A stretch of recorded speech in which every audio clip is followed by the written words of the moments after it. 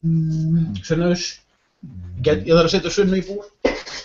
Já, góða kvöldið og velkomin á Frelsi TV í djúpköfun pælaranna. Við félagarnir, ég og Guðjón Reynberg ætlum að kafa í djúpin, samsærisdjúpin og hérna sjá hvað við finnum þar. En velkomin í loftið, í liveið Guðjón og takk fyrir síðast á útvarpið Sögu. Takk sömuleiðis. Þar sem við tókumst nú mjög kurteislega á. Þetta var góður þáttur. Já, hann var ágætur. Ég hlusta á hann eftir á vefnum í útvarp Sögu. Já, einmitt. Ég held að við höfum náð að synka mjög vel. Já. Ertu búin að hlusta á endurflutningin? Já. Ég er svo egocentrískur. Nei. Já. Ég maður að hlusta eftir hljóðinu og hvort allt hafi verið í lagi og svona. Já, svona bein útsetting og útvarp og maður fyrir að hugsa sko, eftir á sagði ég þetta eða, og maður kannski maður var að hugsa eitthvað, en orðaði maður það eins og maður hefði viljað. Já, ég er endar löngu hættur að fá svoleiðis rímórs, endar læti ég allt flakka. No mercy. Ég er bara nýfætt baby, sko. Já, þú ert svo kurteið, sko. Já, ég er búin að fá svo margar tuskur. Ég er að reyna að fækka tuskunum sem ég fæ. Já, einmitt. En hérna, já, það bara rignir fölskum fánum eins og ég var búin að spá. Já. Þú varst búin að sjá átökin hann í Belgíu. Já, sko núna vaða þeir bara með sérsveitirnar inn á fólk og drepa það bara, sko. Svo bara spunnar einhverja sögur eftir á, sko. Já, meðan megin fjöldi fólks gleypir Kastljós og Moggann bara hrátt. Þá gengur það upp. Já. Þetta er alveg svakalegt, sko.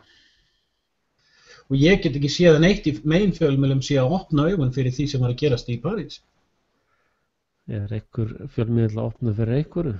Já, þeir reynda að koma nú með smá þannig á DFF. Þeir komu með örlítið innslag, sko. Nú til dæmis, sko, eftir að samsæringar flettu ofan á MH17 samsærinu, þá þögnuðu þeir bara skyndilega. Meginfjölmiðlar eru löngu hættir að minnast á þessa flugvél. Já. Það er absolutt þannig, sko.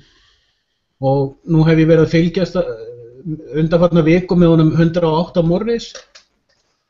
Já, hann er svolítið skemmtilegu kall. Já, mjög. Og það er svolítið nýtt fyrir mig að vera að horfa á hann. Mér finnst aðalega gaman að hlusta á hann, sko, vera svona að hugsa upp átt. Já. Og hann kemur einstöku sinnum líka með áhugaverð viðtöl, eins og hann var að taka viðtal við mann frá, veitum við hvaðan í Afríku. Man ekki alveg hvaðan í Afríku þessi strákur er, en hann býr í Bandaríkjunum, tónlistarmaður. Hann kallar sig Yahoo. Hann var bara viðtal við hann í morgun eða í gær. Bara stutt viðtal. Og hann var ekkert endilega flett ofan einhverjum sérstökulega, en hann bara svona tekur viðtölu fólk og svona tekur hans púlsinn á hlutum hvað fólk sko er að segja. Já, einmitt. En núna er líka, þú veist að það er rosaleg ritskoðun í gangi hjá YouTube, sko. Ég er að byrja að opna augun fyrir því, bara pínu. Það eru sko,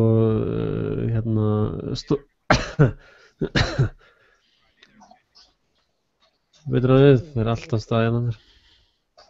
En eins og í þessu viðtali, sko, þó minnast þeir á til dæmis, já, hann gæti að verið frá Ghana eða Senegal, hann er frá Vestur-Afríkulandi, þessi strákur. Þess vegna var líka viðtalið tekið til þess að spá í, sko, eitt sem Morris er að gera þarna, og ég veit að þú ert að reyna að koma því af stað varðandi live-vídeóin sem þú ert að bjóða fólk í. Já. Og að heyra hvað fólk er að segja hún í grasrótinni. Þetta er mjög mikilvægt átak. Já. En ég er með hérna eitt vídeó frá honum Gaur. Veitu, ég þarf að... Heyrðu þú eitthvað hljóð frá mér í vídeóinu? Ég heyri alveg í þér, sko. Já, en ekki í vídeóinu. Ekki ennþá, nei, það kannski Nei. kemur. Nei, það á ekki að heyrast þá. Mm. Þessi gaur hérna, sko, hann er rosalega... Hérna sérðu annað horn á Frakklandi, sko. Já, ok. Hérna sérðu lögreglumann, verið eitthvað svona feluleik.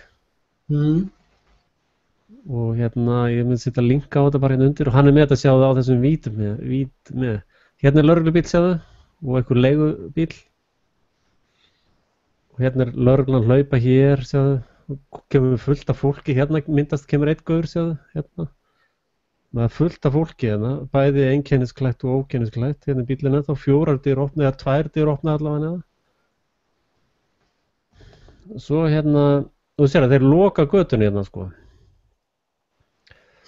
Svo heldur hann áfram, hann fer hérna megin, hérna liggur gaurinn, manstu? Aha, akkurat. Hérna er annar rentalkar. Hérna er einhver bíll að keyra séðu. Og hérna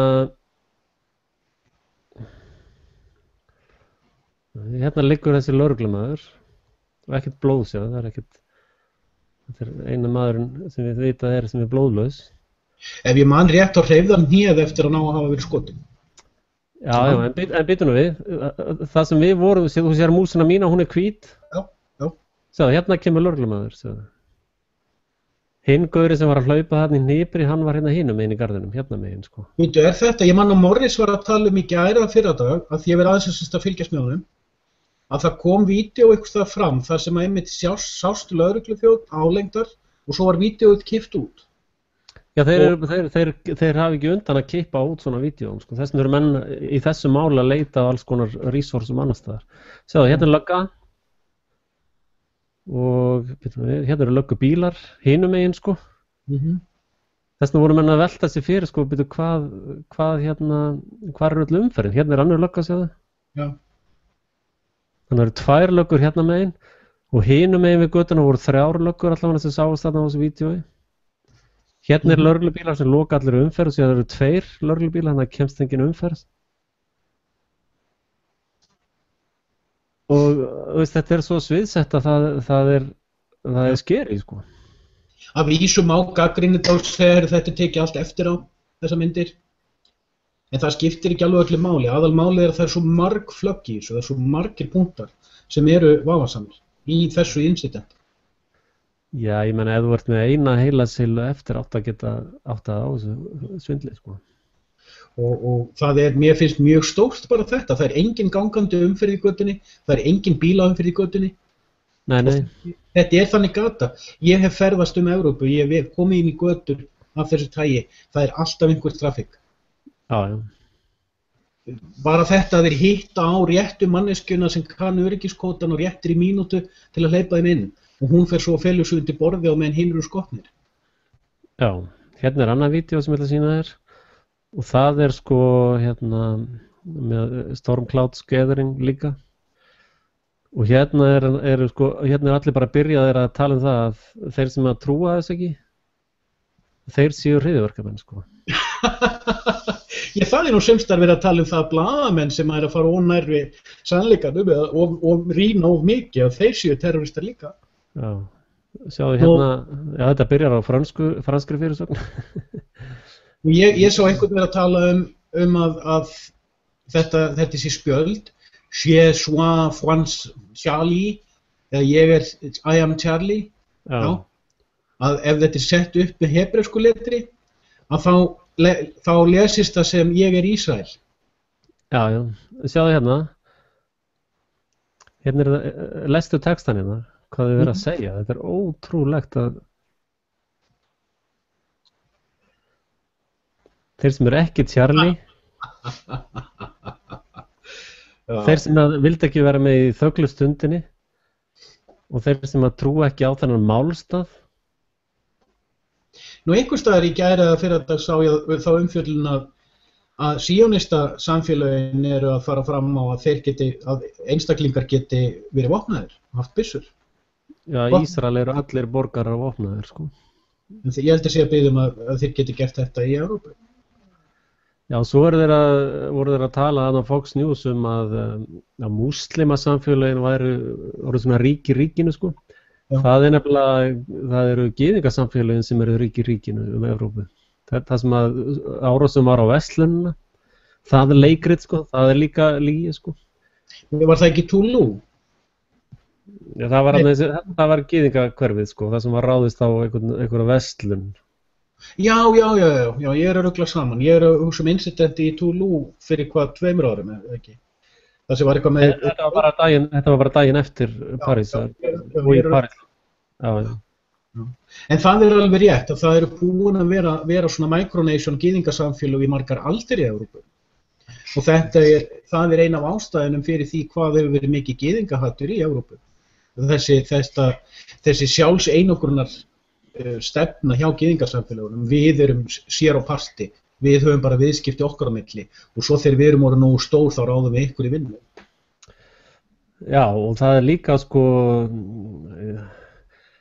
það bara ekki búandi með gyðingum, sko. Þeir hafa sannað í gegnum aldirnar, og það alltaf öðrum að kenna en þeim sjálfum, sko. Þetta er óþolandi vælið þeim, sko. Þeir eru algjöra blóðsugur og þeir veit ekki hvað sannleikurinn frekar en ég veit ekki hvað, og þeir eru eiginlega þeir einu sem eru með í trúarbrögðunum sínum að þeir séu aðrir og allir aðrir séu bara húsdýr, sko. Það alveg rétt að trú gyðinga gengur út á að þeir séu the master race og það svolítið merkilegt að þeir vörpuðu því síðan yfir á nasista. Já, og núna yfir á íslamista. Já. En það alveg, sko, ég veit, sást ekki komment frá mér að ég var að raka saman punktum varðandi micronations víða í Evrópu. Það eru svona sharia lagahverfi í Þýskalandi, Bretlandi, Frakklandi, víða. Ég gerði samantekt á þessu bara inn á logostar.com, minni mig í fyrradag, með nokkrum líkum í alls konar fréttir þetta. Það eru hverfi þar sem lögreglan bara hætti sér ekkert inn í, en núna eftir þetta incident þá hefur lögreglan svo mikið fylgi núna alþýðunnar, dáleitu alþýðunnar og lagavaldsins að vopnvæðast meira til þess að geta tekið þessi sharia samfélög föstum tökum. Já, þeir eru bara að fá það sem þeim dreymir alltaf það að drepa fólk bara án dóms og laga. Það blauti draumurinn hjá þessu liði, sko. En ég að sjá svo mikla, lýðræðisumræðu. Og ég líka búinn að vera grúskaðins í lýðræðisumræðu sem tengist mönnum á borð við John Keane, sem prófessor í stjórnmálum í Ástralíu. Hann hefur verið að skrifa svolítið lýðræði og lýðræðisþróun. Hann til dæmis talar monetary democracy til dæmis. Og hann ég held að ég og hann erum þeir einu sem hefur verið að skrifa eitthvað sem heitir quantum democracy. Og það eiginlega þess vegna sem ég fór að grúska í honum. Já. Ég á þeirri skoðun að þessi mikla umræða sem að vakna alls staðar í heiminum lýðræði og lýðræðisþróun og sé þess eðlis að fólk fari að átta sig á því að það getur hver sem stofnað til þings inn í hvaða hverfi sem inn í hvaða sýslu sem inn í hvaða héraði sem og fyrir að átta sig á því að ríki bara hugmynd. Að þegar samfélag, og þetta eru sharia samfélagin nefnilega að gera, þau eru búin að átta sig á því að ef að meiri hluti fólks í einhverju hverfi tekur sig saman að ákveða sjálft hvernig sínu samfélagi skuli stjórnað, þá missir fólki í þessu samfélagi trú á ríkisvaldið sem setur valdið yfir þau. Og ég held að elitan sé löngu búin að fatta að það stutt í það á internetöldinni og fólk fara að fatta þessi einföldu hugsun. Já, ég ætla að sýna þér annað vídeo og það með múslima. Veit ekki hvort hann veit ekki alveg hvort hann jú, ég held að það sé Íslam. Og hann heitir Sheikh Imran Hossey og hún fyrirgefðu mér ég fer svona illa með nafnið, en þessi gaur þú hlustar á hann. Já, ég hef aðeins kíkt á þennan gaur undanfarið. Já, ég deildi honum einmitt. Hann bara talað það sama á við aktivistinni, sko. Það sem Occupy-hreyfingin og allir þessi sem er að byrja að vakna, þeir eru bara að segja það sama og hann. Já, þetta er Og hann var einmitt að segja sko að nota hrísgrjón og nota, í Kúbu hefði verið notað sykur sem gjaldmiðil og sko, það væri ekkert vandamál sko. Hann er svona íslamskur conspiracy theorist. Já. Já, ég var aðeins verið að kíkja á hann í haust og vetur og Morris hefur líka verið að benda á hann. Já. Þú veist, mér finnst sumt sem þessi kall er að segja fyrir algjör vitleysa, en samt er hann þess virði að horfa aðeins á hann. Og skoða hvernig hann tengir líka sögulega punkta. Já, mér finnst hann vera í svona, sko það er það sem að, meira að segja, ég er örlítið segur sko, maður hefur aldrei hlustað á hvað þeir eru að segja einu sinni. Ég held að fólk vita ekkert hvað múslimar eru einu sinni að segja, eða hvað þeir eru að pæla. Já, þetta er partur af dáleiðslunni. Það er bara á síðustu 2 árum sem ég fór að gæjast og ég er ekki farin að gæjast eins mikið eins og mér finnst ég ætti að gera. Ég mætti gæjast miklu meira. Það er eins og hérna í Tyrklandi, hún Simon, Siebel, sem er mikið í honum Korber Report, fyrrverandi CIA uppljóstrari. Hún var einmitt í Tyrklandi og hún var að segja sko að þessi nýji forseti væri í raun að mörgu leyti frábær. Hann hefði til dæmis sett stólinn fyrir dyrnar á móti lyfjarísunum. Er það Erdogan? Já, það er þessi sem var endurkjörinn sko. Já. Og hann sagði einmitt að það væri töluvert núna, það væri íslamskir bankar og þeir taka ekki vexti sko. Þeir trú ekki á usury. Er það ekki þannig í Íran líka? Jú, ég held að sé þannig í flestum, múslimar, ef þú ferð í múslimskan banka þá taka þeir ekki vexti sko. En þeir hins vegar ef þú ert með business og ætlar að fara að starta eitthvað business, að þá segja kannski, ok, ég skal lána þér pening, en ef þeir kaupa það meira bara hlutabréf eða láta það fá pening og segja, ok, ég fæ þá 3% af gróðanum hjá þér eða sem þýðir að þið fá það ekki neitt eða það er tap og þannig að þetta er svona, ég held að fólk gerir þessi stóru mistök að hlusta ekki á múslima og hlusta ekki á hvað fólk er að segja og pæla svona almenningur. Það er alltaf bara einhverjir keiftir vesturlanda fábjánar eða jafnvel vesturlanda menn í einhverjum dulagerfum sem eru öskrandi í fjölmiðlunar eins og sé alltaf heimurinn sé að hrynja. Já. Og þetta er aftur líka partur af dáleiðslunni. Við erum inn í ákveðnu gettói, þessu iðnvelda gettói og við sjáum ekki út fyrir þessu ósýnilegu veggi gettósins. Já, við erum föst í þessu vestræna gettói. Já. Og hérna, það var einmitt held ég 3 tíma heimildamynd sem ég deildi, sástu hana frá JFK til 9/11? Já, ég sá að þú varst búin að deila því, ég er búin að niðurhala því. Já, við erum búin að niðurhala því. Ég er búin að niðurhala örugglega 10 sinnum meira efni á einni viku en ég hef náð að horfa á. Já, þar var bara, sko, kjálkinn á mér var bara ofan í gólfi halva myndina. Allir í þessari mynd kemur fram að það voru, held ég, hvort það voru 7 eða 8 skyttur sem skutu Kennedy, sko. Svo margir, já. Ég hef heilt bara 3 eða 4. Nei, það voru 7 eða 8 og hann nafngreinir hvern einn og einastæðin. Og höfuðskotið mest, það sem að hauskúpan fer hálf úr, það hitti eiginlega enginn af þessum fávitum, sko. Þetta var allt bara skot út allar trissur, sko. Og þeir náðu ekki dauðaskoti, sko. En svo var eitt sem var ofan í holræsinu og skaut upp ræsishól í götunni, sko. Sæl. En það er löngu búið að sýna fram á það að Ósvald hefði aldrei getað framkvæmt þetta skot. Nei, ekki glæta, sko. Og það var Jesse Ventura sem sýndi mér fram á það. Það eru örugglega fleiri búnir að gera það. En það er einmitt, sko, þar var Jesse Ventura segur líka og það er þessir gaurar í okkar hópum sem eru disinfo gaurar. Þeir segja 80% rétt og svo disinfo er restina. Að þetta með skyttun og grassinól og það allt saman, sko. Það var allt saman disinfo, sko. Já, og að menn voru bara alltaf upp á hólnum og hlaupi ringi, sko. Já. Það er svo erfitt að vita hver eru disinfo og hver ekki og Pímonter GmbH talar þetta. Maður þarf að skoða þá alla, maður þarf að skoða alla með opnum huga og tengja dýpri punkta. Já, ég held að ég ætla að vona það. Ég held að maður sé hérna,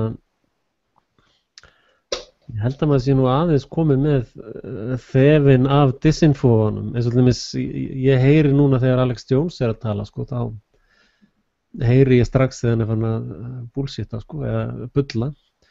Eins og núna var hann með París, þá var hann að reyna að útskýra það að kúlan hefði farið inn í auga og svo eitthvað hérna upp í skallan og svo út eyrað sko.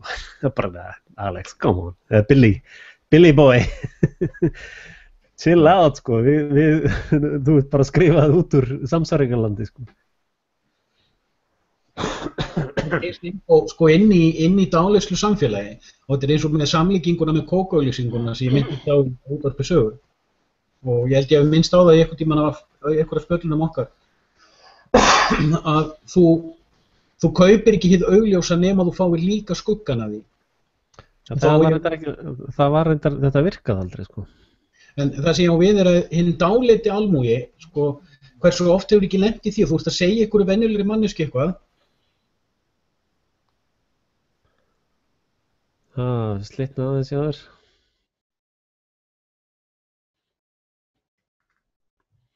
Ekki alveg blind.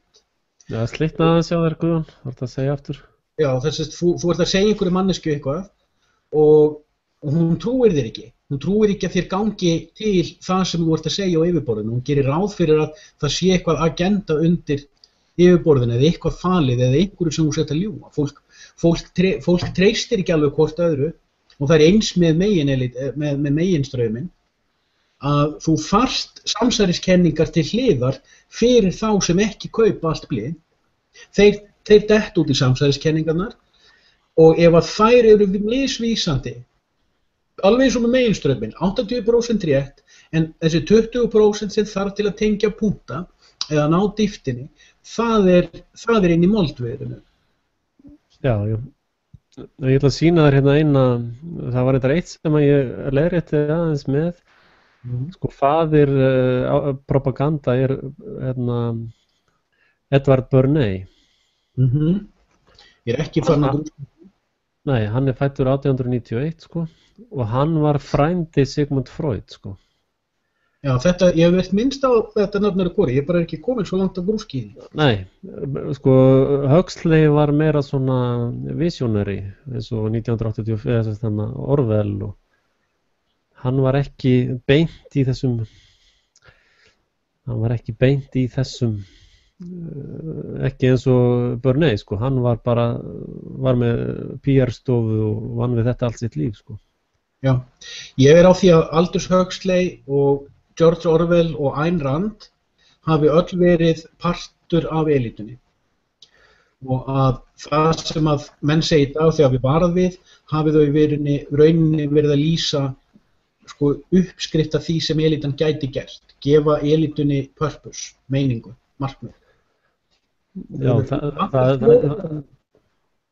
við vitum fyrir víst að Rothschild fjármagnaði Karl Marx, hann fjármagnaði Darwin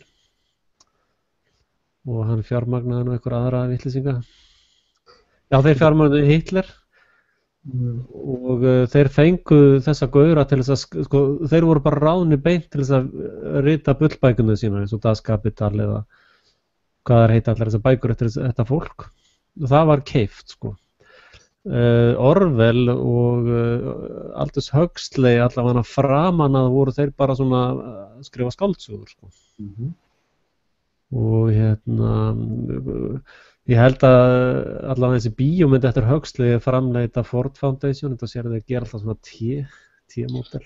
Já, býtum við, ég sér nokkra samsæringar verið að gefa í skyn að Ford Foundation upprunalega að Henry Ford gamli, hann hafi ekki verið partur af samsæringu. Að það hafi verið... Já, þetta er bara kenning, ég er ekki búinn að rannsaka þetta neitt, en ég hef heyrt þessa kenningu að ýmislegt í hegðun og hugsunarhætti Henry Ford hafi verið á skjön við það sem elítan hafi viljað og fljótlega eftir að hann hafi dáið hafi eignarhald hans fjölskyldu meira en að verið tekið yfir af skuggaelítunni. Nei, hann var alveg á kafi í skuggaelítunni, það var hluti af, hann var á fullu að framleiða þegar að Hitler var í einhverjum að keyra út alla Evrópu og menn kíktu undir hútið, þá var þar Ford-vélar, sko. Já, ég er ekki alveg búinn að kaupa það að Hitler hafi verið hluti af Rothschild samsærinu. Nei, hann er náttúrulega bara keyptur trúður, sko. En ég þekki alveg kenningarnar. Nei, hann er bara keyptur inn, bara, veist, hann er bara ráðinn af því hann hefur ákveðið karisma eins og sér það gerast með Jón Gnarr núna. Jón Gnarr hefur engan áhuga á pólitík, sko. Hann er bara áhuga á þægilegri innivinnu, sko. Já. Svo bara kemur einhver kall með pappir og hann bara skrifar og bara, já, veist. En það er alltaf þetta með dýpið, sko. Nú er ég mikill aðdáandi bíómyndars eftir að Luc Besson sem heitir The Big Blue. Kafarinn sem var alltaf að reyna að komast dýpra. Og hann var farin að fara svo djúpt að hann var hættur að spá í það hvort nokkur tryði því hversu djúpt hann fór. Já, ég held að ég sé nú bara svona yfirborðskafari en þá allavega. Ég veit sjálfur ekkert hvar ég er lengur. Nei. En sko, að því ég nefnilega er að tala um þetta með samsæri, sko, að því ég sé meginstrauminn, svo sé ég samsæri, svo sé ég eitthvað disinfo og þá spyr ég að býta hvað er þarna á bakvið, hvað er jafnvel dýpra. Og svo fer ég, sko, eins og nú nýverið var ég að tengja R-4. Sko, það er talað um Rothschild, svo er talað um Rockefeller, sem var óbeint í gegnum J.P. Morgan, fjármagnaður á Rothschild. Og Standard Oil leikfléttan var í samstarfi við J.P. Morgan og stærri klíku sem tengist járnbrautunum í Bandaríkjunum. Síðan er Roosevelt fjölskyldan. Þú veist, Teddy Roosevelt og Franklin Roosevelt voru bara angar á Roosevelt fjölskyldunni. Og síðan er Cecil Rhodes fjölskyldan í Suður-Afríku sem að náðu gullin og demöntunum og meira að minna stjórnaði öllu í Afríku fyrir sunnan miðbörn. Það er einmitt með svona gaura svo J.P. Morgan, sko. Hann átti bara einhver 10-15% í J.P. Morgan veldinu, restana átti Rothschild, sko. Já, hann átti 19% þegar hann dó, kom í ljós. Ég deildi annarri mynd, þetta er svo mikið, ég verði að fara að fá mér heimasíðu með almennur leitafítus. Ég deildi mynd sem fór rosalega vel yfir þetta, bara, og það opnaði líka, þá, í þessari mynd til dæmis, í fyrsta skipti sem ég heyri þetta með að J.P. Morgan væri bara litli kallinn, sko. Já, ég var að horfa á myndum þetta nýlega sem tengir 2 af þessum punktum og mynd sem er að fara í gegnum Federal Reserve-fléttuna og peningakerfi heimsins. Þetta er 3 tíma dokumentari, unnið af áhugamanni, mjög vel unnið. Já. Ég man ekki titilinn á því. Ég ætla að nota tækifæri með að plugga Frelsi TV á Facebook. Ég er bara með einhverja 200. Nú er ég farin af Facebook, horfinn. Já, það er aðeins meira vesen að hafa samband við þig, maður þarf að opna forrit. Opna Skype, ég er yfirleitt á plúsinum, Google plúsinum. Ég er yfirleitt þar. Já, ok. Það er búin að vera mikil kyrrð í mínu lífi þessa viku. Já. Ég hef reynt að brenna ekki brýra baki í mér. Ég gerði það nú einhvern tímann svo hressilega. Ég hristi bara tréð og það fer. En hérna er þessi mynd sem ég var að tala um. JFK 2911 Everything is a rich man's trick. Hvort það var ekki bara hreinlega í þessari mynd. En já, gott ef að þessi mynd fór bara ekki í þetta sem ég er að tala um, en ég vil að hvetja fólk til þess að læka þessa síðu og hvetja alla vini og vandamenn til þess að læka hana og hugsanlega reyni að flytja meira samsæringadótið undir kóbraslönguna. Hún býtur ekkert þessi. Ég bið að heilsa öllum gamlum vinum mínum á Facebook. Þessi útlegning mun vara með mig í einhvern tíma. Ég þarf að sinna hlutum sem ég var bara ekki að geta sinnt af því ég var orðið svo fastur á Facebook. Ég var þarna bara orðið, fluttur inn. Og það var að fara að byggna á öðrum hlutum í hlutveruleikanum. Þú þarft ekki að biðjast afsökunar á því, þetta er bara val, hvers og eins. Það er bara gott fyrir fólk að vita af því hversuna ég fór, sko. Af því ég var að koma með ákveðna lesendur. Og fólk sem var að fylgjast með bullinu í mér. Já, einmitt. Það eru 2 bækur sem bíða og það er eina að fæðast í haustum á mér og forritunarverkefni sem mig langar að gefa meiri tíma. En hvað, lokar hann eða settur þú pásu á hana? Nei, ég veitti öllum síðunum mínum. Já, Ég átti þrjár eða fjórar Facebook síður sem ég stýtti og svo þessar 2 prófíla, bæði Guðjón og Gæjalis og nei, ég lokaði öll. já. Ég tók einn dögum ég að taka afrit af punktum sem ég átti að vinna úr og svo bara fór ég. Adiós. Hasta la vista. I'll be back. Já, einmitt. Hérna segir einn undir vídeo hjá okkur að Hitler sé óskilgetinn sonur Rothschild. Já. Til þess að skilja Hitler þarf fólk nefnilega, og þetta ég minnst á þetta áður, til að skilja Hitler og bakvið samsærin og ástæðana fyrir því ég held ekki að hann hafi verið í Rothschild anganum, til þess að fólk þarf að vita hvað hann var að gera frá því hann fór frá Vín og þar til hann kom úr skotgröfun. Já, hann hafði náttúrulega, sko, þeir náttúrulega, já, það kemur einmitt fram í þessari mynd, JFK til 9/11. Þar kemur fram, sko, hvernig mafían hefur bara reynilega yfirtekið stjórnkerfið í Bandaríkjunum. Og þar kemur einmitt inn í CIA, sem bara, sem að sér að dreifingu öllum eiturlyfjum og mannsali og það eru glæpamennir, sko. Og það það sem ég hef verið að segja að íslenska lögreglan, eins og til dæmis, það veit enginn hver íslenska mafían hver íslenska mafían? Það af því að hún inn í valdstjórninni. Ég fékk einmitt spurningu frá einhverjum á Facebookinu nýlega áður en ég hætti á því, veist þú hver á valdið, veist þú hver á valdið? Því ég tala stundum það, hver á valdið, ekki hver hefur valdið. Mér finnst spurningin svolítið óvenjuleg vegna þess að það svo fáir sem fatta að spyrja þessar spurningar. Og ég veit að sjálfsögðu ekki hver á valdið og kæri mig ekkert að vita það. Ég myndi enn síður hafa áhuga að fara að fjalla það. En svo ég spyr á endanum, hver á valdið? Og þá fékk ég bara einhvern bullsvar. Þá var mér til hugsað til sumra þína viðvarana. Já, einmitt. Því að það mjög mikilvæg röddin sem að Frelsi TV að koma framfæri, mjög mikilvæg. Það enginn á Íslandi að reyna að halda þessu fána uppi sem þú ert að halda uppi. Já. Alveg bussið á því hvenær þú hefur rétt eða rangt fyrir þér að hvort að við erum sammála eitthvað eða ekki, það skiptir engu máli. Ef það bara rörsýn, þá bara rörsýn. Og það þarf á rörsýn. Og ég hef marg lýst því yfir að ég vona að ég hefi rangt fyrir mig með allt. Það var yndislegt, sko. Það var yndislegt niðurstaða. En talandum eins og með samsæri, sko, maður getur líka nefnilega týnst inn í þessu frumskógi og ég vil það síður. Ég var í dag að eyða held í 4 tímum bara í að grúska í viðtölu með Julian Assange. Assange hefur aldrei verið hátt skrifaður hjá mér, persónulega. Hann operator, sko. Mér alltaf fundist eitthvað svona óþefur svona eitthvað of smurt, of auðvelt, of eitthvað. Það eitthvað sem ég finn lyktina af en ég veit ekki hvað það er.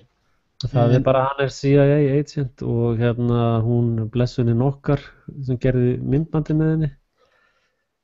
Hún stelpa Birgitta. Já, hún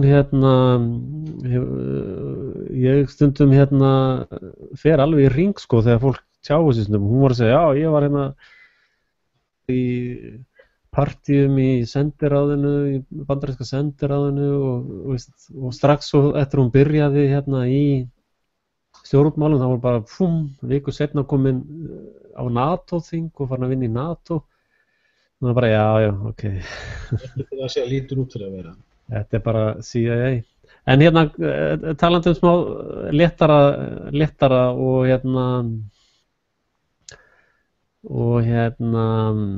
hvaða kamer ertu með? Þetta bara innbyggt í skjáinn. Já, þá ætla ég að mæla með þið, þetta kamera sem ég að nota. Það þessi Logitech Þessi alveg snilld, sko. Ok. Ég langar að kaupa mig nýja handheld, gamla handheldvéli mín bara spólivél og það svo léleg gæði í henni, alveg hræðilega. Já, ég var einmitt að suða núna áðan í matatímanum nýja tölvu hjá konunni. það var svona smá bið með það og svo ég náttúrulega með ljós, sko, ég hérna með risa ljós. Já. En ég ekkert að gera neinn vídeó núna, ég þarf að spá í hvað ég ætla að gera á þeim vettvangi. Ég að reyna að hætta öllu bulli. Og hvað meinar bulli? Bara að reyna að fara út úr storminum. Já. Nei, ég veit ekkert hvað ég gerir næst. Ég þarf að klára þarna 2 bækur, að reyna að fæðast. Ég þarf að fara þessi gegnum upptökusafnið mitt sem að sumt á YouTube, annað ekki. Og þarf að fá mér í betri kameru, ég þarf svona aðeins að því ég veit alveg hvað ég vil segja. Ég að segja suma þessum hlutum áfram. En nákvæmlega hvernig ég ætla að vinna úr því, þetta svona bara kaflaskipti núna. Já, einmitt. Og ég hef ekkert gert nein vídeó núna í bráðum ár. Já. En ég var að, bussi frá mínum pælingum. Ég búinn að vera að spyrja frá því að flugvélin fórst þarna í Kyrrahafinu, Indlandshafinu, hvarf, réttara sagt. Þarna Malasíuflugvélin. Ég sendi held í kommentum þetta í dag. Ég veit ekki hvort þú tókst eftir því. Ég sendi komment á Skype-inu. Já, ég tók eftir því. Ég er búinn að vera að spyrja sjálfa mig að því frá því Malasíuflugvélin fórst þarna í Indlandshafi, eða hvarf, réttara sagt.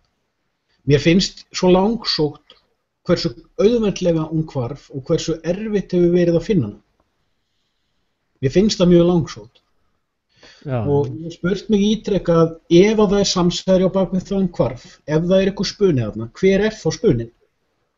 En ég hef ekki lagt mig eftir að rannsaka það. Síðan er það MH17-vélin sem var líka Malaysian Airlines.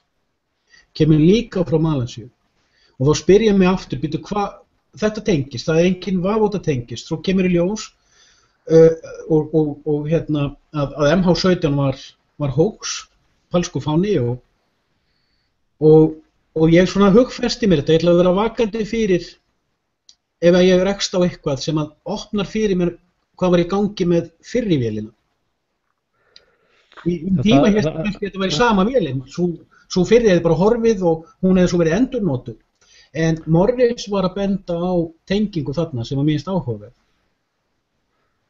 Já, ég var ekki búinn að fara yfir þetta reyndar, en ég hef heyrt það að George Soros fjármagnaði þessar aðgerðir og þeim vantaði flugvél til þess að fljúga með eitthvað inn í borgir í nafni Pakistan eða Jemen eða hvað sem það er. Og þessari flugvélar voru látnar hverfa og það voru samsæringar sem bent á systurflugvélar staddar á Tel Aviv flugvelli, sko. Og hérna, það er þessi fyrri, hún var verið að reyna að ræna henni í svona tilgangi og svo seinni var bara skotið niður af 2 orrustuþotum.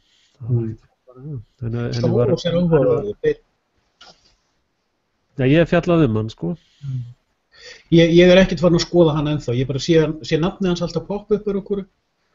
Maður veit svona lauslega hver hann er og hvernig hann var ríkur og hann er þarna að reyna að standa fyrir ykkur opnu háskólaapparati eða ykkur menningarháskóla, kennsluapparati.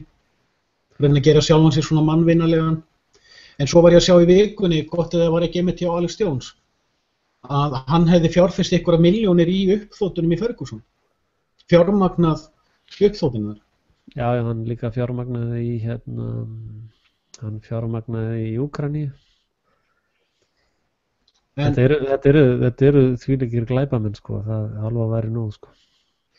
En hvað er falið? Nú er ég semst á þeirri skoðun að Hebdo samsærið, sem að ég er alveg sannfærður að er samsæri, hafi snúist það að gefa lögreglunni á Vesturlöndum aukið vægi til þess að negla niður micronations sem að spretta upp víða og reyna að loka fyrir að þessi hugmynd vakni á fólki.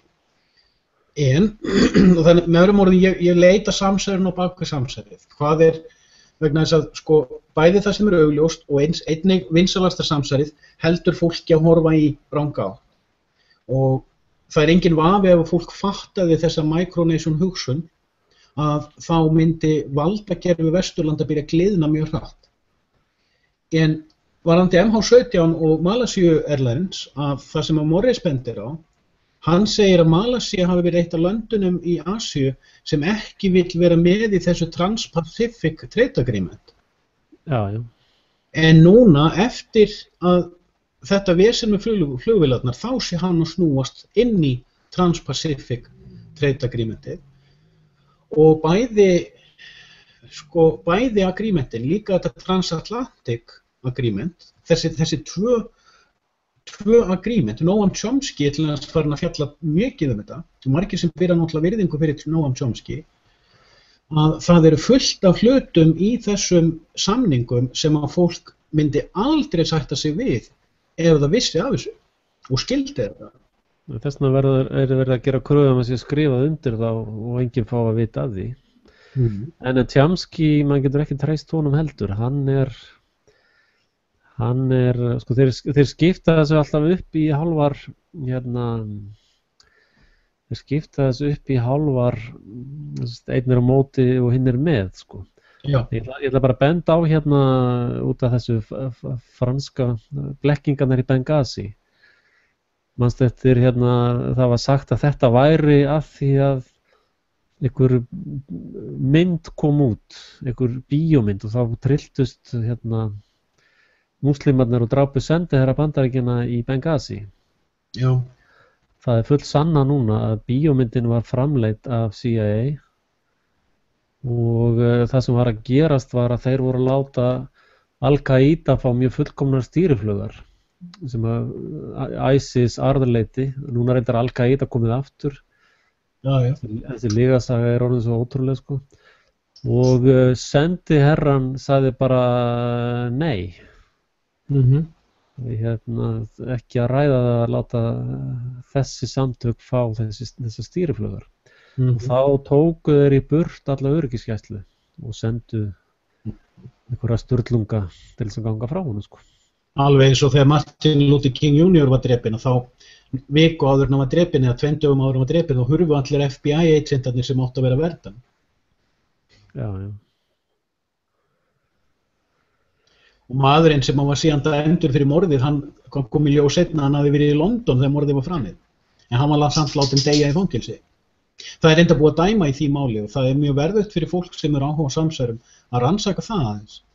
Vegna þess að sko leið og þú finnur sko falskan svona hoax, þá ferðu að sjá fleiri og það er svo gott að taka gömul hoax sem búið er að sanna, sem meginfjölmiðlar er ekki að fjallum og þetta er bara svona til þeirra sem nennar hlusta á okkur, að fara á netið, gramsa í einhverju sem er búið að sanna og búið að fletta ofan, eins og MH17, eins og með morðið á Martin Luther King Jr., að leið og þú finnur eitthvað sem búið er að sanna og enginn vafi á, að þá opnast augu þín fyrir ekki bara að hlusta á samsæringana eða hugsanlega disinfo-samsæringa, heldur að fara að sjálfmeta.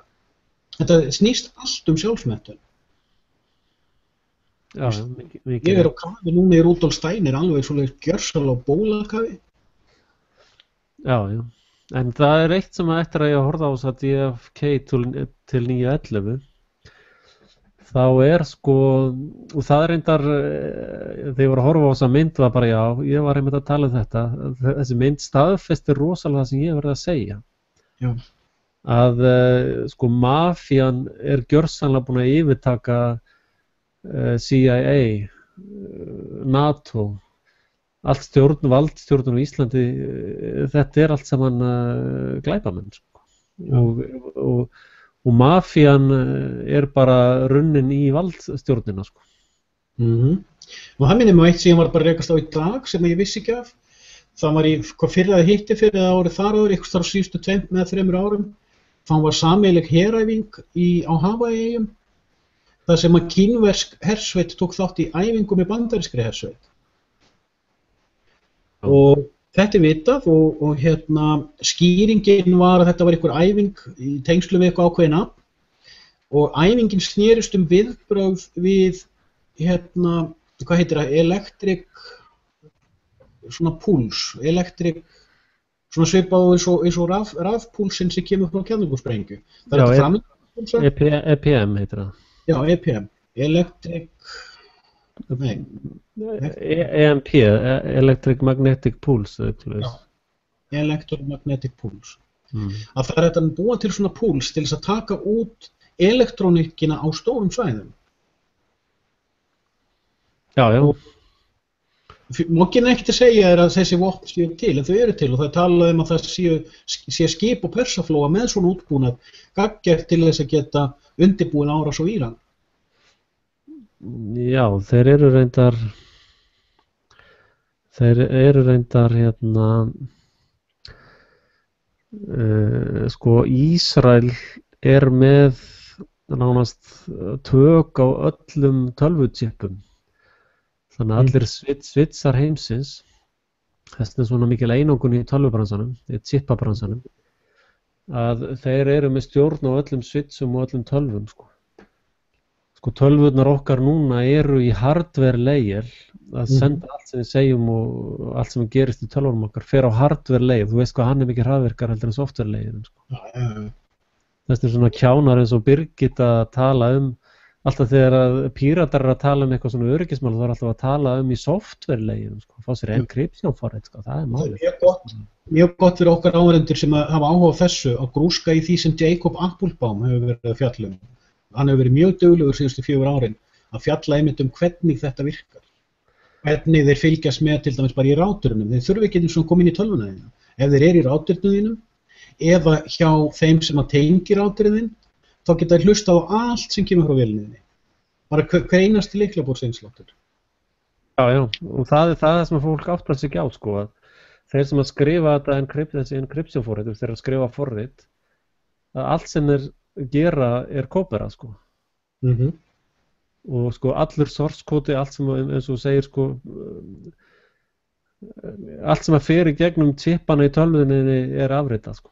Já, og eitt sem fólk áttar sig ekki á, leið og þú tengir þig við einhverja vefsíðu, þá er vitað hvar þú komst inn, frá hvaða IP-tölu, í gegnum hvaða router, í gegnum hvaða servera á leiðinni af vélinni og þetta er allt að loka niður. Já. En hérna er eitt sem að er rosalega hættuleg þróun, ég ætla að sýna þér það. Það er þessi hérna samningur sem var verið að gera.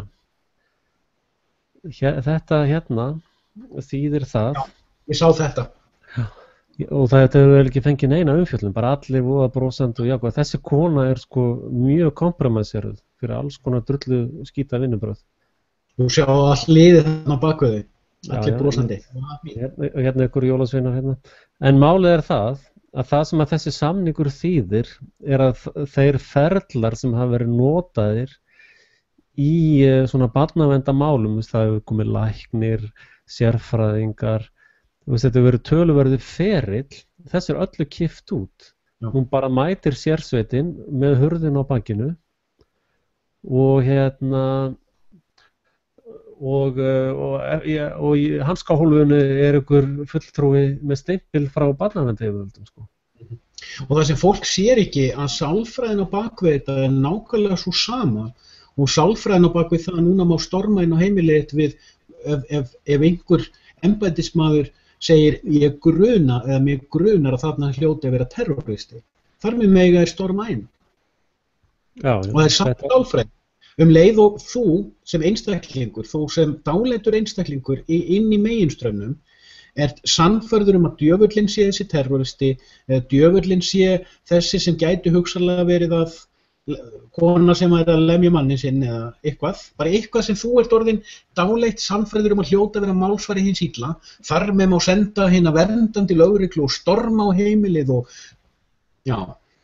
Ég ætla með að sýna þér hérna fyrirsögnina. Vilja tryggja öryggi borgarbúa á heimilum sínum. Ja, halleluja, hver er nú á móti því að tryggja öryggi borgarbúa? Þetta er gott fólk, sjáðu hvað þau eru góðlega á svipinn. Þetta eru glæpamenn, það er ekkert flóknara. Sem minnir mig aftur á, sko, það situr ofsalega sterkt í mér bæði ofbeldið í hérna gagnvart fólkin út í hrauni á sínum tíma sem að satt fyrir fram að jarðvituna sem nú eru dæmdir glæpamenn fyrir að vilja vernda náttúruna sem að elitan vill selja aðgang að. Það situr í mér þetta atvik og það situr í mér þegar lögreglan eitraði bæjarbúa með því að úða eitri beint fram í augun að því sætlar minningar og það situr í mér þegar lögreglan skaut einhvern saklausan mann fyrir að vera með eitthvað brandbolt inn á sínu eigin heimili. höfum já, í já, huga, hann sko, var í raun, hann var í raun að verja heimilið sitt, af því að hann skaut engu skoti fyrir en að þeir réðust inn á heimilið hans. mér Og langar að þetta er fullkomið sjálfsvörð, sko. já, algjörlega, sko, en höfum í huga til dæmis, fólk sagt að þetta var veikur einstaklingur. Við vitum ekki hvort hann var veikur einstaklingur. Það er bara meginfjölmiðlar sem sögðu hann væri veikur einstaklingur, beint eftir orðum lögreglunar, sem sú sem bara ábyrgð á því hann var tekinn af lífi. Þannig að við vitum ekki hvort hann var veikur einstaklingur. Við trúum því bara. Hann hefur nú sennilega verið eitthvað veikur, en það var ljóst að hann hafði unnið í þessum smyglbransa CIA og íslensku valdstjórnarinnar. En það sem ég langar að benda á er annað. Ég hef setið námskeið, skotvopnanámskeið, þegar ég var einu sinni á landhelgisgæslunni fyrir 28 árum síðan. Ég var bara 19 ára krakki. Ég var bara háseti á varðskipinu Tý. Var þarna í nokkra mánuði.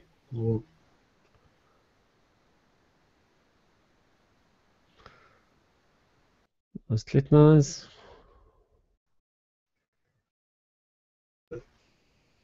Þetta segja aftur að slitnaði aðeins hjá okkur. Ég satt námskeið, þetta var bara borð í varðskipinu og vorum út á sjó.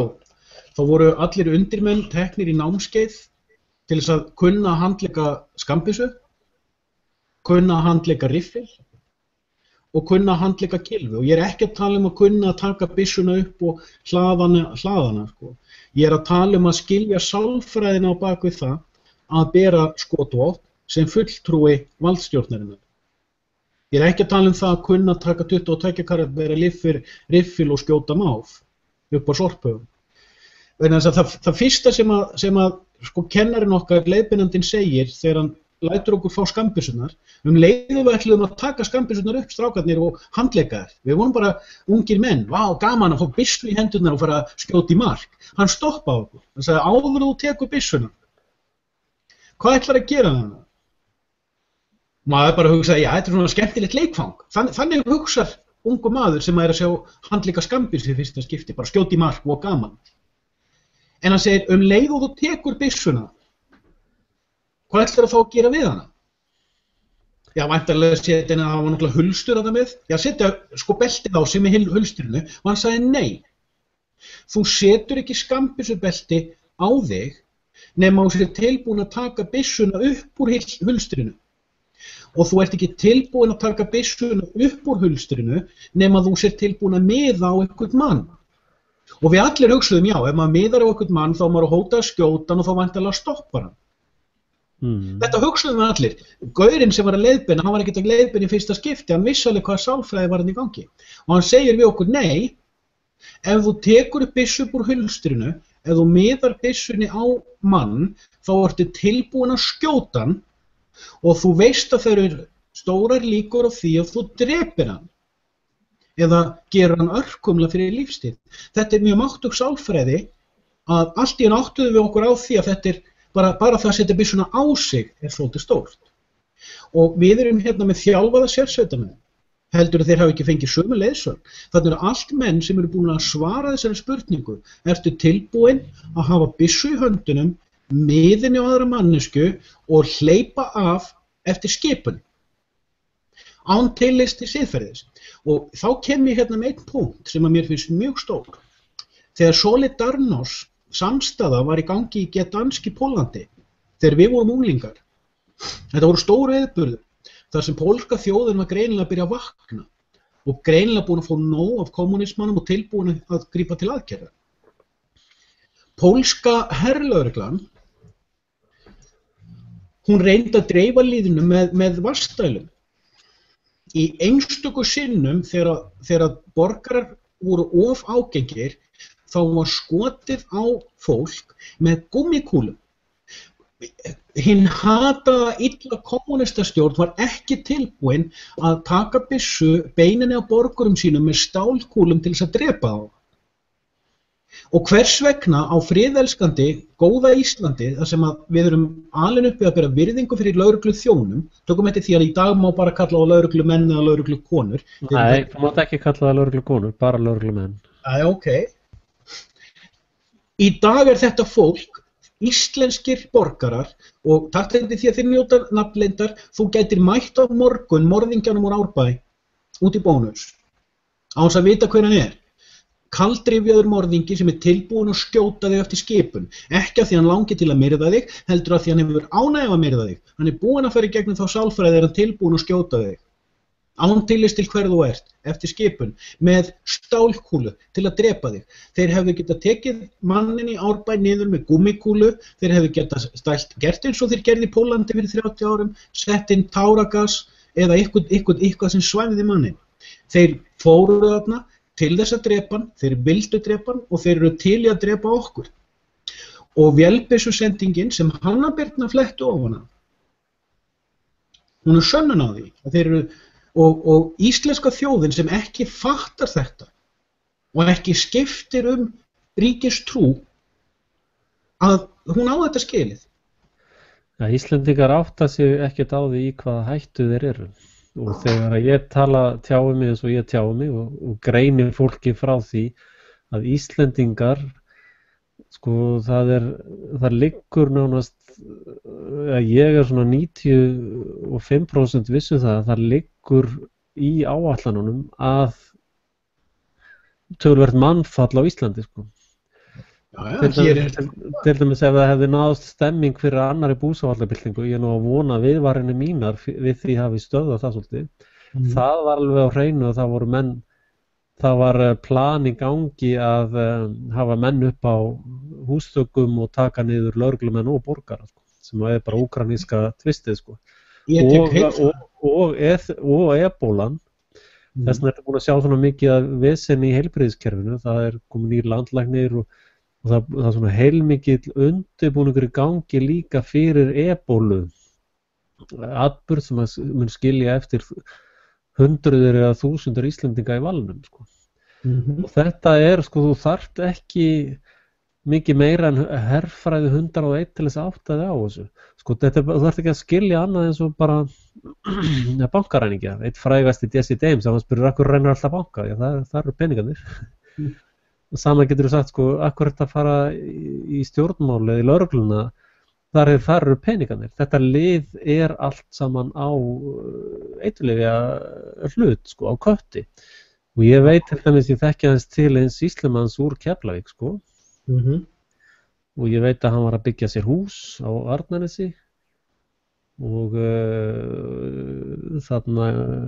það var bara allt dýrust innréttingar og alltaf flottasta og dýrast sko, ég var bara ríkistarfsmaður hvað rosa launir í gangi en ef þú ferð að fara yfir sérstaklega liðinu þarna í Keflavík, ef þú ferð að fara yfir fólk sem bara að vinna sem lögreglumaður, skilurðu ef þú ferð að tjekka því eignum þessa fólks og lúxus, þetta liðir lifir í vellisningum og það þarf ekki að segja með það að þeir peningar komi frá launum lögreglumanns sko.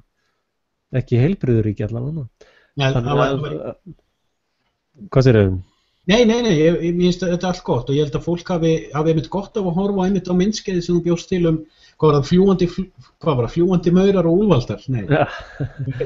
Faraómaurar og fljúgandi úlfaldar.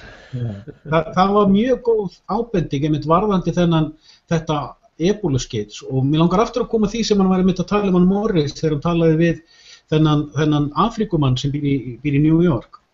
Þar var hann, sko, það tók mér smá tíma að fatta okkur hann að tala við þennan strákur virtist ekki á mikið að segja til að byrja með en hann svona, kannski bara verið kamerasjæði til að byrja með þegar svo vaknaði hann aðeins og náði vel góðri tengingu, mæli með því að þú kíkir á þetta mennskeið, þetta bara frá því í morgun eða gær að það einmitt snertir þessu með ebóluna því að hann var greinilega að fiska eftir hvað segir fólki á götunni ebóluna. Fólkið á götunni í Ghana, fólkið á götunni í Nígeríu og svo framvegis. Talandi Nígeríu, ég var einmitt að tengja eitt í sambandi í Nígeríu núna bara í fyrradag. Það verið að taka þetta Boko Haram og gera terroristum. Fjölmiðlar á Vesturlöndum hafa sannfært okkur að þarna eru terroristar í gangi. Þetta eru bara sérsveitir Vesturveldana. Ok, en ég á annarri skoðun. Ég á þeirri skoðun að þarna að ræða civil war, borgarastríð. Og ef að þetta Boko Haram væru kristnir menn þá væru þeir ekki kallaðir terroristar. Nei, það vitað að Vesturveldin eru að yfirtaka Vestur-Afríku. til dæmis í Sómalíu, þessir, þannig að ég minnst á það áður, þessir svokölluðu sjóræningjar sem voru átt að vera að ræna skipum, þetta var allt saman innan 12 mílna lögsögu landsins, sko. Þetta var svona hópur af fólki sem að vildi sko verja landhelgina, því menn mættu þarna bara með einhverjum döllum og bara dömpuðu niður toxic waste, sko, bara rétt í skerragarðinu hjá þeim, sko. Já. Þannig að það var það sem þessi menn voru að gera, þeir voru kannski að fara borð og bara segja, heyrðu, við bara mættir með byssur og þið farið úr landhelgina allavega, sko. Þannig að þetta var eiginlega svona heimatilbúin landhelgisgæsla og svo náttúrulega eins og íslensku togararnir voru að trolla þarna fisk bara hægri vinstri innan 12 mílna. Þannig að þetta var eiginlega svona heimatilbúin landhelgisgæsla. Og núna fóru náttúrulega þarna inn einhver svona læknagengi og ebóla og sko, af hverju ertu að senda 6.000 manna herlið til þess að takast á við ebólu, veist hvað er það? Já, já. Það var bara verið að hreinsa upp þessa lögmætu landhelgisgæslu í þessum ríkjum og lögmætar tilhneigingar til þess að fólks að verja landið sitt.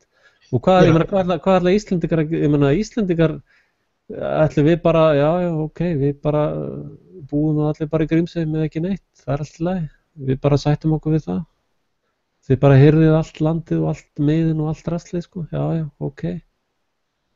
Þú veist hvað, ég meina, það þykir heilbrigt að við sýnum eitthvað viðbröð, en ef Afrikamenn sýna viðbröð þá eru þeir hryðjuverkamenn. Þetta er bara, og við vorum nú kölluð hryðjuverkamenn og það ekki eitthvað mann.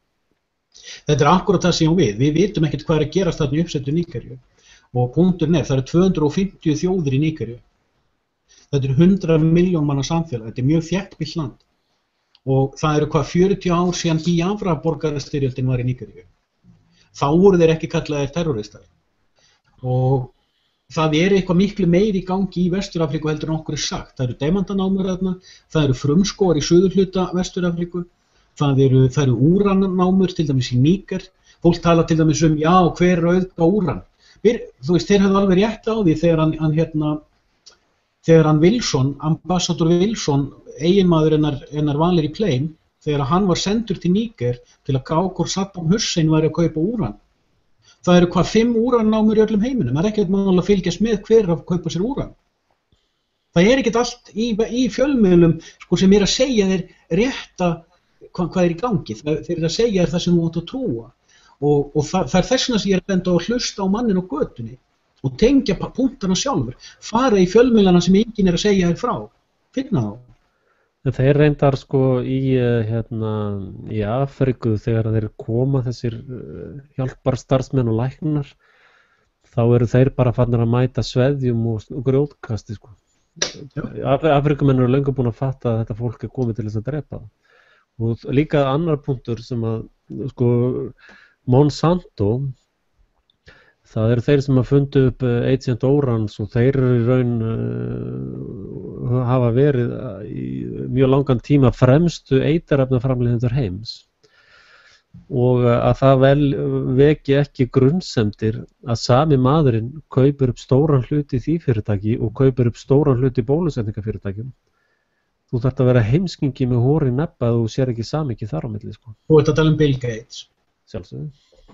Og hann hefur opinberlega lýst því yfir að það þurfi með heilbrigðisþjónustu og bóluefnum að fækka mannkynni. Já, hann hefur tekið undir þetta. Og hann síðan fer út í útskýra þessi gert með því að ef þú eigur velmegun á einhverju svæði þá fer fæðingum sjálfkrafa að fækka leið og konur fara að fá meiri frama og í viðskiptalífinu. Þetta er reyndar mjög rökrétt, ég sé þessi röksemdafærslu koma frá mörgum, meðal annars James Lovelock sem er nú gaur sem ég tek mjög alvarlega. En fólk er ekki að tengja til dæmis, tökum bara sem dæmi. 85-90% af tölvum í heiminum eru með Microsoft stýrikerfi, ásamt Microsoft Office, Word og Excel og svona. Allir eru í Microsoft tölvu, allir eru að vista vinatengsl sín og persónulegar myndir og persónulega áhugamál á Facebook. Enginn veit hver var á bakvið mannin sem bjóð til Facebook. Google. Vissirðu það að Eric Schmidt sem er forstjóri Google, pabbi hans var embættismaður í Nixon-stjórninni. Já, það vita það nú flestir sem að hafa eitthvað gluggað að þessi Google, Microsoft og Facebook eru DARPA project sko, eða CIA DARPA. Já. Þetta eru project úr military complex sko. Fólk veit ekki eins og hvað DARPA er. Fólk veit ekki að DARPA bjóð til internetið. En maður má aðeins bæta þetta við. Það var komið Microsoft, það komið Facebook, það komið Google. Allir eru að tjá skoðanir sínar gegnum Twitter. Síðan eitt í viðbót, LinkedIn. Þeir sem vilja vinna sem entrepreneurs eða sjálfstæðir verktakar eru að nota LinkedIn til þess að búa til professional tengslifólk. Já, ég nota það reyndar, Endilega ef þið hafið ykkur spennandi hönnunaverkefni, þá hafa samband við mig. En sjáðu, þetta eru 5 hugbúnaðarfyrirtæki sem innihalda 90% af huga eða tölvu activity heimsins, fyrir utan kannski Kína. Það er allt önnur stjórn á þessum hlutum þar. Já. Heyrðu, Jens Stoltenberg var á göngunni í Frakklandi, smánargöngunni. Sæll. Forstjóri NATO. Já, það minnir mig á einn punkt í viðbót sem ég var að rekast á og minnist algjör snilld. Sorgklúbb á meiri hlutan á hergagnaframleiðslunni í Frakklandi. Hver segirðu? Sorgklúbb. Hver er það? Það er gott að enginn fattar hvernig ég á við með sorgklúbb. Það byrjar á setu. Já, sorg, mitt. Já, hann að... Já, þú sér það líka bara aðeins áður með að þessi atburður gerist. Þá var stærsta flugmóðurskip Frakka að dugga sér niður til Sýrlands, taka þátt í aðgerðum þar. En málið er að eins og ég var byrjað að segja hans áðan í sambandi við Jesse James og bankaræningina sko, hann var spurðið ekkur að reyndi banka, það var að þar eru peningarnir. Þetta er mafíulið sem þú veist að bankaræningi sem lendir í vanda, sko, þú fer ekki bara í bankan og rænir peningum og veltir ekkert fyrir undankomuleið sko. Og við vitum að bankaræningi sem króaður af mjög hættulegur sko. Og sama með þetta lið með tilkomu internets, þess að mikið sem notað til gegn okkur snýst við og nýtist okkur sko. Að þessi mafía að króast inni sko. Og þeir hafa bara tvennt að velja, annarkvort að mæta réttvísinni, að mæta borgurunum eða að drepa alla. Ég ekkert viss það. Ég ekkert viss það leikningur vegna þess að sko, sjáum aftur þessi 5 fyrirtæki. Ef að Jóa Jóns upp í Breiðholti ákveður að búið til vefsíðu, hvert snýr hún sér? Hún byrjar mjög líklega hjá Blogger eða blogg.is eða hjá einhverjum sem að tilheyra þessum 5 fyrirtækjum á einhvern hátt í þessum umbrella. Það er hægt að slökkva á öllum netinu hvernig sem er. Það er hægt að slökkva á öllum fjarskiptum frá Íslandi á nokkrum sekúndum. Það er bara 6 símalínur á landinu. Já, en allt þetta, allir þessi fölsku fánar og allt þetta við sem þessna var til dæmis út af svona samsæringafávitum eins og mér, þá var til dæmis neitaði breska þingið að senda her gegn Sýrlandi. Það er út af því að upplýsingarnar flæða svo hratt út og það sem að fólk ekki átt að segja og það kannski hugsar, já mér þessi falsku fáni hefur engin áhrif á mig, það skiptir engum máli hvaða áhrif það hefur á þig. Það skiptir máli fólki sem að þeirra reyna að hræða til þess að gera alls konar hluti, það eru embættismennir, þeir hafa ekki fullt vald yfir öllum embættismennunum og það er þess vegna sem að er núna svona mikil örvænting hjá þessum glæpamönnum sem að röðu sér allir upp hérna í Frakklandi. Þetta er bara svona purpwalk, eða þarna eru glæpamennir búin að raða sér upp, að þeir eru að reyna að hafa áhrif á að loka internet, að loka á þessa vakningu sem er í gangi, en hún er komið það langt að embættismenninir segja bara, heyrðu, býttu nú við. Þú ert að biðja mig að svipta hérna samborgara mína fullt af réttindum út af þessu leikriti í Frakklandi. Bara gleymdi því. Ég ætla ekki að gera það. Ég er alveg sammála því að handhafar valdsins eru embættismenninir. Pólitíska fólkið eru eingöngu fígúrur á leiksviði, ekkert annað. Og þeir sem að framleiða þetta leiksvið, það eru fjölmiðlarnir. Það er engin vafi á þessu. Við sjáum það að það voru svo ofboðslega heiftúðug mótmæli gegn Íraksstríðinu á sínum tíma í Englandi. Og það er svo sterk bylgja þar í Englandi gegn þessu stríði. Við megum ekki gleyma því hvað er mikið af Pakistunum í Englandi, hvað er mikið af Indverjum í Englandi, hvað er mikið af fólki frá breska samveldinu í Englandi. Það er miklu erfiðara að miðstýra hugsun fjöldans í Englandi heldur en til dæmis í hinu kristnu Bandaríkjunum. Þar er megin elítan sem á fjölmiðlar er með miklu sterkari völd á huga fólks þar. Mig grunar að parturinn af þessu að breska þingi neitaði að taka þátt í innrásinni í Sýrland hafi líka litast af þessu. Og ég er ekkert viss að það sé svo mikið umfjöllun á internetinu sjálf að þakka. Þegar ég er á Facebook og er að horfa á því nú er líka með enskan prófíl, ég var líka að horfa á hvað þar voru erlendir vinir og ég var að horfa á hvað eru þeir að gera og þeir voru að gera nákvæmlega samu íslenskir neytendur. Hvað er skóútsalan? Já, pósta núna fréttum dagsins. Já, hvað er með þessa íslamista? Eru þetta ekki bara stórhættulegt fólk? Já, eru þau bönnum moskur og alls konar svona yfirborðsfroðu kjaftæði, dáleits almúa sem er búin að glata þrífiri hugsun. En núna fekk ég þetta með vídeó mitt hann ebóluhóksið í Noregi, það fengi gríðarlega viðbröð á Scandinavian Report. Okay. Og það ég var að tala við normenn í vinnun og svona þetta í sumar og þeir eru með þetta hreinu í Noregi að þetta var leikrit, það var verið að blekkja á. Þarna með stelpurna og pappinar. Já, einmitt. Já. Og þetta þýðir að falski fáninn sem var nánast bara átt eftir að gefa grænt ljós á, hann var stöðvaður í Noregi. Já, en þeir stöðva sumt, en megin straumurinn, þú stoppar hann ekki. Ég get lofað þér því að eftir Charlie Hebdo málið, þá mun breska þingið þora að fara inn í Sýrland. Og ég var að rekast þá bara í gær einhverja fyrirsögn, þar sem verið að tala að Bandaríkin fái leyfi til að senda 100.000 ráðgjafa til þess að hjálpa Sýrlendingum að berjast við ISIS. Já, þeir komast ekki upp með þetta. Það er nefnilega málið að meira segja Ísrael, og þess vegna var náttúrulega Netanyahu í þessari göngu og hluta til þessi hryðjuverk voru framkvæmt til þess að vara embættismannakerfið í Frakklandi við að hleypa Palestínumönnum í stríðsglæpadómstólinu og samþykkja það sem ríki. En sá ferill verður ekkert stöðaður. Ísraelsmenn munu lenda fyrir stríðsglæpadómstóli. Það er engin spurning. Og meira að segja þóttir starti heimstyrjöld, þá munu, þeir komast ekkert undan þessari pressu.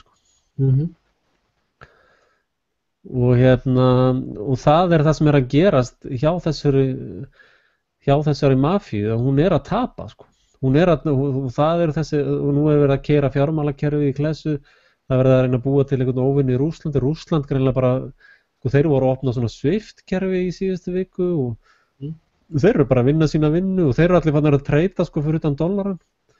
Já, og það er búið að vera að reyna að láta náttúrulega Pútín, fjármálakerfið í Bandaríkjunum, í Rússlandi er í vissu uppnámi. Það verða svona svolítið Nei, það er bara í fréttunum á Vesturlandi. Þeir eru að stofna nýja núna greiningastofu. Þeir bara gefa skítið, bara fegnir að vera lausið náðan dollar og ráðgefa þeirra. Þess vegna sagði ég vissu uppnámi. Já, ég veit. Það sem við erum að fá að sjá er fall rúblunar og verðbólga í Rússlandi. Þetta er bara tímabil. Rússar hafa alltaf flúið inn í sjálfa sig þegar ráðist er á þá. Napóleon réðist á þá, þeir fóru bara inn í Síberíu. Hitler réðist á þá, þeir fóru bara inn í Síberíu. Svo koma þeir tilbaka. Það er alveg eins með núna. Það er verið að ráðast, það er svo mikið af efnahagskerfi Rússa í dag, eftir að það var endurbyggt eftir hrun Sovétríkjanna, sem var gert háð vesturveldunum og Rothschild-klíkunni. Núna allt í henni er skrúað fyrir og það er svona, allir voru ánægðir, nú erum við að þjarma Rússum. Hvað gerir Pútín? Hann bara hverfur í Rússland. Þeir endurbyggja sín innri viðskipti. Já, reyndar það sem að menn, Pútín er að sýna rosalega mikla leiðtoga hæfileika í Úkraínu, af því að sko þeir hafa verið að bomba saklaust fólk sko frá Kænugarði, Íslandsvinunum í Kænugarði. Þeir eru að fremja styrjaldsglæpi, þeir eru að bara skjóta raketum inn í einhver íbúðahverfi og þeir veit ekkert hvar þeir lenda. Og það er stríðsglæpur og það eru gríðarlega sterk öfl í Rússlandi sem er að skamma Pútín fyrir að svara ekki. Þannig að Pútín er raun að fórna þarna rússneskum borgurum fyrir heimsfriðin og hann er að fórna manneskjum sko, hann er að fórna sínu fólki í þessu sem hann er að gera. Og núna er náttúrulega veturinn að sko það reyndar hefur verið svolítið mildur vetur hérna, en núna er það náttúrulega eftir febrúar og mars sko í vetrinum og hann er að fara að skrúa fyrir gasið sko. Þannig að það kemur ekkert gas til Evrópu. Það er pressan sem er í gangi sko. Hann er að vísu í vissri klípu af því að úkraínska þingið er búið að samþykkja núna að þeir megi sækjum inngöngu í NATO. Ég veit ekki hvernig hann leysir þá klípu. En það skiptir bara engu máli sko, því að þetta fjármálaveldi Vesturlandana er hrunið og þú veist hvernig það er að rússneska kerfi hrundi og meira sér á síðasta árið þá kom skipun frá bandaríska hernum til hermanna að fara að berjast með Al-Qaida á móti Sýrlandi og þeir sögðu nei. Ég gekk ekkert í herinn til þess að berjast með Al-Qaida, bara gleymdu því. Ég er alveg sammála. Þannig að herinn er farin að segja bara nei takk og það er það sem gerðist í Rússlandi þegar Sovjeti hrundi, marxistinn, Rothschild studda ruglið, þegar það hrundi þá kom þessi skipun til hermanna, já, farið nú og drepiði fólki hana og þeir sögðu bara nei. Þetta er vita með byltinguna 1917 í Sankti Pétursborg að þá voru einmitt kósaka-hersveit, riddaralýshersveit sem að neitaði að kveða niður uppþot og snerist á sveif með byltingafólkinu. En reyndar eru þeir að reyna plott núna sem eftir að koma í ljós hvort það virkar, að þeir eru með Austur-Evrópu hermenn til þess að drepa Bandaríkjamenn, þeir eru með Bandaríkjamenn að drepa Austur-Evrópu búa. Skandinavísku herdeildirnar verða vendilega bætt á Spáni og Portúgal á því svæði. Og svo er nú náttúrulega stóra fréttin, ég veit ekki hvort þú varst búin að frétta því, ég held að vera á miðvikudaginn eða fimmtudaginn, þá dömpaði Sviss evruna sko. Já, ég sá það. Það var bara beint strik niður. Frankinn, svissneski frankinn, nei, hann fór að rísa, var það ekki? Jú, það var evran sem hrundi sko. Já. Ég tók eftir þessu, ég er ekki búin að rannsaka þetta nánar. En svona, að því við erum svona kannski búin að læsa á hotnunum aðeins yfir ástandi heimsmála sem eru sífellt flóknari, þá vil ég minna á eitt sko, sem ég er búin að vera fjallum á logostar.com eftir að ég skrifaði spádómana Englana 7 og kirkjurnar 7, að það er vaxandi sko ruglingur í heimspólitíkinni, confusion. Og þetta er svona bara beint út fyrir þá sem hafa gaman af biblíunni, að því við erum alveg búin að gleyma að fara út í Guð og Guð og Guð. Eða það er svo einhvert talað um það. Já, já. Að ég trúi því að það séu 7 lútenentar sem að fylgja höfuðpörnum, það sé búið að fangelsa hann núna, og að þessi 7 höfuðenglar sem að stjórna hugarfari heimsins, að þeir eru núna að bítast völdin. Og því fylgjur óhjákvæmilega ruglingur í heimspólitíkinni. Hún er að ruglast í rýminu og það endurspeglast líka meðal fólks. Ég held að fólk sé að byrja að ruglast í rýminu. Fjármálakerfi vissulega er að riða til falls. Það er búið að vera það í 6 til 8 ár. Já sko, það er mjög stutt í það að sko það getur gerst bara núna á mánudaginn og fólk fer inn á heimabankan sin og það er bara tómt sko. Síðast var bail out og næst verður bail in sko. Og þá er bara, allir peningarnir farnir sko. Þegar það sem að þú leggur inn í bankan er bara eins og hvert annað lán. Þú ert meira svo eftir, þú ert ekki fremstur í kröfuhafaröðinni lengur. Það er búið að breyta þessum lögum öllum sko. Já, nú gleymum við því, við erum nú búin að drepa á því áður, að það er hafin verðhjöðnun á Íslandi, hún hófst í október-nóvember. Vextir einmitt í Sviss, talandi Sviss, eru mínus 0,7%. Í Svíþjóð eru þeir 0%. En sko málið er það að þetta, sko, og þess vegna var náttúrulega Sviss að dömpa í evrunni, að það er alveg ljóst að evran og dollarinn og norska krónan og sænska krónan og íslenska krónan og allt þetta matador það kemur að því einn daginn og þú fer bara, það ekkert inn á bankanum hjá þér, það bara tómt og lífeyrissjóðurinn bara, það ekkert þar, það bara tómt. Öll þessi pappisverðmæti, þau hverfa bara á einni nóttu og það sko, það verið að stilla upp sko, öflunum og síðan hugsaði bara, tökum það bara núna næsta mánudag, það bara engi peningar. Já. Og allt þetta lið bara komið í jarðgöngin sín eða neðanjarðarbyrgin sín. Veistu hvað gerist? Allir bankar, það bara enginn með pening allt í hennu. Já, og það minnir mig á að þú varst einhvern tímann að tala í einhverju myndskeiðinu þínu með einhverju spjallinu okkar að þar sem þú býrð, að þú getur farið og hoggið eldi við til að hita húsið þitt. Já, nema það verði eins og var í Úkraínu, þar var flutt út bara með matarútflutningur og börn sem að reynda að fara meðfram ökrónum til þess að ná sér í smá kort, þau voru skotin að færi. Sko. Já.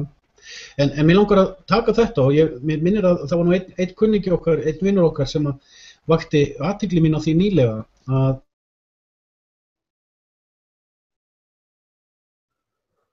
að það staðins út aftur. Hello. Það staðins út, þarf það að byrja aftur. Já, það var einn sameiginlegur vinur okkar sem að bendi mér á nýlega að ef eitthvað væri gert á Íslandi sem tæki út 3 virkjanir, 3 meginvirkjanir eða 3 meginlínur, tæki þær út með skammhlaupi. Það skammhlaupi sem að myndi rústa þéttunum sem eru notaðir til þess að vinna rafmagn úr hverflunum. Það tæki nokkrar vikur og jafnvel mánuði að fá nýja þétta í þessar virkjanir, því þeir eru svo stórir og dýrir. Já, já. Og velþjálfa teymi gæti hleypt skammhlaupi á 3-4 virkjanir, Ísland væri rafmagnslaust í 3-6 mánuði. Hvernig myndu íslenska samfélaginu reiða af rafmagnslausu í 3-6 mánuði? Og þetta hef ég líka verið að segja, sko, fólk hefur verið að saka mig að vera með hræðslu og hræða fólk og allt þetta, það ekki meiningin hjá mér, meiningin að fólk undirbúið sig, það er svo margt sem þú getur keypt núna, þú getur keypt þér dísilrafstöð til dæmis, þú getur eða sólarselvu, þú getur keypt þér sólarselvu, þú getur keypt þér litla vindarafstöð og haft hana bara í kössunum, sko, það ekki eins og að taka hana upp, sko. Ein áminning til dæmis, 1950 áður en virkjanavæðingin hófst á Íslandi þá kom ljós á flesta bæi eins og í Skagafirði, Eyjafirði og í Húnavatnssýslunum. Hvers konar ljós? Þetta voru meira eða minna litlar vindmyllur með dínamó. Já, já, og þú sér það, sko, sólarsellur kosta ekkert svo mikið í dag, en eftir svona, já, reyndar held ég, sko, ég held að þetta mjög gott að þetta viðbjóðskerfi að hrynja, þetta síónista bankakerfi, að hverjir þetta eru, síónista, þessir, ég veit ekki hvað, þetta eru ekkert endilega gyðingar og síónistar, en þeir eru óbúslega koma mikið úr þeim hópi, sko. Það fullt af kristnu fólki á kafi í þessu og vantar eiginlega nýtt nafn yfir þetta. Sorglúp að passa. Já, sorg. Þetta er sorglegt lið. Það er ekki hægt að dæma því í fangelsi fyrir að tala á móti sorglúp. Því að sorglúp bara teiknimyndafígúra. Maður veit aldrei hvað þetta er í hug. En talandi það, fólk svo hrætt við íslamist og hrætt við múslama. Ég get sagt þið bara til dæmis með mig. Ég miklu hrættari við að fá sérsveit innum hurðina hjá mér, sko.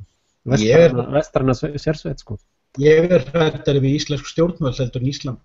Nema ég af vísu myndi ekki þóra til Pakistan eða Sádi-Arabíu eða Íran af því að ég þykist vera spámaður Guðs og ég því afhausaður.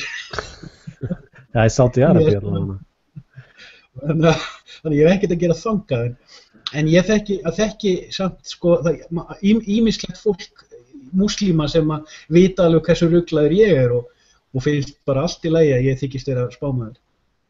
Já, já. Þvert á móti að frekar að spyrja mig skoðanir mínar, sko. Já, já. En það reyndar í Svíþjóð, þá fólk svolítið töff, sko, ef að stjórnvöld gera þetta, já þá bara gerum við hitt, sko. Fólk pælir stundum í því, sko. að ef að stjórnvöld gangur langt að þá bara almenningur með alls konar svona plön, hvernig það bara sniðgöngu og það bara gerum við þetta og gerum við hitt sko.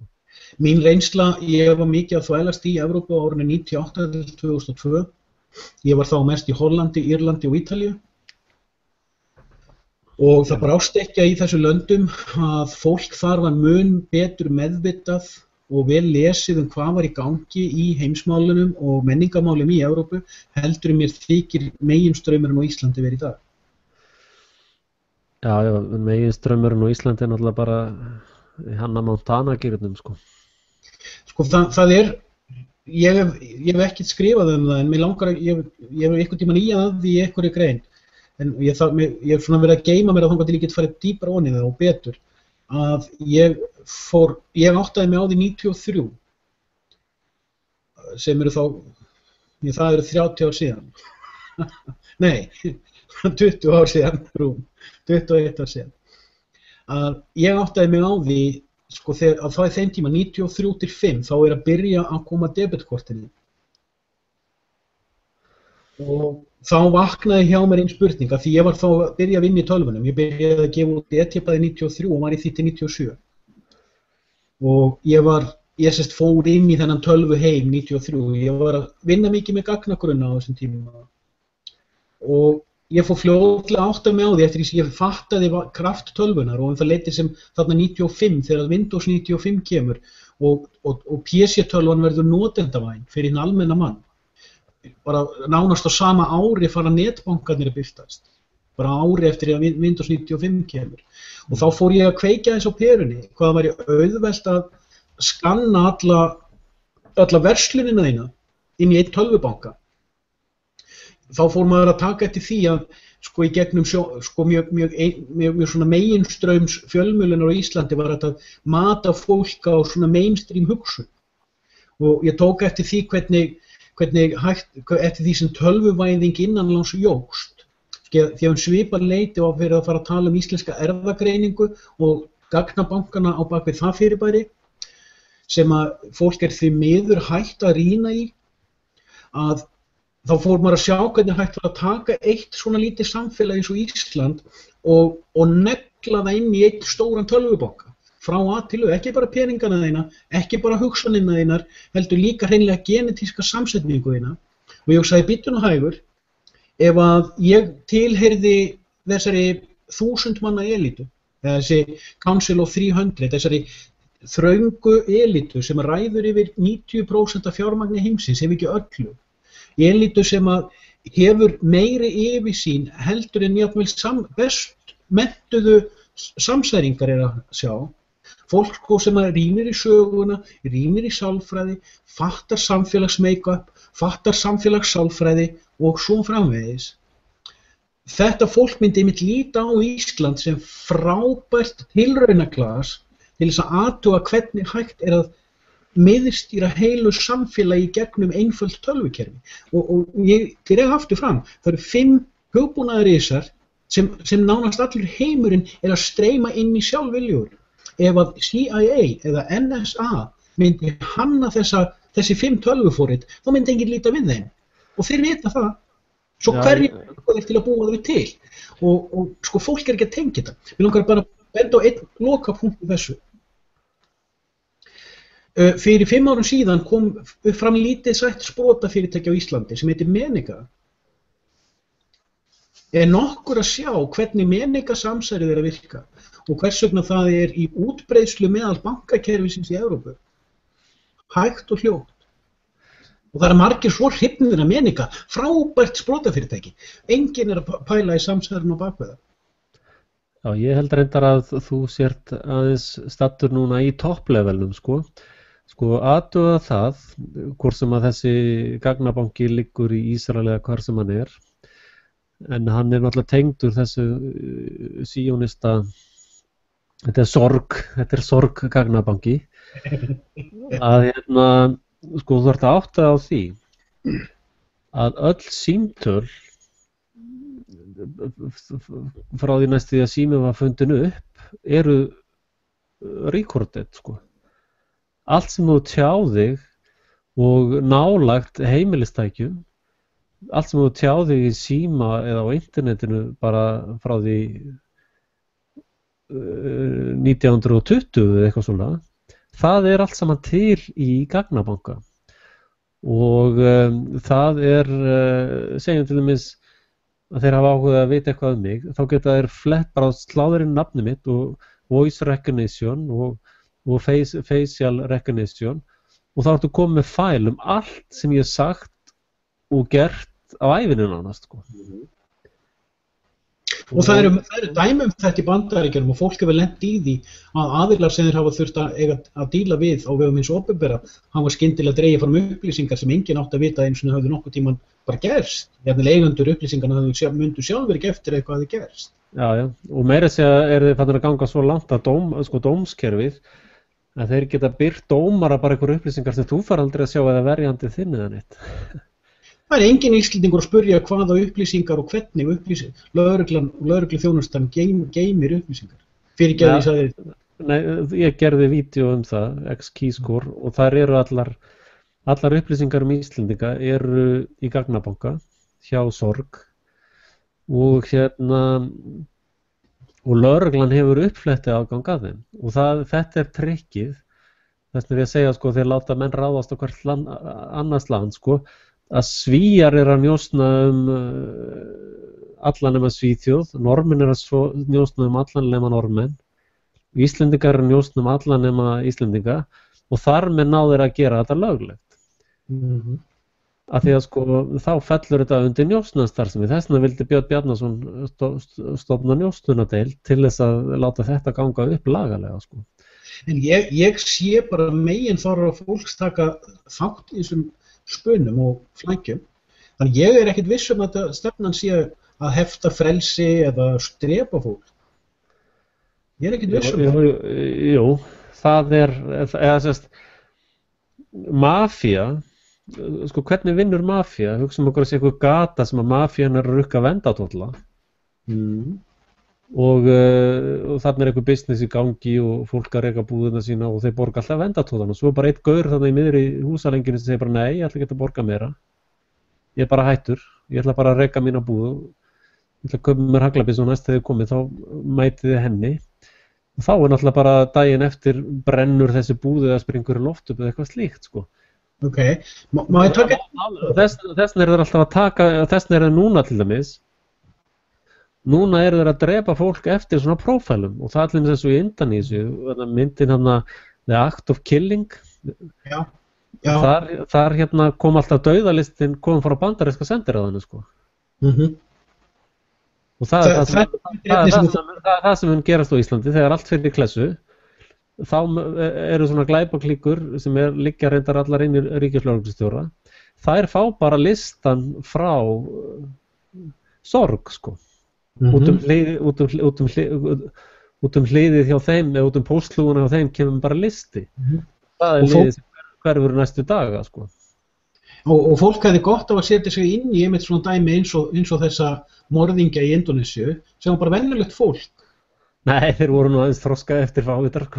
Já, ok. Sko hvað þarf til þess að fá venjulegan mann til þess að drepa annan mann? Og þegar hann búinn að drepa einn mann til þess að drepa annan mann. Ég get lofa þér því að morðinginn á Árbæ til í að drepa annan mann og það verður auðveldara næst. Já, en þessi menn í Indonésiu, þeir voru sko, þetta var eitthvað svona smá glæpamenn, ekkert mjög klárir sko, og þeir voru alltaf að horfa á bandaríska bíómyndir sko. En þeir urðu klikkaðir fyrir rest? Nei, ég held þeir hafa nú verið svona klikkaðir fyrir sko, en svo eftir að hafa hort á þessa bíómyndir, þá var búið að setja inn í svona girðingu einhvern hópa fólki sko og svo voru þeir bara skemmtar sig við að drepa það og hann var einmitt að segja þarna einn af þessum morðingjum, hann sagði sko já fyrst voru að skjóta það og svona og það var bara allt í blóðu, það tók bara langan tíma að hreinsa upp eftir okkur sko. Þannig að þeir voru með fljótir að finna upp svona hreinlegri aðferðir við að slátra fólki sko. Voru með svona stálvír sem við settum höfuð og voru með svona alls konar þannig svona snirtilegri aðferð þið nefndi ekki að þrífa alltaf upp eftir sig sko. Nú svo það með þessar eksperimentir sem hafa verið gerðar í Bandaríkjunum. Ég veit bara þessar bandarísku, það voru 2 held ég.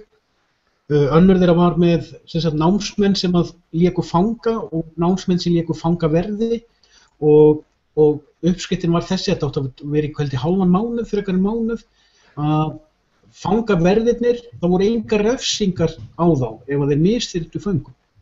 Og misþyrmdum og Það þurfti einmitt að stöðva þess að tilraun áður en henni var lokið. Já. Og það var eins líka með fólk sem sett inn í herbergi við svona stjórntæki og það ítir á takka og þá að inflicta pain, eða sérst að valda ykkur sársauka og það eykst alltaf sársaukin svo að veita annarri mannesku en þú sérð ekkert manneskuna.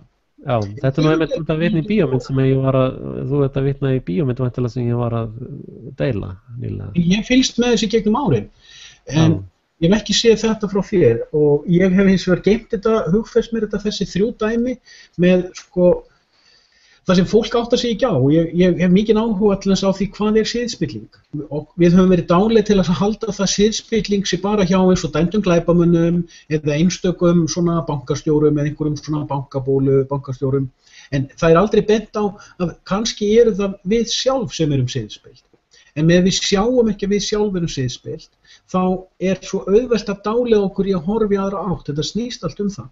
Það dáleiðsla. Þú dávaldurinn fær þig til þess að fókusa á röddina sína, þangað til hans rödd tekur yfir þína innri rödd. Við höfum öll innri rödd sem segir okkur svona, heldur okkur svona í einhverju common sense, sem heldur okkur í einhverju siðferði.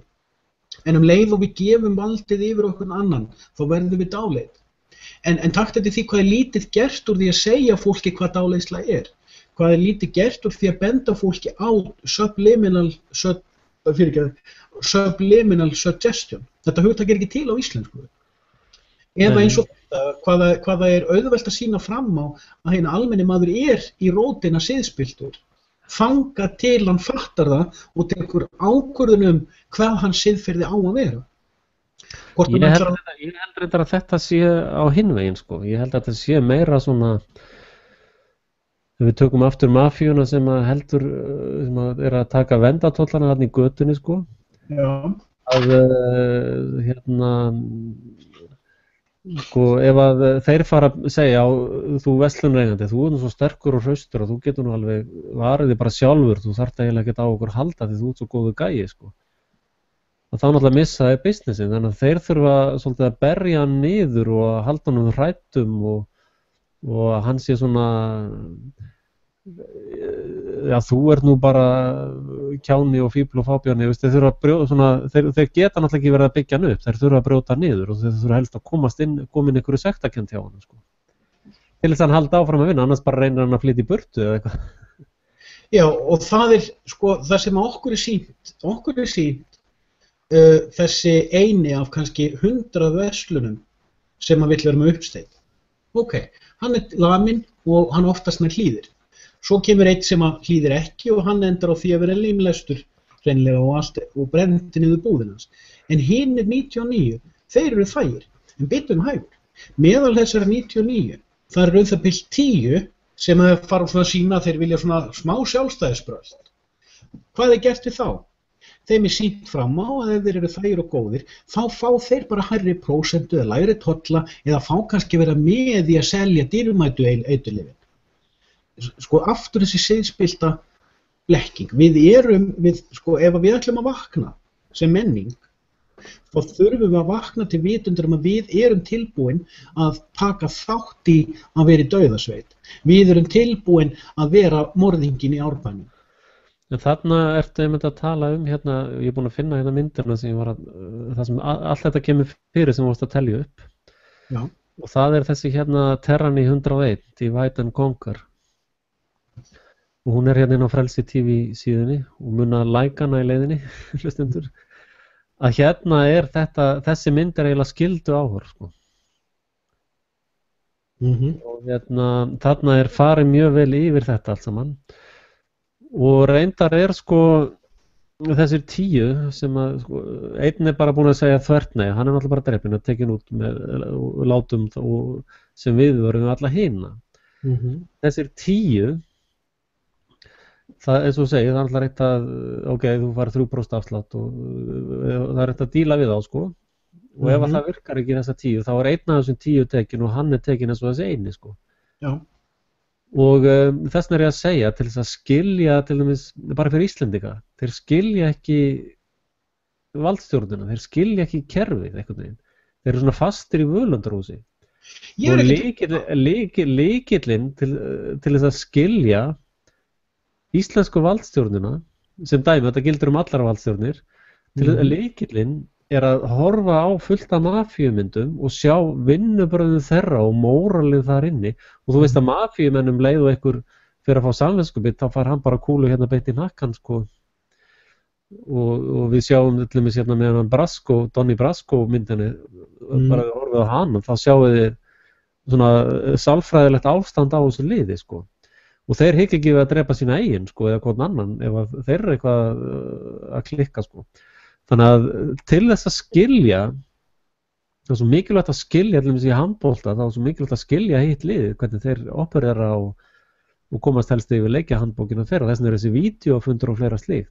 Að ef að þú þjálfar fólk upp í fótbolta og mætir svo að handboltaleik, þá ertu nokkur líklegt að þú tapir sko. Ja. Og sama er það, fólk er alltaf í einhver svona hægri vinstri pólitík og er alltaf að pæla ykkur svona pólitík sko.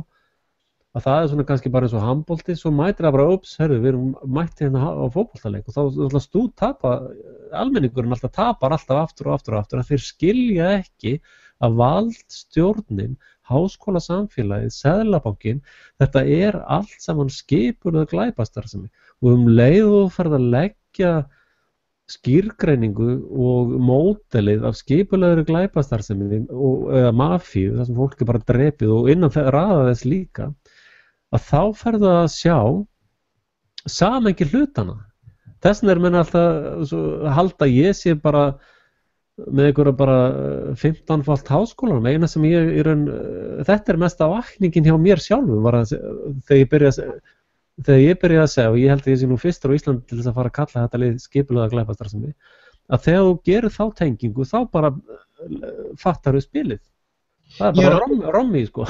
Ég er alveg sammála því, svo þú hefur sagt að vera hjá Frelsi-TV er bara að vera í háskólanámi.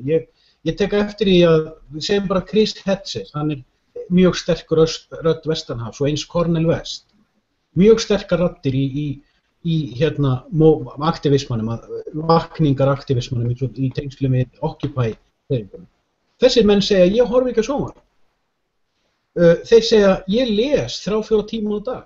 Og ég hugsaði, býttu, já, rosalega þeir duglegir. Svo fattaði ég allt í henni, ég ger þetta sjálfur. Ef ég er ekki með bók í hendin einhvers staðar að grúska og tengja punkta, þá er ég að horfa á hvern fyrirlestur og hvern öðru. Eða að hlusta á hljóðbók. Ég er sífellt að mata mig og ná í fleiri punkta. 3-4 á dag. Þetta minnir mig á að ég deildi vídeo og djefa fyrir vísir sem svona argument inn í umræðuna. Og þá komu 2 gaurar með svarið tilbaka. Já, þetta vídeo er nú bara með 460 view.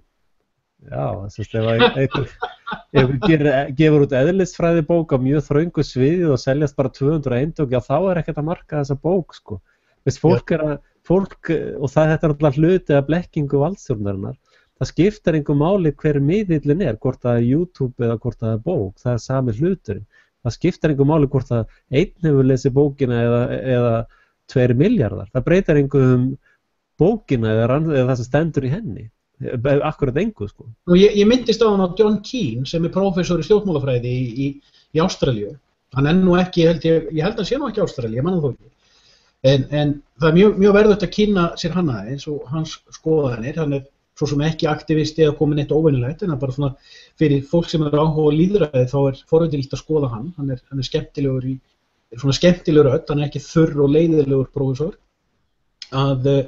Hann gerði bók nú nýlega sem að heitir, ég man nú ekki titilin, The Life and Death of Democracy eða eitthvað slíkt. Man það ekki alveg. Ég á eftir að lesa bókina, komast yfir hana. En hann fjallaði það í 5 mínútna kynningamyndbandi fyrir þessa bók að það var einhver annar maður sem gaf út bók í kringum 1890 sögu lýðræðis. Bók sem að skoða lýðræði á aðeins óvenjulegri hátt. Fólk hugsa, já, lýðræði, já, bla, bla, bla, bla. Fólk veit ekki að við Vesturlönd, lýðræðisvesturlöndin, búa við það sem heitir fulltrúalýðræði, representative democracy. Og að smátt og smátt er það að breytast yfir í monetary democracy, sem er allt annað heldur en democracy. það eru til svo marg blæbrigði af democracy. Ég skrifaði nýlega grein einmitt þessa hluti, þar sem ég skrifa nú, að reyna að kenna mínum lesendum á logostal.com hvað quantum democracy fyrir mér, eða skammtalýðræði. Ég skrifa nú reynda líka það á heimberg.is, að sko, lýðræði ekki sama lýðræði, sósíalismi ekki sama sósíalismi. Hann segir í kynningamyndbandinu þessa bók, það kom þarna bók út 1890 og ég las hana, hún hafði áhrif á mig og ég ákvað að koma með annað svona framlag, rúmri öld síðar. Ég alveg viss að það mun einhver eftir 50 ár eða 100 ár eða 200 ár koma með eitt framlag í viðbót. Í huga þessa mann sem mjög menntaður í hvað lýðræði og lýðræðissögu, þá var hann í raun og veru að segja að það bara til ein bók lýðræði. Ég ákvað að búa til næstu. Og það ekkert að gera með hvað, sko, þetta myndskeið þarna, þá voru einhverjir 70 mann sem hefðu hort á það. En hugsunin inn í því var nógu sterk til þess að ég hélt áfram að hugsa það eftir á og ég mundi það.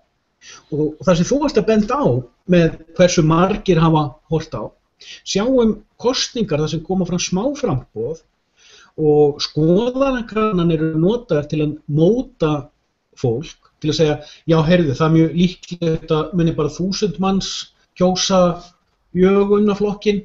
Ég ætla þá ekkert að kjósa Björgunarflokkinn þó að ég sé sammála Björgunarflokknum, vegna þess að það muni enginn annar kjósan og þá voru ég að fleygja atkvæðinu mínu. Og þetta einhver mesta hugsanavilla sem hægt að hugsa sér inn í því gervilýðræði sem við búum við.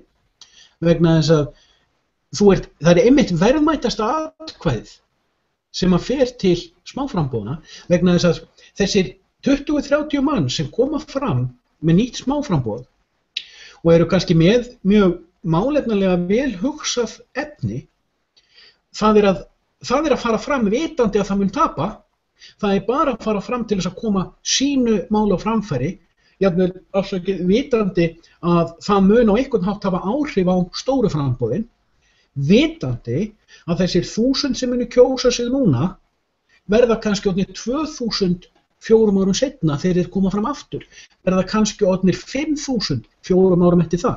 Þess vegna hvert atkvæði með smáframboðunum mjög verðmætt. Ef maður trúir á fulltrúalýðræði, sem ég ger ekki, bara svona til að undirstrika það, ég fyrirlít fulltrúalýðræði. Vegna þess að fulltrúalýðræði hægt að kaupa, því allir hafa verð með það, vegna þess að fólk sér ekki, og það tengist því sem við ætlum að tala um áðan, fólk sér ekki að í rótina erum við öll siðlaus, við höfum öll verðmiða. Hver verðmiði þinn til þess að þú sé tilbúin að taka upp byssu og skjóta annan mann? Ég veit fyrirfram svarið hjá Axel, sko, en spurningin var ekki varpað til hans. Hvað þarft þú, áheyrandi, til þess að taka upp byssu og skjóta veikamannin upp í árbæ? Margar pillur af heilaþvætti. Ég ekkert viss það. Sjáum hvað auðvelt að fá menn í herdeild. Þú myndist áður á til dæmis eins og með byltingar, hermenn sem hafa neitað að skjóta. Já. Það 12 manna aftökusveit sem á að taka af lífi, segjum bara nasista, svo það sé svona auðveldra að skjóta hann. Samt mannvera sem þú ert að fara að aflífa. 12. byssan alltaf án kúlu. Hún bara með púðurskoti.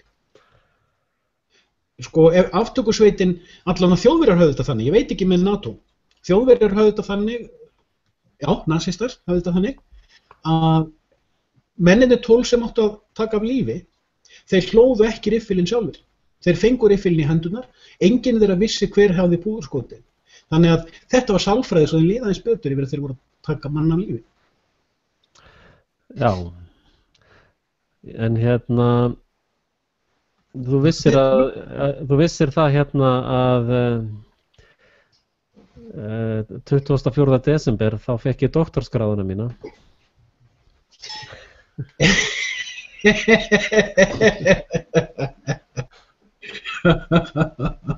Einhvern tíma fæ ég svona flott skell líka. Ég nú farin að puða frá mig samsæriskenningunum. Það styttist í það og þú fær svona kannski líka, þú átt svona 12 ára eftir kannski. Þetta er að gera stjörglendir áhrifum frá þér að ég er að fara samsæri. Og svo skrifa ég næstu grein og segja ég er ekki samsæringur. Ég hlusta ekkert á samsæriskenningar. Nei, en hérna þetta er náttúrulega svona létt ekki djók kannski. Já. Af því að það er bara nákvæmlega svona sem að skólasamfélagi virkar sko.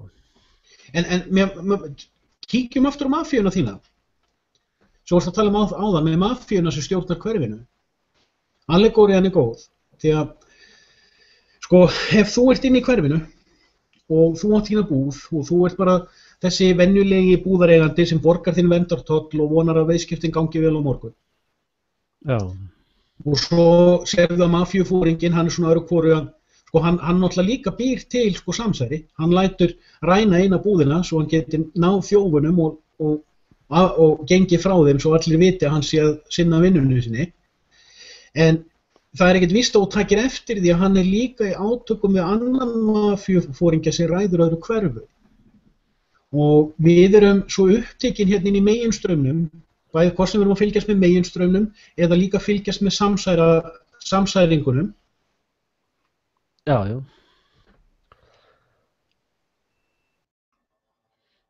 Já, slitnaðar aðeins Guðjón. Halló. Já. Það er meginstraumur. Þú slitnaðar aðeins, þetta segja aftur. Já, ég byrja aftur. Það er til meginstraumur innan iðngettósins. Það er til meginstraumur innan íslamska gettósins. Það er til meginstraumur innan afríska gettósins. Það er til meginstraumur innan suðurameríska gettósins. Og ég lýsti því mitt á Logostal hvernig ég skipti þar upp þessum 7 megin, það er náttúrulega bara svona ein hugmynd, það getur verið öðruvísi en ég lýsi því. Þetta er bara, þú veist, ein útlegging að ég tala um sko, meginstraum íslamska hugsunahættarins, meginstraum kristna hugsunahættarins, meginstraum hebreska hugsunahættarins, meginstraum sko, vísindahyggjunnar og húmanisma, meginstraumin inn í New Age og spiritualismans og self-motivation og meginstraumur innan sko, austrænuhyggjunnar. Það er ekki margir sem sjá austrænuhyggjuna. Ég var nýlega að svara fyrirspurnum frá konu sem var að spyrja mig út í það sem ég er að skrifa um í svona þessum andlegu pælingum, trúarlegu pælingum. Og ég útskýrði einhverja hugmyndir og þá segir hún, já, er þetta svona eins og með hvað hét hann þarna sem Bítlarnir voru svo hrifnir af? Maharishi. Já. Það er eins og gúrúinn Maharishi og svo leiðis. Og hún vissi ekkert hvað hún var að spyrja um. Vegna þess að sko fljótlega áttaði mig á því að hún lagði það saman við hindúisma. En það sem hún veit ekki er að það sem að menn eins og til dæmis Wayne Dyer og Byron Katie og Tony Robbins og fleiri svona self-motivational gaurar, trúð á sjálfan þig, skrifað óskiðinar um miða, settu þér undir kottan og þær munu rætast, hugsaðu jákvætt og verður svo jákvæður, dætti út aftur, dætti bráða minn aftur. Og slitnaðir aftur aðeins? Já, hvar dætti út? Halva leiðina? Já, að svona self-motivational gaurar, þeir eru ekkert að selja kristna trú. Það er reyndar til svona gaur sem heitir Joel Osteen í Bandaríkjunum sem er svona vakningapredikari sem er svona self-motivational líka. Þessi gaur hafa ekkert að gera með kristna trú og þessi Maharishi og margir slíkir eins og Sai Baba og fleiri svona gaurar hafa ekkert að gera með hindúisma. Þetta eru svona sko indverska útgáfan af self-motivation peningaplokki. Það er ekki margir sem vita að sko hindúatrúin eru margar milljónir manna og það eru 4 páfar. Það eru 4 æðstuprestar yfir hindúisma og Taj Mahal-dæminu. Það er ekki margir sem vita til dæmis að sko mainstream Íslam í gegnum aldirnar leit á hindúisma sem sinn höfuð óvinn. Það er ekki margir sem vita að í hindúatrúnni þá er Íslam álitin verið hennar aðalóvinnur. Það er ekki margir sem átt að segja á því að stríðið á milli, sko, klofningin á milli Pakistan og Indlands á sínum tíma, 1950, tengdist þessu sko aldagamla trúarbragðastríði á milli 2 stórra öflugra trúarbragða. Það eru til greinar, fullt af greinum sem ég rekist á og sem halda því fram að fyrir mörgum öldum áður en Arabía verið að eyðimörk meðan hún var bara hrjóstrug, tundra, að þá hafi hún verið partur af indverska samfélaginu og þar hafi hindúismi verið aðaltrúarbrögðin og það hafi verið Múhameð sem ruddi hindúismanum út úr Arabíu og að Mekkan í Moskan í Mekku og loftsteinninn svarti sem þar, að hann hafi verið eitt af aðal íkonunum í hindúismu á sínum tíma og hindúar vita þetta, þeir trúa þessu. Og sko, þetta enn eitt meginstraumurinn. Það eru til 7 meginstraumar sem að stjórna hugsunarhætti fólks og sko ef við erum, já það samsæri hér og samsæri þarna og svo, þá erum við inn í þessari 7 sneiða köku. Ég sjálfur alltaf að reyna hvernig kemst ég út úr þessari köku þannig ég nái yfirsýn yfir hana.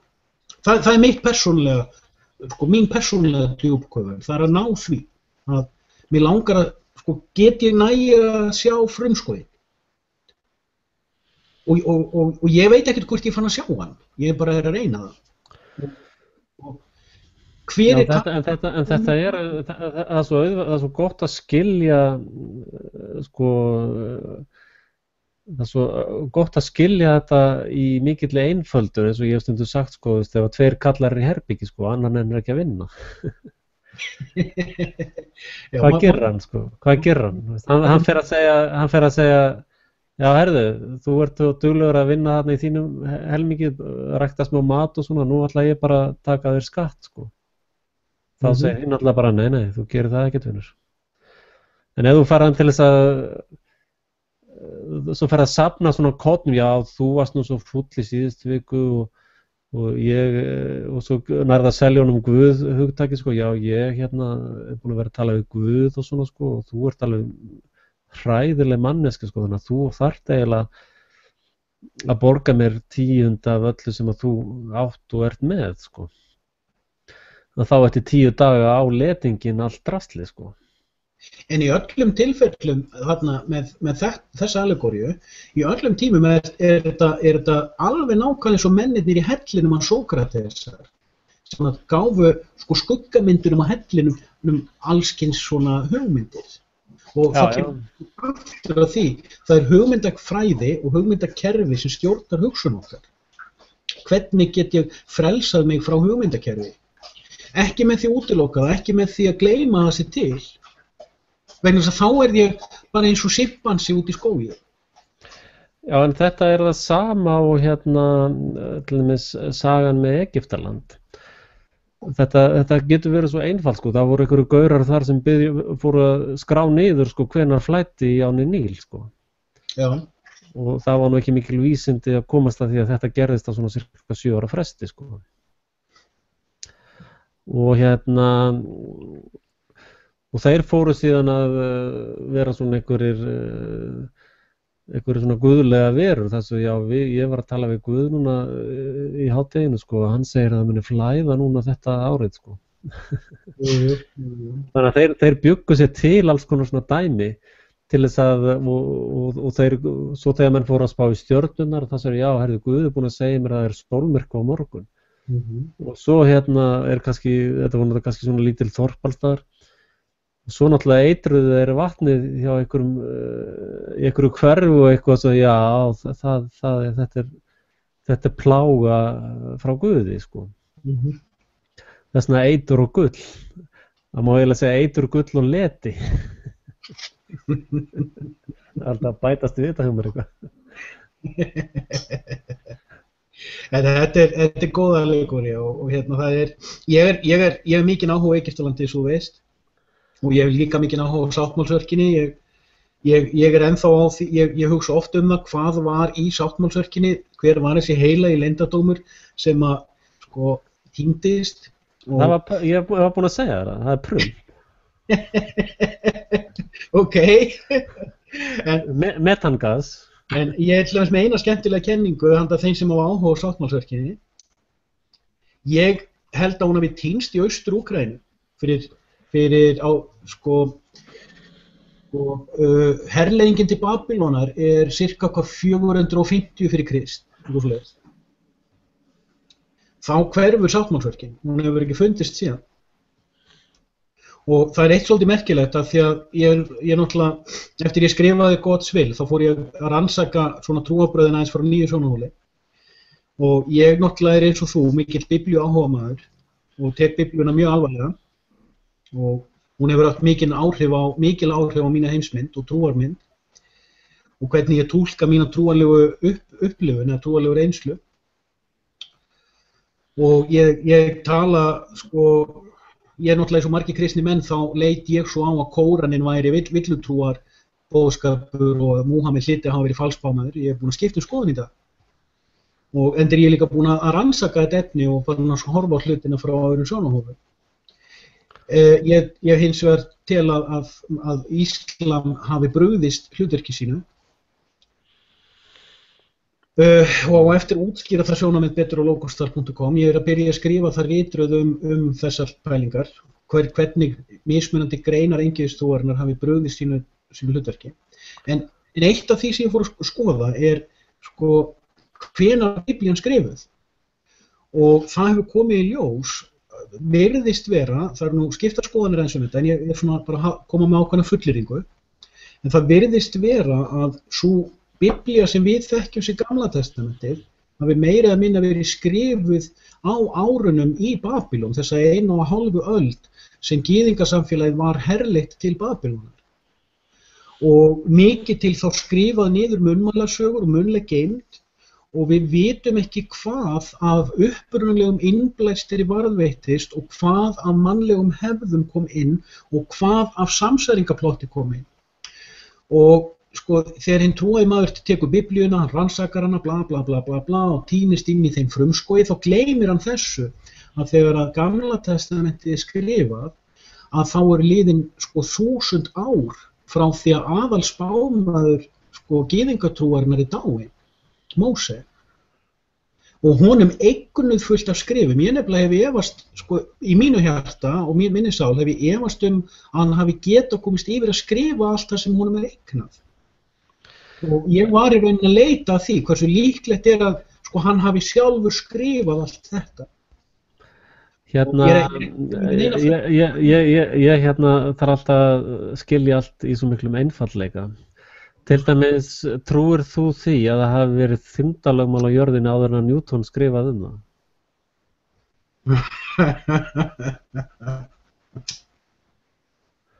Eða byrjaði þyngdarlögmálið í dagi sem að skrifaði í bókina? Ég svaraði þessu með annað. Og talandi það, ég að spá hérna með doktorsgráðuna mína og ég að sita hann hérna fyrir aftan mig á vegginn hérna. Já, ég veit alveg hvert þú ert að fara með þessu og ég mjög hrifinn af þessu viðhorfi. Þetta alveg eins og með hina ósýnilegu sól. Ég aðeins búinn að rannsaka það eftir að þú benti mér á þessa pælingu og mér finnst hún mjög góð og ég ráðlegg fólki að rannsaka aðeins hvað ég skrifað þessa pælingu. Þetta alveg eins og með vísindi. Ef við tökum bara Darwin og við tökum Einstein, nú hvenær kemur Darwin fram? Hvernig hann að skrifa uppruna tegundana? Einstein reyndar frott, sko. Hann fann aldrei neitt upp og vissi ekkert í sinn haus. Hann var að vinna á einkaleyfaskrifstofu og hann stal öllu þessu drasli. Hann stal öllum þessum útreikningum frá konunni sinni? Nei, hann stal þessu af einkaleyfastofunni. Ok.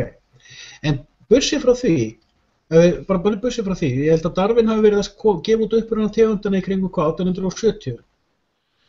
Það var 1850, ég ekki alveg viss. Manstu á hvað tíma Darwin var? Það ekki bara að fletta. Það var það 17. Það nú ein bókin sem að ég þarf að drífa mig að gefa út. Það einmitt... Guð og Guð. Já, það náttúrulega sú bók og líka þróunarkenningin mín, sko. Að mannfólkið kemur af páfagaukum.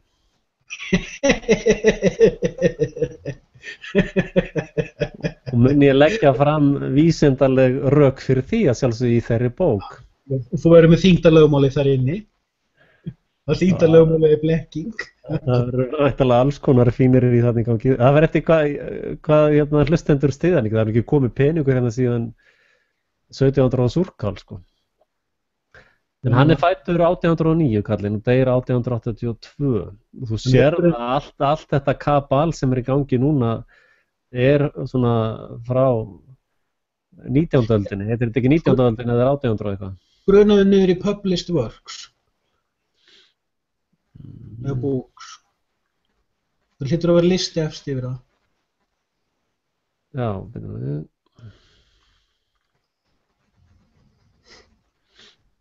Já, það held ég reyndar að sé bara betra að finna. Google er komið með svo flott, ef maður flettur upp eitthvað svona, þá kemur svo flott á Google að koma allar bækurnar með myndum og allt. Var ekki yfirleitt þarna? Ja, sjá, Google gerir, já, hérna sjá þið. Þetta er flott hjá þeim, sko. 35 í viðbót. Þetta eru bækurnar hans, sko. Og það er bókin, sko, upprunni tegundana, svo sem er hampað, en svo var önnur bók sem heilt menn tala sem já, það er þessi hérna, The Origin of the Species. En svo er einhver önnur, ég man ekki, The Future of eitthvað. Er einhver þarna sem heitir Future of eitthvað? Skrifaði hann svona rosalega mikið? Það verðist vera hann. Eða stál svona mikið. En það var einhver samsæringur, ég man ekki hver, sem var eitthvað að tala Darwin og benta á það var bók sem hann skrifaði 10 að 12 árum seinna sem enginn vildi snerta á vegna þess að hún ógnaði þessari heimsýn sem fólk eignar Darwin, sko. Já. Ég á eftir að rannsaka þetta betur. En sko, tökum bara Darwin, tökum Einstein og tökum aðra sem að styðja vísindahyggju samtímans. Tökum til dæmis René Descartes, sem er talinn faðir þeirrar heimspeki sem er á bakvið læknavísindi og vísindahyggju samtímans. René Descartes, hún var eignað vísindaheimspeki samtímans sem faðir. Einn af þeim heimspekingum sem var reynt í bókinu Orðræða aðferð reyndi að sko á lógískan hátt að sanna tilværi Guð sem er bara fáránlegt yfirleitt að reyna það og rökin hans haldi ekki vatni sko fyrir 5 aura. Þú sannar ekki trú er innri upplifun, hún er partur af innri vitund, hún er partur af svona fusion sem þú myndir þá kalla epoxy. Epoxy-kenningin. Ég komið með túlk til þess að Axel skilji mig, sko. Já. Það er þetta fusion á milli consciousness og unconscious.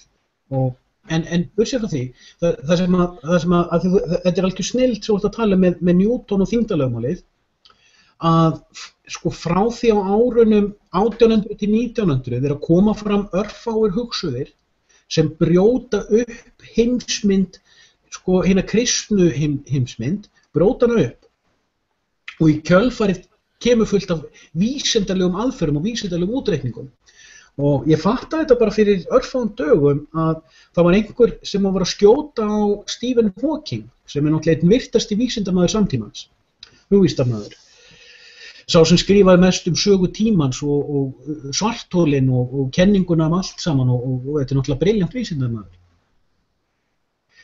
Allt í áttaðinu á því að vísindamódel samtímans er upphugsað og miðað við að lýsa á sannfærandi hátt þeirri heimsmynd sem við eigum að trúa.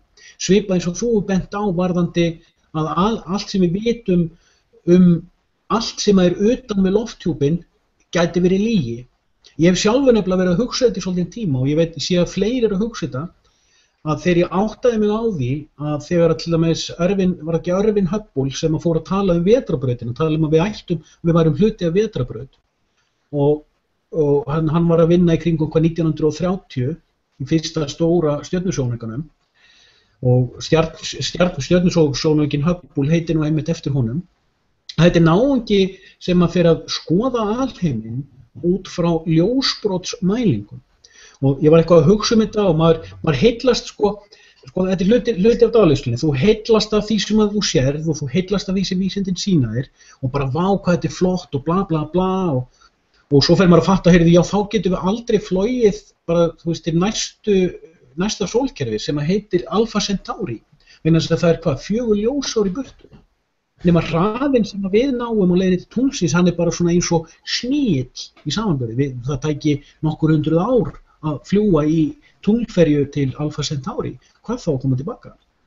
Og þegar maður fer að hugsa sko þessar fjarlægðir þá fallast manni hendur og svo fer maður að heyrðu hvernig ætla þeir að vita hvað var að gerast fyrstu 3 sekúndur alheimsins fyrir 13,7 milljörðum ára í gegnum sko svona miniskjúl áhorf á ljósbrot sem að eins og þú bendir á varðandi sólina. Ástæðan fyrir því að við sjáum sólina að lofthjúpurinn búinn að brjóta 94% af útgeislun sólarinnar niður í sýnilegt ljós.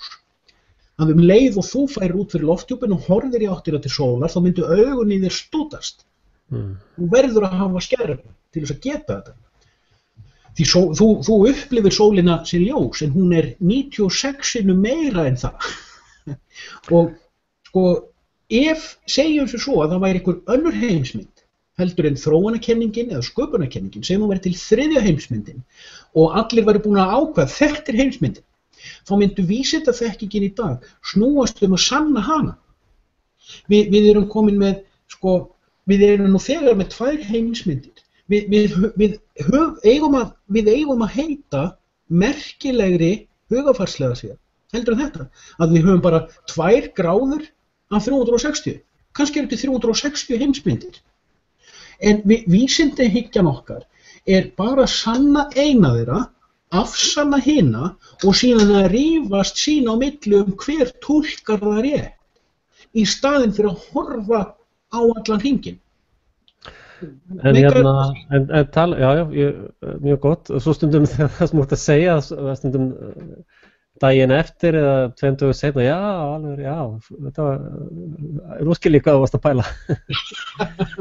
Og líka stundum þegar ég horfi aftur, sko, ég að stýra útsendingu líka í leiðinni, sko, þannig ég hlusta alltaf á það eftir, en já, ég sko, ef þú hefur farið með barn og ég fór náttúrulega sem barn í bíóhús, sko, að þá þarf það að útskýra fyrir barninu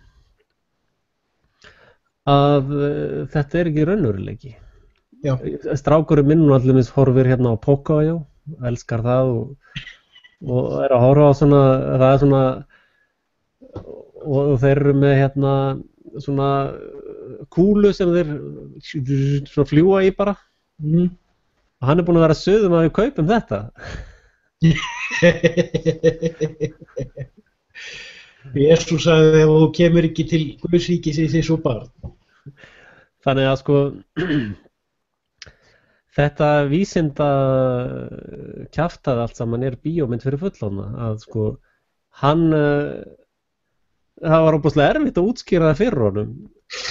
Nei, þetta ekki til, þetta bara í sjónvarpinu, þetta bara, og svo teiknaði ég þetta á blað fyrir hann og sagði þetta bara eins og þetta, ég var bara að teikna þetta. Þetta ekki í alvörunni, ég meina við getum ekki keypt það sem ég teiknaði hérna á blaðið. Þetta og þetta var svolítið erfitt fyrir mig að útskýra þetta, sko. Og sama með sko þessi vísinda skáldskapallir eins og vírusar, það ekki til neitt sem heitir vírusar. Vírusar eru það, ef það kemur eitur í líkamann, þá ráðast hvítu blákóðin á það með öllu sínu veldi til þess að reyna að losa líkamann við eitur. Og það sem þeir eru að taka mynd af og kalla vírus vígvöllurinn eftir þetta, sko. Já. Og algjör lygi og skáldsaga, sko. Við erum nefnilega komnir, sko, á mörk hins raunverulega og sem að mér finnst reyndar mér líður vel þar, sko, persónlega, og hefur alltaf liðið vel á mörkum hins raunverulega og mér þykir alltaf góð lýsing sem kom fram í mjög skemmtilegum sjónvarpsþáttum sem hétu Northern Exposure, sem ég hafði mjög gaman af. Þar var einmitt útvarpsmaðurinn, hann hafði svo gaman af að vitna í bókmenntafræði og heimspeki og hann lesi einhvern tímann einhver bók þar sem hann einhver rithöfundur lýsir því að þú þarft að missa vitið og fara yfir mörk brjálseminnar og ná síðan að hífa þig aftur inn fyrir mörkin en ekki of langt inn fyrir þau til þess að geta farið að lifa lífinu. Þetta held ég að sé reyndar enn ein hysterían. Þetta eins og þegar að J.F. Kennedy það var svo erfitt að halda þessari lygi gangandi. Ég meina, þetta náttúrulega bara þessi lygasaga stenst ekkert, sko. Og til þess að reyna að bregðast við því, þá bjuggu þeir til, ég hef margoft vitnað í þetta CIA-skjal, þá bjuggu þeir til uppskrift af þessum álhatta gaurum sem voru alltaf með þessar samsæriskenningar og keyrðu, þannig að ef þú efast eitthvað þessa sögu, þá varstu svona álhatta fáviti, sko. Og þetta situr alltaf rosalega í fólki. Og sama með fólk sem að, sko, með þyngdarlögmálið,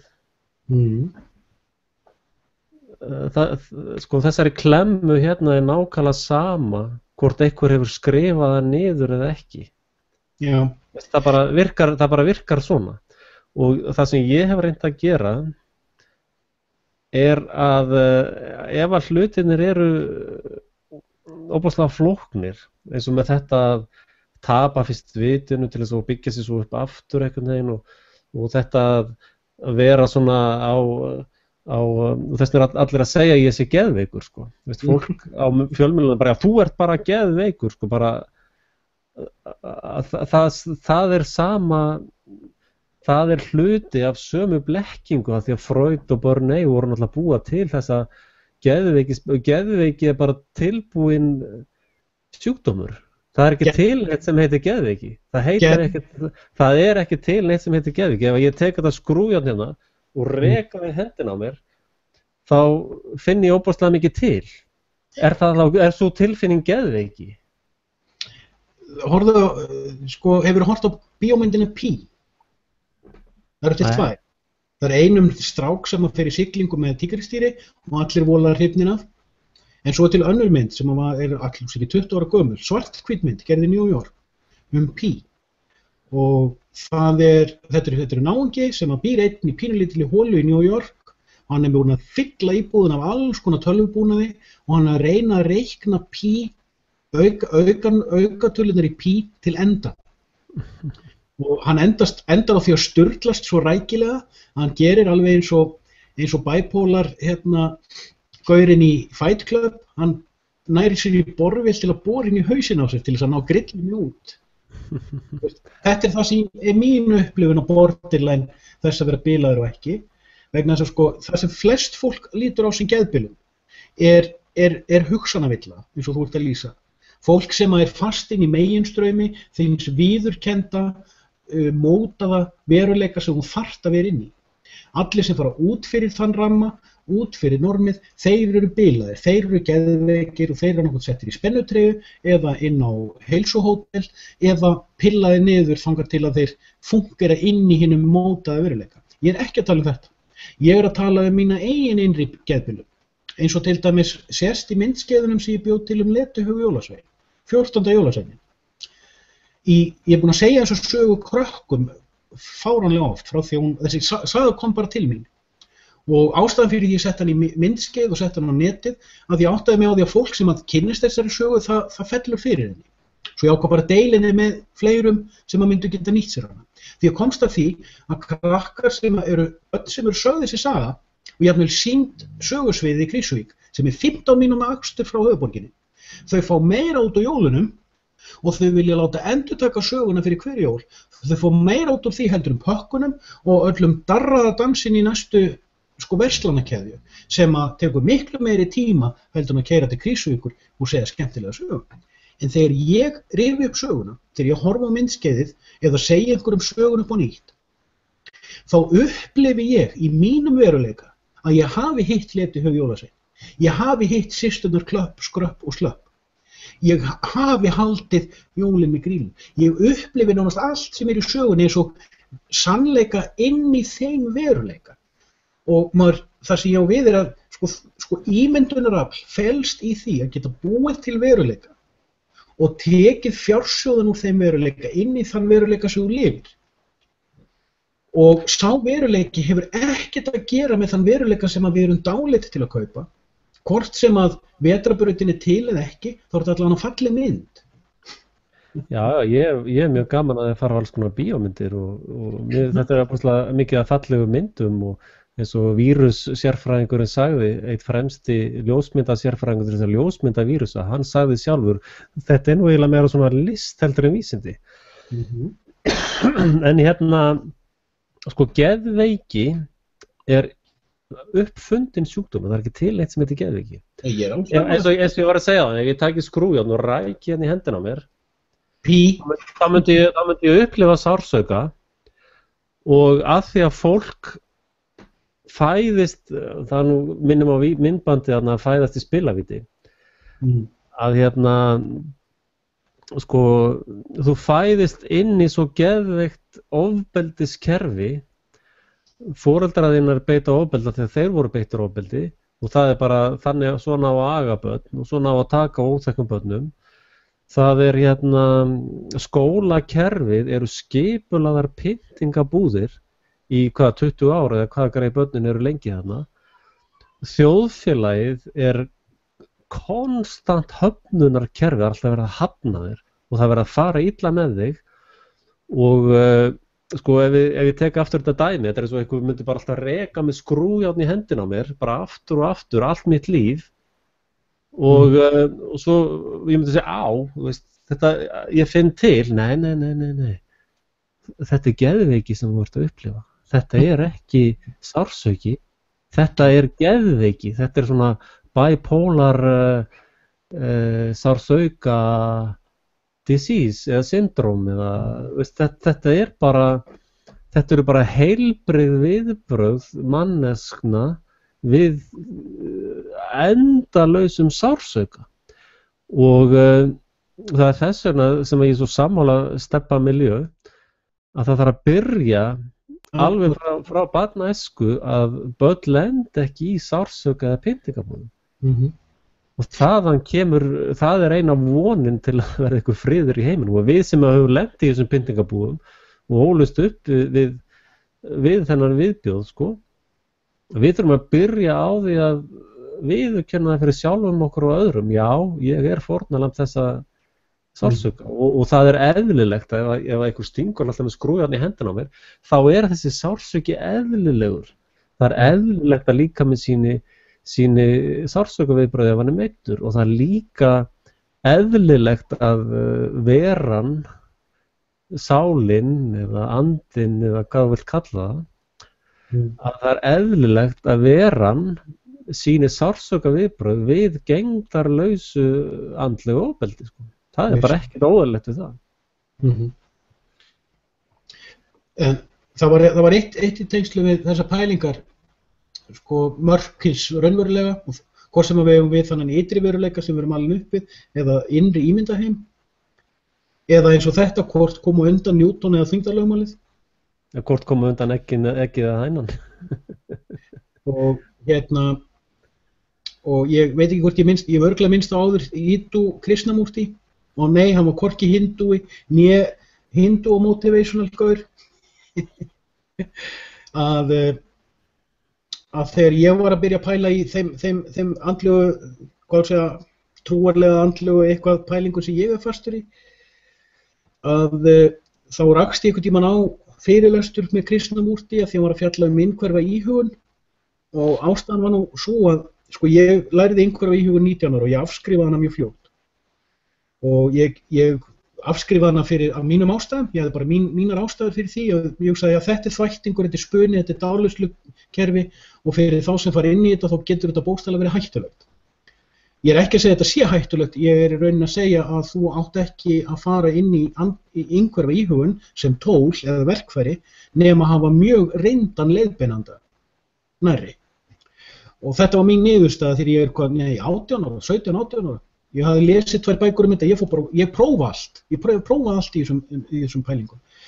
Og hérna, síðan bara held ég bara áfram mitt líf. Ég held áfram mitt líf til þess að læra. Ég að læra, mér alveg sama hvað öðrum finnst það sem ég tala Ég bara að segja þetta hef ég lært, þetta mín skoðun núna, það getur vel verið að hafa allt breyst á morgun. Og hérna, og ég bara tjáði mig það og ég held áfram að grafa. Ég bara að grafa eftir því gulli sem mig langar að finna. Síðan lendi ég í því að var einhver að spurja mig út úr eitthvað fyrir svona 2 árum síðan í einhverju spjalli og ég segi mína skoðun á einhverju íhugun, bara basically að ég að segja hér og svo daginn eftir var ég eitthvað, skildu einhverju fleiri vera á sömu skoðun og ég fer að grúska og það margt af því sem að þegar ég vitni aðra einmitt eitthvað svipað, ég verið að grúski ykkur, ég komist að minni niðurstöðu, þá á ég til að gáðast einhverju fleiri ef við komast að sömu niðurstöðu. Og ég yfirleitt fer ekki, ef þú segir mér farðu og lestu þennan og hann að fjalla eitthvað sem ég hef ekki myndað með skoðun á, þá vil ég ekki sjá að lesa hann fyrir ég er búin að mynda með skoðun. Og svo ég grúska og ég rekst á ágætt viðtal við Krishnamúrti þar sem hann segir basically það sem mér finnst. Og þetta ástæðan fyrir því ég fór að horfa á fleiri fyrirlestra með Gaurnum. Og ég fór að rekast á að hann var að lýsa fleiri hlutum sem að ég hafði myndað með skoðun á þó ég var ekki byrjað að skrifa. Ég skil hvað meinar. Þá allt í einu fatta ég eitt, hvað Krishnamúrti, hann var að kenna fullt af hlutum. Ég ætla ekki að fara að vitni hann, ég ekkert fylgjandi eins eða neins. En allt í einu fattaði ég eitt með Gaurinn sem að ég sá engan af þeim sem að hlusta á hann vera að fatta. Að hann var að taka quantum physics sem er eðlisfræðivísindi og færa það yfir á andlegan veruleika. Hann færði nálgun quantum physics yfir í eitthvað sem hann notaði sem quantum spirituality. Ég hef engan séð skilgreina þetta hugtak fyrir en ég fór að gera það, en ég sá hann aldrei skilgreina hugtakið, en þetta nákvæmlega sama pæling og þú ert að nota þetta sjálfur. Hvort kom á undan, skilgreiningin eða nálgunin, aðferðin eða hugmyndin? Þetta svolítið það sem að ég að tala í mínu veruleika. Mér nákvæmlega sama hvað fyrir utan lofthjúpinn, en ég hef gaman á að horfa á stjörnurnar, ég hef gaman á að sjá hugmyndir annarra, en ég tek engan veruleika sem endanlegan veruleika. Engan. Vegna þess að lífið flæði. Það ekki til leið og þú setur eitthvað í statik. Þá ertu farin að safna þér, já, svona bíl eða svona hús og ég á síðan vald. Nei, þú veist, og þú ert farin að festast inn í einhverjum svona hugarórum. Í mínum augum, ef það til geðveiki, ef fyrirbærið geðbilun til, þá það nútíma veruleiki. Eins og fólk skilur hann. Eins og hinn dáleiti tvívíði hugur skilur hann. Hann geðveiki. Sko ef að, gott sem að segja, gott að þú sendir mér linkin á þetta vídeo, ég get sett það undir hérna hjá mér. Bara morgun eða hvenær sem hendar. En sko það sem að líkingi mín sko að þetta þjóðfélagið og skólakerfið og allt það, að stanslaust verið að meiða þig og þú upplifir bara sársaukan af því þetta hérna ósýnilegt sko. Þangað til þú ert orðin fangi þessa sársauka. Já, svo náttúrulega verður háður sársaukanum sko, þú getur orðið háður sársauka sko. Og það sem ég kannski að reyna að benda á með líkingunum minni og þess vegna var ég að segja að það var svo mikilvægt að framkvæma þessa játningu að það að viðurkenna þetta raunveruleiki sko. Og að viðurkenna að þessi sársauki raunverulegur. Og til þess að díla við sársauka, ef þú upplifir mikinn sársauka, þá fer líkaminn með þig í eitt af varnarkerfum líkamans við gríðarlegum sársauka hallucination, þess að þú fer í svona bara, þú fer í svona alls konar upplifanir og ofskynjanir og líkaminn fer í alls konar funksjónir til þess að hjálpa þér að takast á við sársaukan. Og hvað segir þau? Nei, ekki. Og þar kemur inn allt þetta til þess að reyna að díla við þennan sársauka og hann stöðugur, sko, hann stoppar ekkert og meiri segja það svo twisted sko að þegar þú fer bara út í náttúruna þá finnst þér eitthvað vanta sko. Þú ert háð þessu og abuse sko. Og þessna það sem allir þessi gúrúar og dúrúar og Jesú og allt þetta lið þeir reyna að benda á þetta, nákvæmlega þetta, að sko að ná að díla við þennan sársauka og finna þennan innri frið sko og akta ekki út frá þessum sársauka, þótt hann haldi áfram og þótt hann sé mikill, þess að sagði Jesú sko það skaðið ekkert sem fer inn í líkamann, það bara skaðið það sem fer út á hann. Ef þú bregst við þessum sársauka með því að meiða börnin eða meiða einhverja aðra, þá ertu komin í hlutverk þess sem að var að meiða þig með skrúfjárninu. Þá ert þú farin að fara með skrúfjárn á næsta mann. Og þetta er þessi skammtavitund eða quantum spirituality. Ég hef ekki fundið betri íslenskun fyrir þetta hugtak, að í skammtafræðinni þá veit kvarkurinn ekki hann til fyrir hann að rýtja. Mælingin sjálf hefur áhrif á hvað hann er. Leið og Newton lýsir þyngdarlögmálinu, þá verður þyngdarlögmálið til af því það er búið að fá lýsingu, viðurkenningu og fólk veit ekki. Eitt sem er svolítið skemmtileg pæling, af því að þú voru örugglega heyrt talað bíómyndina The Secret sem var svo vinsæl fyrir svona 10-12 árum. Já, eitt er Alltaf lauma inn að ræta, skrifa það á miða, setja það undir kottan, bla. En það var enginn að pæla í því, það er enginn sem tók eftir, ef þú streitist móti krafti, þá streitist krafturinn á móti þér. Svo fara þeir allir að streitast á móti lýðveldinu og lýðveldið vex. En þetta sem þú ert að segja, þetta upplifi ég alltaf í þessu situasjóni, þar sem það er þessi skrújárn og þessi endalausi sársauki, að ég veit nefnilega ekki, þetta er svolítið til að taka athyglinni frá, menn bara segja, já, skrújárn, já, hvað er það? Hvað er skrújárn? Er það járn og plast? Úr hverju er skrújárn búið til? Hvað er skrújárn? Það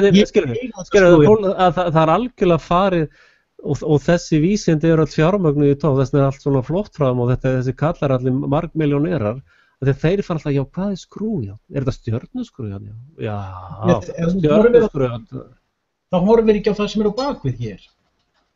Nei, ég er að segja, sko, þú þarft að bara fatta, það þarf í raun, ég meina, er eitthvað sjálfbæðilegi til þess að koma og leiða mér að reka bara í hendina á þeim? Nei. Þetta skilja allir, sko. Já, já. En hérna, ef ég segi, já, en þetta er bara á plast. Þetta er bara plast, sér, þetta skiptir engu máli, þetta er bara plast, þetta meiðið ekkert. Og svo náttúrulega snýðið við og, skilur, að hérna, og svo rætt hendur, já, veist, hvað er hendi? Hvað er það? Er þetta ekki með þessari hendi sem þú gerir allt þetta ljóta? Er þetta ekki syndin þín? Er það ekki hendin? En hvað með hendina? Á hún eitthvað skilið annað en sársauka?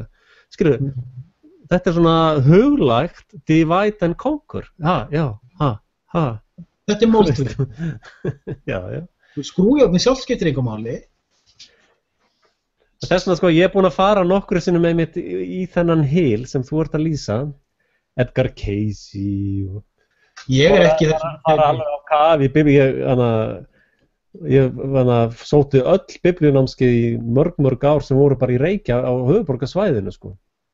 Og bara skipti engum að líka að trúfélagi var, ég mætti bara alltaf fremstur og þannig að ég teki alltaf svona allt í bótt, sko. En hérna,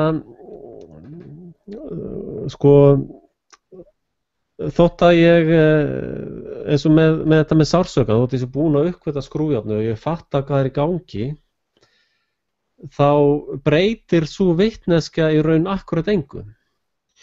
Ég held áfram að meiða mig þegar skrújárnið fer í mig, en hins vegar er ég þá komið vitneskju hvað er í gangi og ég get farið að vinna í því að komast frá áran skrújárninu, sko. Þegar þú varst að lýsa fyrst útgáfuna á skrújárninu, þá datt mér í hug önnur samlíking sem mér er kær, sem að mér finnst vera að segja margan það sama. Taktu nýfæddan fílskálf og þú bindur hann með keðju við staur. Svo verður fílskálfurinn fullorðinn og hann er orðið nógu stór til að slíta keðjuna en hann er löngu hættur að reyna það. Já, það er eins og með hestinn sem stendur við plaststólinn. Keðjan er farin að stjórna hans huga og hún er líka orðin partur af þeim veruleika sem fíllinn sér og það er by design, eða það er hannað þannig og það er eins með sko, svona þvætting eins og The Secret að fólk, það eina sem fólk sjá, já, heyrðu, draumar mínir munu rætast, ég eignast 1.000.000 en það var enginn að sjá hvað raunverulega var verið að segja.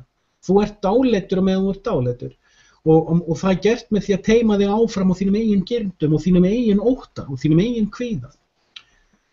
Og allt þetta tala okkar síðasta klukkutíman allar þessar hugmyndir og ég hef sagt þetta áður, ég mun segja þetta aftur, ég mun líklega aldrei hætta að segja það, og ég líkt þessu við syndafalli í paradís, það skiptir engu máli hvert hugmyndakerfið það skiptir engu máli hver skilgreiningin það skiptir engu máli hver orðaflaumurinn leið og þú gefur hugmyndinni gildi, vægi, þá fer hún að stjórna huganinu.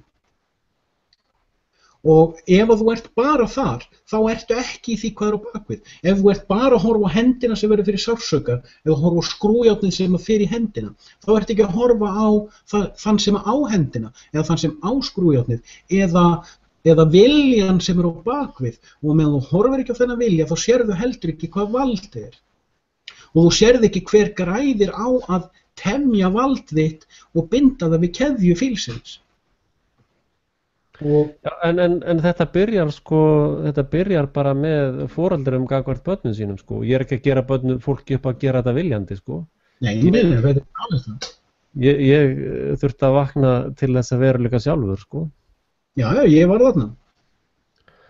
Og þú talaðir eins og með Hílin og Edgar Cayce. Sko frá því ég gekk út á vottunum 23 ára.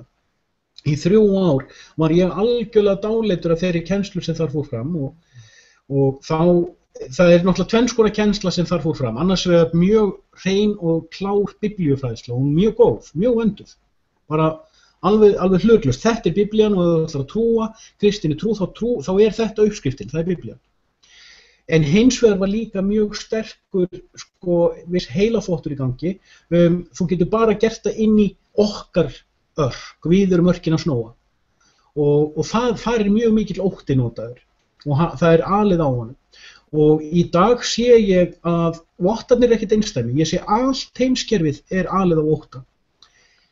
Ég fagna því í dag að ég lærði Biblíuna, vegna þess að hún hefur gefið mér mikinn fjársjóð.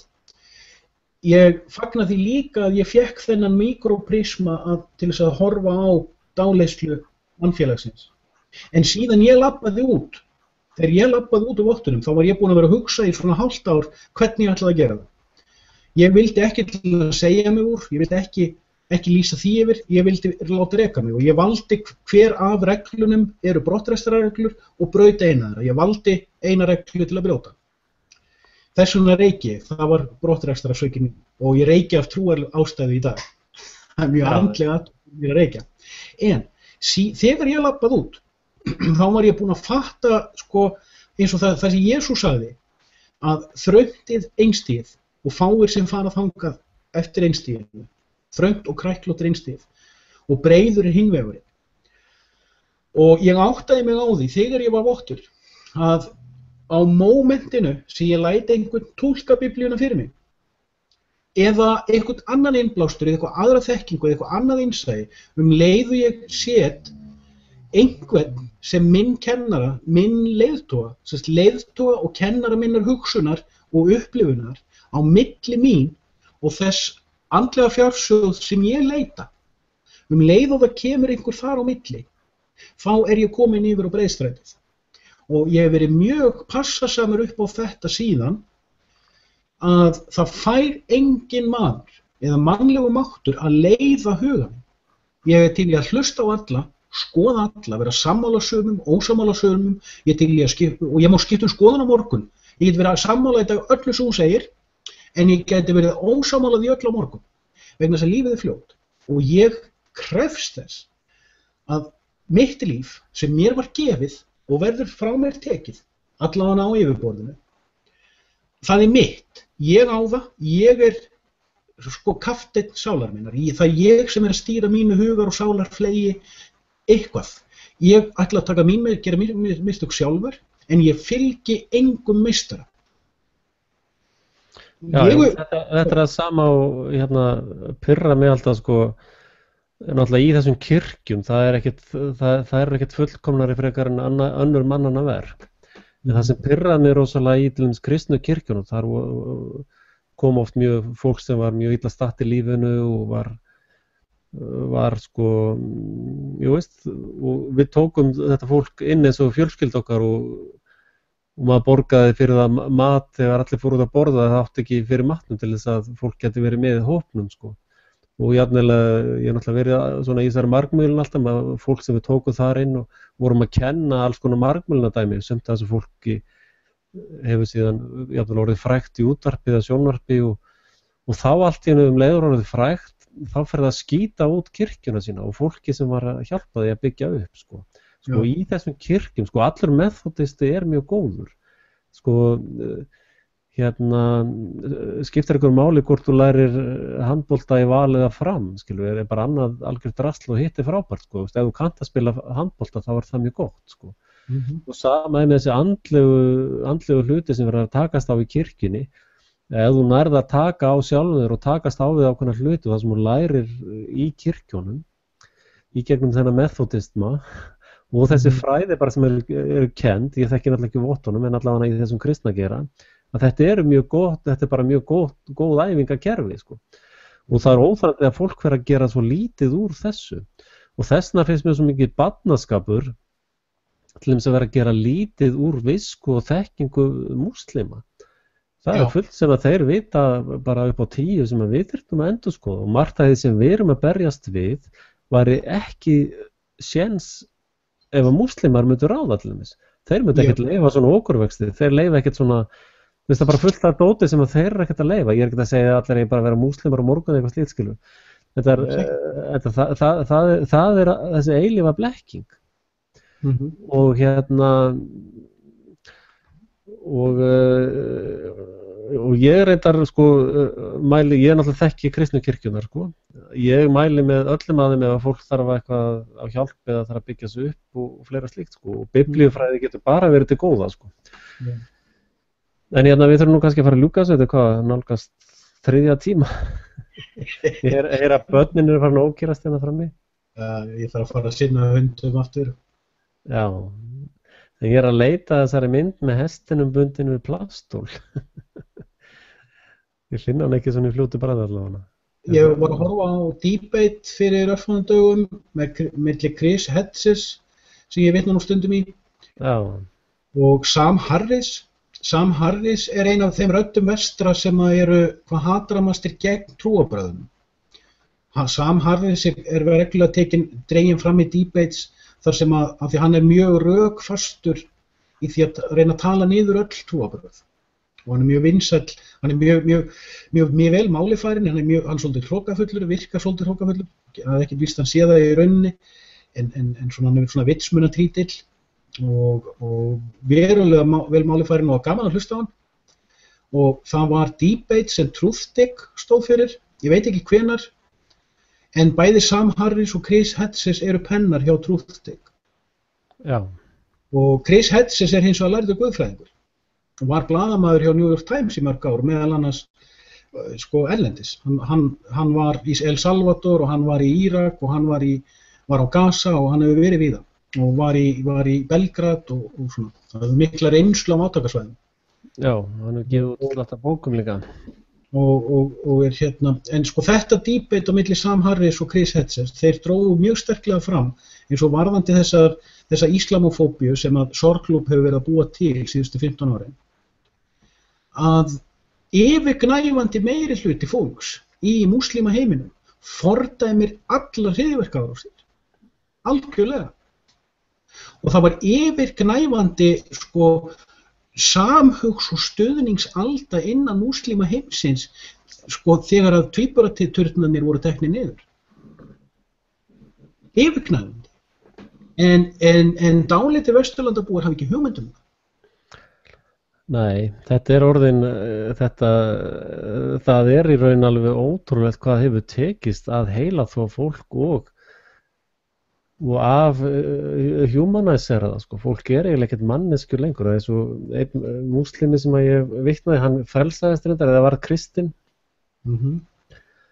Hann læknir, sko, og það var einhver stúlka sem kom inn að það sem hann var læknir og hún var ólétt, sko.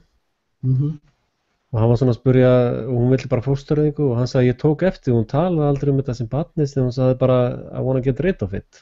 Bara eitt. Hann sagði sko svona, sko, við múslimar myndum aldrei geta talið svona því að þetta líf sem þetta barnið þitt sem voru að tala sko. Þannig að, sko, það sem að sorg, nú köllum við þetta bara sorg hér eftir. Gott innlegg hjá þér, sko. Yey! Þetta átt þú, bara að halda því til haga, að hérna sorg þolir illa múslima, því að þeir eiga ennþá eftir svona smá af fjölskyldu. Miklu meira en það. Ég hef lengi verið á þeirri skoðun að það sem að múslímar það sem múslímar eiga í dag. Já, það er þessi gaur hérna sem við erum að tala með, ekki? Ég þekki þennan ekki. Nei, þetta er ekki svo sem ég er að tala um. Nei, þetta hann er bara annar leik. Ég er að tala um sorg. Ef þú skrifar sorgklúbb, kíkt á myndið á honum. Já, þetta er sama, sko. Hvað heitir sorg á ensku? Í Savalóal. Já, það er bara það er sorg, sorgklúbb, G-L-U-B-B. Sorgklúbb í einu orði. Þú hlýtur af að sé þann í Savalóal. Já. Sorgklúbb er alltaf. Ég var meira tinnakall, sko. Þetta er sorglúp, L-U-B eða? Já, hérna er hann, já. Og þú gerir bara svart eftir myndum? Já, ég er hérna með mynd, það er komið, ég er búinn að finna hann. Þetta er sorglúp. Hann á alltaf tæknina og hann á alltaf peningana og hann á fullt af svona hermönum og hann sappar fólk og gerir það svona steinrunnið. Já, og hann er svona svolítill einfeldningur og svona. Já, hérna er einmitt mynd af honum. Já. Þetta er sorg. Það er þessi gaur hérna sem við erum að tala um. Svo er með svona fínt emblem. Já, en sko hinn er í raun væntanlega stílbrigði af þessu, sko. Það gæti verið. Þetta er náttúrulega úr einni af mínum uppáhaldsmyndum. Já, er hérna og þetta er svo snildar við leikið af þessum gaur hérna, sjáðu. Þetta sér að þessum er. Þessi gaur hérna náði þessu alveg upp á 10, sko. Þú hefur hort á Fifth Element, eða ekki? Já, ég elska þessa mynd, ég hef oft á hana. Já, ég keypti sko DVD og ég horfi á hana reglulega, sko. Og hann var einmitt í þessu vopnabraski, sko.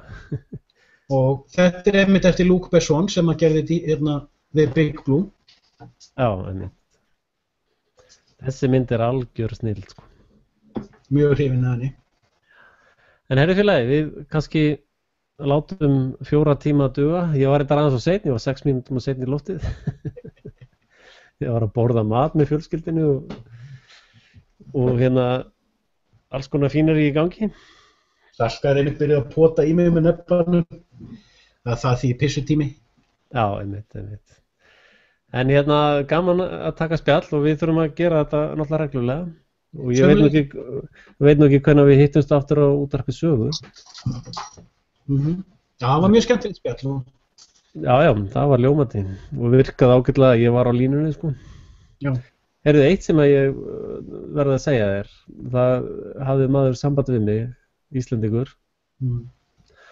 og hann er að fara að sitja í gangs sjónvarpsstöð í Oslo. Ok. Og hann vill fá mig í þáttagerð, sko. Hann er búinn að fá einhverja skriljón billjónir á norskum peningum í þetta verkefni, sko. Og þú ert náttúrulega til í það? Ég er til í alls konar. Náttúrulega er einhver peningar. Ég elska það ef ég get lifað á þessu.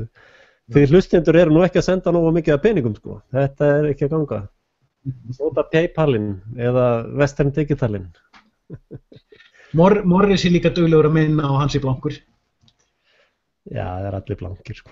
En það myndi, sko, ef að fólk myndi borga 500 kall á mánuði, þú veist, einhver hópur, það bara þýðir ekki að tekja allt aðra stefnu í lífinu, sko. Já. En maður það spurning hvort að maður á að fara á Karolínafundi, þeir hirða á 30% eða eitthvað af peningunum, það er óþarfi, sko.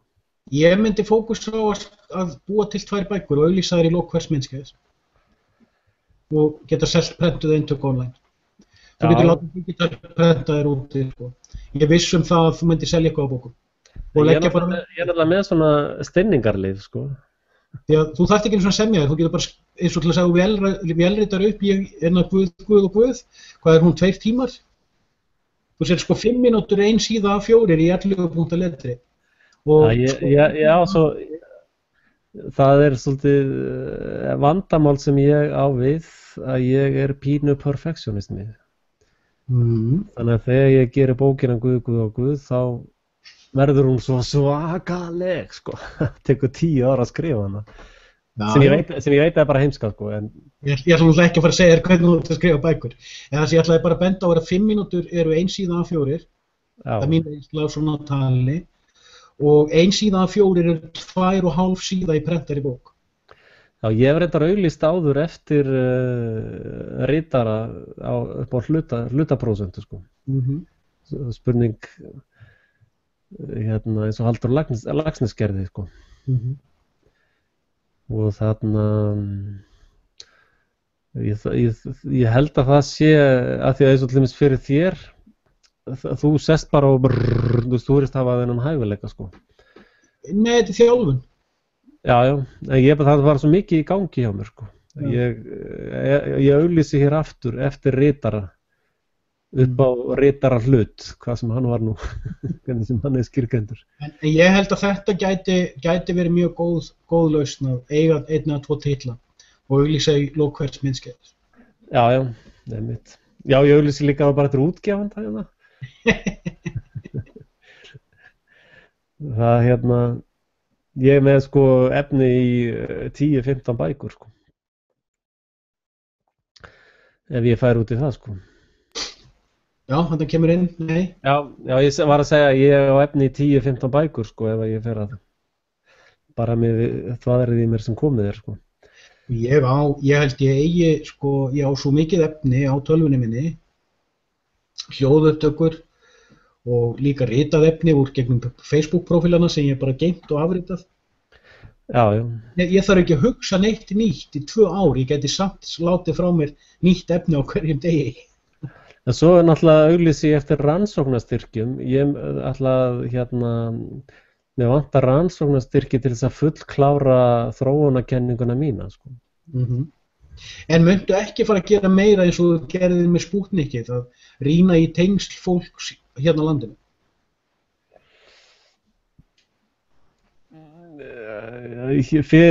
Sko, ég með 2 eða 3 hugmyndir þar sem ég ætla að fara meira yfir ættfræðina og ég með aðgang að mjög fullkomnu apparati á vefnum til þess að fara yfir það. Fyrsta lagi hefur náttúrulega ekki haft tíma. En sko, þú veist, í mafíunni skiptir einhverju máli hvort að Carleone giftur Soprano eða, veist, Giviani. Veist, þetta bara mafía, skilur. Ekki fyrir mér, en ég veit hvernig fólk það eru 3 tegundir af fólki, fólk talar um fólk talar um viðburði og fólk talar um hugmyndir. Já, það líka eitt sem ég reyna að gera, ég reyna að koma feskur inn að, sko, ef að ég var í aðeins fyrir peninga, þá var ég bara að gera ensk myndbönd um kettlinga, sko. Og þess vegna ég svolítið vonsvikinn að fólk en ég vil alltaf þakka þeim sem hafa styrkni, en ég held að ég hafi fengið síðasta styrkin í nóvember, sko, upp á 10 evrur eða eitthvað. Að fólk ekkert alveg sko, fólk óbúslega jákvætt og finnst þetta alveg frábært framtak, en það fylgir þið ekkert eftir í verki, sko. Svo kannski líka stór hluti af þeir sem eru að fylgjast með þér, kannski fólk sem jafn lágt og við. Já, ég áttam á því, en ég meina þú getur tekið 500 kall og sett í umslag og sendt mér 3 mánaða fresti eða. En ef þú væri reglulega að taka á, sko, hverjir eru spilltir, hverjir eru tengdir, að þá fengir þú kannski líka 3-falt meiri áhorf. Já, ég fekk, það var eina myndbandi sem ég fekk var sem hefur farið upp í 5.000 og eitthvað áhorf. Það var einmitt svona, þá var ég með kenningu um einn einstakling sko, og það hentaði svona pólitísk að fara að smera hann hingað fram og tilbaka. Já. Þannig að ég svolítið passa mig að fara ekki í þann leðjuslag aftur sko. Já, ég skil það. Og mér tekst að framfleyta mér með því að taka þessar rispur í Noregi sko. Já. Og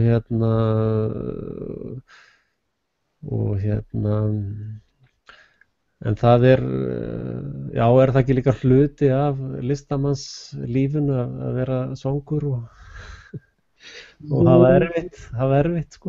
Ég er náttúrulega sjálfur ennþá út á eyðimörkinni og búinn að vera það í nokkur ár. Já. Og ég hef oft verið kominn út á bjargbrúnina. Ótrúlega oft sem eitthvað hefur bjargað mann á síðustu stundu. Ég veit að það eru til margar svoleiðis reynslusögur, margra. Já, en ég reyndar sko, ég hef hafnað vinnu sko, ég gat fengið vinnu núna frá áramótum sko, á krana, reyndar þá í Bergen. Og ég hafnaði því. Við eigum peninga fram í svona apríl-maí sko, þá má ekkert koma upp á sko. Já. Svo ég braut 2 tennur núna jólin. Æ. Það kostar bara að laga eitt, sko það er dýrt hérna, það kostar bara 30 skall að laga eitt svona uppúrbrot sko. 30 skall íslenskar. Þannig að það tekur aðeins í. En það kemur alltaf, þetta nú eitt sem maður hefur úr trúnni sko. Guð skilaði bara þeim peningum á réttum tíma, einhver ágjör af því. Já, stundum það maður læra ákveðna þolinmæði, það er mín reynsla sko, en það er ekkert auðvelt. Það er erfitt. Mér langar að spyrja, hefur einhvern tímann séð myndskeiðið sem ég gerði í fyrra hvað heitir það skiptivinnu? Nei. Það er einhvers staðar inn á annarri rásinu minni. Að ég var að reyna að fá fólk til að átta sig á einu að því vorum að tala um peningakerfi áðan og það er rétt sem að þú ert að tala um. Sko, peningakerfi, fjármálakerfi veraldarinnar hangir á blá þræði og búið að gera í mörg ár. Þó að mogginn sé ekki að auglýsa það er partur af því að það er reynt að halda, sko, verið að reyna að halda bátnum einhvers staðar á floti og ausa úrunum jafnharðan. Að meginmiðlar vita alveg að það borgar sig ekki að fólk fatti þetta. Eins og fólk myndi bara hreinlega fara og taka út þær litlu innisæður sem þeir hafa og þar með dóminúið farið í gang. Já, reynda skiptar einhver máli, sko það skiptar einhver máli hvort þú ert með digital tölu á banka eða peninga, þetta verður allt verðlaust. Það sem skiptir máli er að eiga gull, kaupa gullringi eða Rolex-úr eða... Kannski, ég er samt með ákveðið teika á þessu og það er sko, eins og fólk átt að segja ekki á, svipað eins og vorum að tala um með elektromagnetic pulse áðan. Sko, ef eitthvað gerist þannig að til dæmis landið hér yrði símasambandslaust í viku, það fær allt á hliðina. Ef við eigum mánaðarbirgðir af olíu, mánaðarbirgðir af mat, af því við erum hætt að framleiða okkar eigin mat, nema bara smávegis af kjöti. Og helmingurinn af kjötinu sem er framleiddur hér er framleiddur í gegnum innlent dýrafóður, aðflutt dýrafóður. Fólk er algjörlega orðið fast og svo er þetta bara eins og sko spilltir, ofdekraðir vitleysingar. Leið og pastað er ekki með réttum lit, þá er allt vitlaust í drama. Og fólk er komið úr algjörum tengslum við hinn náttúrulega veruleika. En þarna sérðu sko, gaurinn sem á keyrða saumavél, sá sem á fullt af skóplum, sá sem á fræ til þess að rækta gulrætur og alls konar svona drasl. Þetta verður ríkimaðurinn í svona ástandi. Ég veit það, og ég er ekkert búinn að gleyma því að einu öflugasta þvottavél sem hefur verið framleidd í Evrópu var pólska handsnúna þvottavélin. Þetta voru mjög vinsælar þvottavélar. Og ég tók eftir því fyrir 7 árum síðan að það komist mér sér tísku sumstaðar að fá sér svona handsnúna pólska þvottavél. En það sem ég ætlaði að undirstrika er, og ég var að fjalla um það í þessu myndbandi, hvað er efnahagslíf? Og það er eitt, sko, hvort sem gull er verðmætt eða ekki, fólk veit ekki lengur hvað efnahagslíf er. Og það veit heldur ekki hvað ávísunin, peningakerfis ávísunin er, því seðillinn er bara ávísunin. Fólk veit ekki lengur ávísun á hvað, það heldur að það sé ávísun á eitthvað verðmætt unit, eins og til dæmis gull, en svo ekki. Og ég var mikið að hugsa þetta í fyrra og svo datt ég niður á það, hvað ávísunin, hvað stendur hún fyrir? Og þetta veit fólk ekki og ég reyndi að útskýra það á þessu myndskeiði, það stutt, 5 eða 10 mínútur og unitið sem verið að kaupa af þér, peningurinn þegar þú borgar fyrir eitthvað, skiptir engu máli hvort það $1, 1 gullklumpur eða rafkróna, að þú ert að selja tímaskeið úr ævinniðinni. Það efnahagslíf. Og efnahagslíf, takt eftir því, þú ferð inn í, ég vaknaði til vitundar þetta þegar ég fór fyrst í Sikileyjar. Mín fyrirverandi frá borg sem heitir Catania á Sikiley. Þetta 600.000 manna samfélag. En þú keyrir þarna inn og þú sagði, hvar álverið? Já, hvar eru togararnir? Hvar iðnaðurinn? Á hverju lifir þá fólk? Og þá fór maður að hugsa, hvað efnahagslíf? Hvar sprettur það upp? Og það sprettur upp þar sem fólk býr til eitthvað og skiptist á einhverju og unitið tími. Unitið tíminn sem fer í að gera hlutin. Og þegar fólk skilur þetta aftur, ef það myndi skilja þetta, og ef það myndi skilja að það getur handskrifað það sem heitir á ensku IOU, ég skuldaviðurkenningu. Ávísun peningaseðill skuldaviðurkenning á tímaeiningu, en ekki, það búið að vera að líma upp okkur í að horfa á peningin, horfa á gullið, horfa á hver ræður, en þú ert ekki að sjá að þú ert lifandi náttúrulega.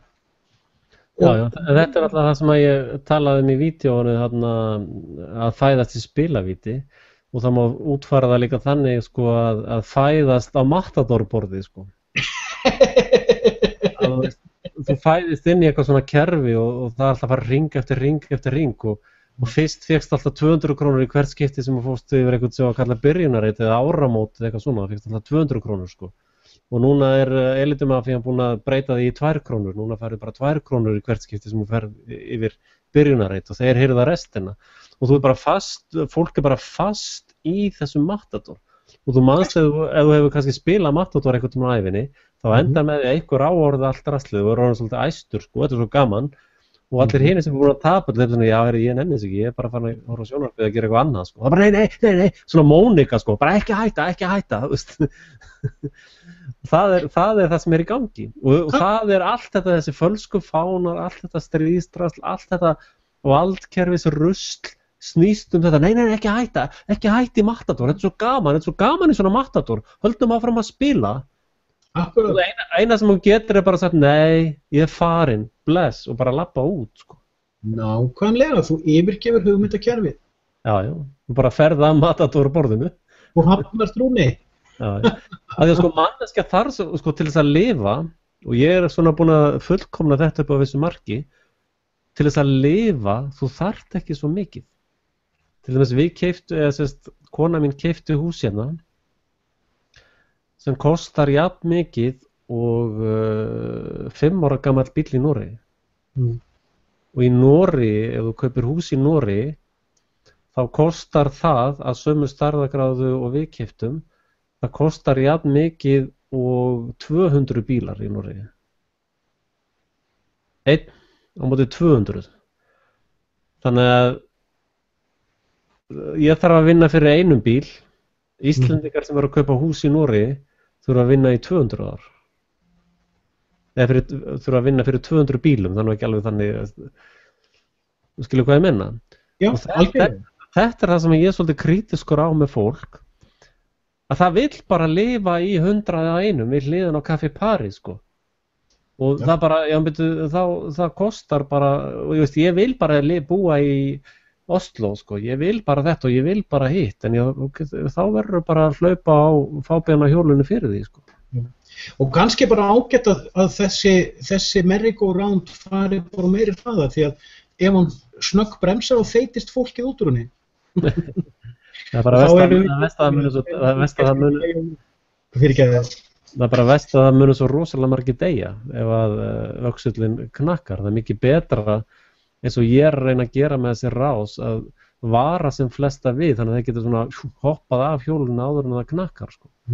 Til dæmis fólk sem að flytur á eitthvað krumma, eins og ég sá nú að tala um eitthvað gaur sem að flutti á eyðibíli. Hann hefur vatn og veiðir í sjónum og hann hefur allt sem að það þetta snilld, sko. Hvar hann? Hver þetta? Þetta var í blöðunum bara núna nýlega.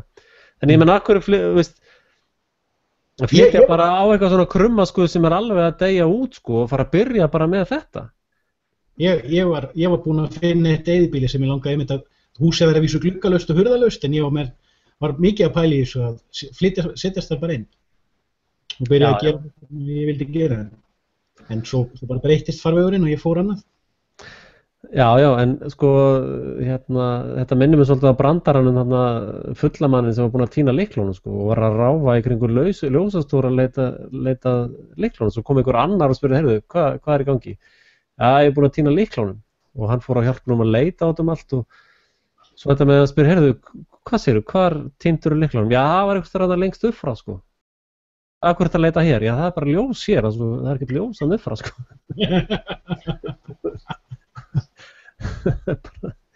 Veist, fólk er bara í 101 að því að það er einhver spenna, sko. Eða eitthvað. Þetta minnir mig aftur á þetta eins og með The Secret og skrifa draumana sín á miða og býða eftir þeir rætist. Segðu það við fólk í fangabúðum. Hvað segirðu? Eins og fólkið sem að trúði bókinni og bíómyndinni The Secret og fór að skrifa niður drauma sína og býða eftir þeir rættust. Þegar ég heyri fólk segja svona, já, bara hafa á hreinu hvað þið dreymir og hvað þið langar og hvað þið þráir og það mun rætast. Og þá svara ég gjarnan, segðu þetta við fólk í fangabúðum. Já, hérna kemur einn með kritik undir hjá okkur, hann segir, sko, þið talaðu að verðmæti ef allt færi til fjandans rafmagn og skortur og vörumyrði vandamál, þá samt eitthvað sem heitir viska frá fyrri tíð, hvað skal gera? Þrátt fyrir að fólk fífl, þá mun samfélagi halda áfram og sjálfborgarvitlunin mun halda áfram. Þetta er ekki rétt.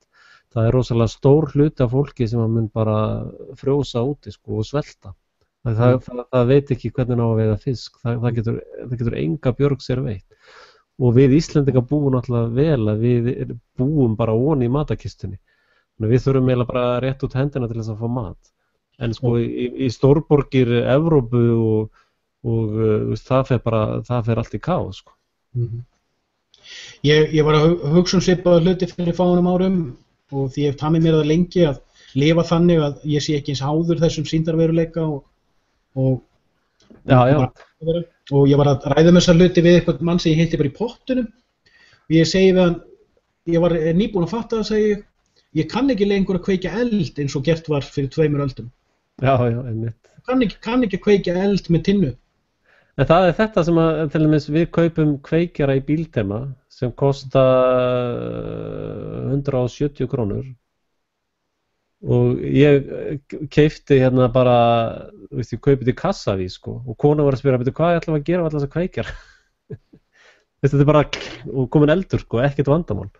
Og til dæmis hrísgrjón, við keyptum hérna töluverða slatta hrísgrjónum, sko.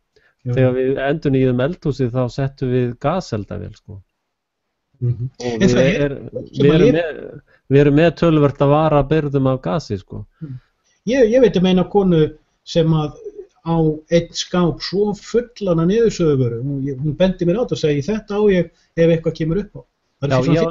Já, líka töluvert af niðursöguvörum, sko.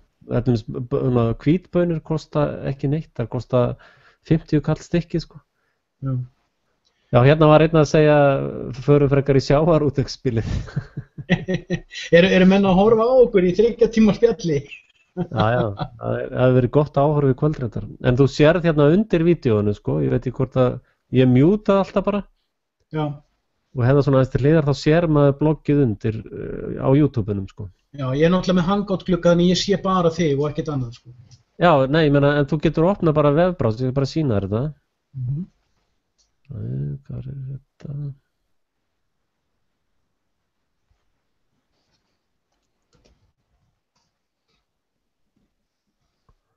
Já, hérna er þetta. Inn á Plus. Nei, bara hérna sjáðu. Sjáðu hérna. Sjá, hérna bara vídeóið sem liveið, sko, hérna, sem bara linkurinn sem ég sér eða vídeóið, og þar undir sko kommentað. Já, alveg fullt af 5 watching now, það bara nokkuð gott. Allir við erum nú örgulega taldir með í því. Já, það getur nú verið. Reyndar, ég sennilega ekki talin af því að hann blokkar IP-adressuna mína, sko. En hérna, já, og þú getur opnað hann að glugga, sko. Ég mjúta bara, eða ég stoppa vídeóið hérna. Sér ef ég kveiki hérna, þá byrjum við, sko. Já. Hefur fólk gaman af því þegar við erum að bulla svona? Já, þessi vídeó að fá svona milli 100 og 150 áhor, sko. Ég sá þarna mynd af Anonymous. Já, hvar var hún, segir þið? Ég sá bara í svona suggested videolista. Eftir að Anonymous hópurinn sýndi viðbragð við Charlie Hebdo, það enginn vafi í mínum huga að Anonymous CIA dæmi. Já, það CIA, Mossad, NATO rugl, sko. Og ég var búinn að minnast það áður, sko, að þetta væri, og þú veist að allir tölvuvírusar eru framleitar af þessum aðilum. Já. Og veist, þetta er mafía, sko. Þetta eru glæpamenn og það á að díla við þá sem slíka. Og þú veist ekkert hvaða njósnadæmi fara í gegnum sko vírusavarnirnar. Þetta er allt saman á hardware level, sko. Veist, það er bara ljósaperaðin er að læra þið, sko. Talandi það, sko, Java forritunarmáli var hannað einmitt með það fyrir augum að það væri til stýrikerfi fyrir öll raftæki. Nákvæmlega. Það er silently hægt að tala það. Þetta er 95. Þú segir sko að 98 þá eru menn eiginlega hættir að tala það. Huss, þetta má ekki tala. Já, en þú þarft að átta á því sko að svo tækni sem að við vitum, svo tækni sem svona í umfjöllunni, hún er svona cirka 30-40 ára gömul, eins og við vitum drones, það sem verið að drepa fólk. Já. Þeir eru komnir með, og það er töluvert gömul tækni, þeir eru komnir með sko military robots. Þannig að þeir þurfi raun ekki að senda þennan mannafla í stríði lengur, þeir bara gera það þeir vilja drepa það pakk líka, sko. Þú þarft ekkert mannskap í skriðdrekana lengur, þú hefur alla tækni til að hafa þá fjárstýrða og sjálfvirka. Já, þeir eru komin með miklu minni græjur, sko. Og þú veist hvernig drónarnir eru, sko, þeir stýra sig sjálfur eftir GPS. Já. Þannig að ef þú ert operator á drón, þá bara ítir á takka og þá ertu komið stjórn á þessum drón og svo bara tæmur hann, sprengir. Og svo bara ítir á takka og þá er hann laus, sko. Svo ítir á annan takka og svo sprengir. Sleppir, tekur annan, skilurðu. Og þeir sjá að koma sér heim og lenda og allt slíkt, sko. Og það er það sem Alex Jones hefur til dæmis verið að segja. Hann er Bill Hicks, vinnur okkar. Hann hefur verið að segja, sko, að elítan stefna á það bara að fara onni í þessi neðjarabyrgi sem eru mikið í Indlandi og flera slíkt. Við þurfum að skrifa niður hvar það er þannig að við getum steypt yfir þau. Það er hoax. Það er til þess að við horfum í vitleysátt. Þeir eru ekki undirbúið þetta. Þeir eru mikið í Noregi, veit ég til dæmis. Það er bara hluti af elítunni sem eru sendt neðan það er mikil undirbúningsvinna í því að reyna að koma upp stöðum á tunglinu og jafnvel geimstöð. Þetta hef ég úr átt sem ég get ekki sagt þér frá. Það hefur enginn farið til tunglsins, það er bara hoax. Það sagði ég ekki. Ég sagði það ekki. Ég sagði að þetta væri verið að vinna í þessu og undirbúa þetta í fúlustu alvöru. Já. En hérna, sko, já, hvort sem þið farið til tunglsins eða ykkur space station eða hvað sem þið gera, eins og Moonraker, hérna með James Bond, að hérna, þá er planið að þeir fara í sitt skjól, Sorg mun fara í sitt skjól, og síðan er þeir að tala það að róbótarnir séu automatískir, sko. Að þeir sem sagt fylla sig þá af eitrið að því sem það þarf að drepa og síðan bara sjá þeir sjálfur að drepa og síðan fara þeir aftur og lóta sig með eitrinu að þetta sé að ná fullri automatization að drepa, sko. Og þá geta það bara tekið eitthvað land eða veist. Já, það er það sem er að tala um. Ég er ekki að segja að sé þannig, ég er bara að segja hvað Bill Hicks hefur sagt, sko. Ég kalla hann bara Bill Hicks hér eftir, sko. Eða Alex Hicks. Það skiptir akkurat engu máli hvort hann Bill Hicks eða Alex Jones, það skiptir engu máli því að ég veit að upplýsingarnar hans eru litaðar og ég hlusta á hann með því eyra og hann ofta sko, til þess að fá trúveruleika þá hann ofta að segja sko, því lík leyndamál sko. Og hann svo opna stundu fyrir mann huga og síðan kemur bara, heyrðu vinur, þarftu nú ekki að fara að fá þér hérna mail vitality eða eitthvað. Veist þetta ekki eitthvað? Ég ekki talandi eins og tunglið, sko. Ég hef skoðað svolítið þessi konspiratív-vídeó tunglið og annað. Ég hef ekki myndað með skoðun á því ennþá, en hérna, jú, ég hef reynda skoðun á því, en ég hef ekkert verið að fjalla það. Það ekki mikið fjallað það í meginstraumnum að Kínverjar á fleygiferð til tunglsins og þeir eru búin að skjóta nokkrum tilraunaskotum ómönnuðum. Já, það ekkert mál að fara ómannaði til tunglsins, það nánast ómögulegt að koma þeim á náttfötunum eins og þessir búningar eru bara eins og nærbuxur sko. Og þeir eru geislun í hérna, hvað heitir það hérna sónið? Higgs, nei hvað heitir það? Það heitir þetta kallinu sem fann það upp. Það er radial zone sko. Ég man ekki nafnið í augnablikinu. Nei. Þetta bara hágeislun sko. Þetta bara lífshættulegt á nokkrum klukkutímum að fara þarna í gegn. Og NASA segir það allt í lagi vegna þess að geimflaugin fer svo hratt í gegn. Þetta ekki nema korter sem þeir eru expósaðir. Já, einmitt. En ég sé að eitt segir hérna að við séum miklu skemmtilegri en RÚV sem ég kalla Screwview. En það komur einhverja spurningar hérna sem við náum ekki að svara í kvöldreitar aðeins París og CIA og þetta og að Alex Bill Hicks. Ég búin að vera að fylgja Frelsi TV í síðustu dag, ég hef verið að bíða eftir update og Charlie Hebdo frásöguna þína að taka á því og eitthvað verið upptekinn. Já, þú sérð líka sko að þegar mál eru full upplýst þá sé ég sjálfur sér ekki ástæð að fjalla meira það. Ég velti fyrir mér að gera vídeo og fara að benda á þetta annað vídeo sem ég sýndi þér.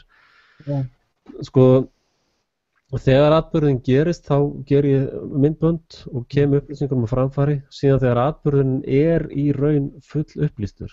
Ef þessi 3 myndbönd sem ég gerði duga þér ekki til þess að átta að þetta full upplýst og þetta sem ég að deila á Facebook í Frelsi TV Facebookinni, linka frá öðrum, ef að þetta dugar ekki til þess að sjá hóksið, þá er ekkert meira sem ég get gert fyrir því, hvað sem sko. Þannig að ég hef ekki verið mikið að já, ég hef ekki séð alveg tilgangið því, sama með 911, ég nánast ekki nefnt að gera neitt 911, ef þú fattar það ekki, þá get ég ekki hjálpað þér, sko. Já, ég spurði nú bara, að því að MH17 fekk svo mikla athygli og þetta náttúrulega líka, og eins og þessi grein sem ég skrifaði var alveg víral í 2-3 daga. Já, svo þarf fólk að átta sig á því, að eftir þessi 3 myndbönd, ég held að fólk átti sig ekki á því hvað fer mikil orka hjá mér í þetta. Ég er búinn, sko.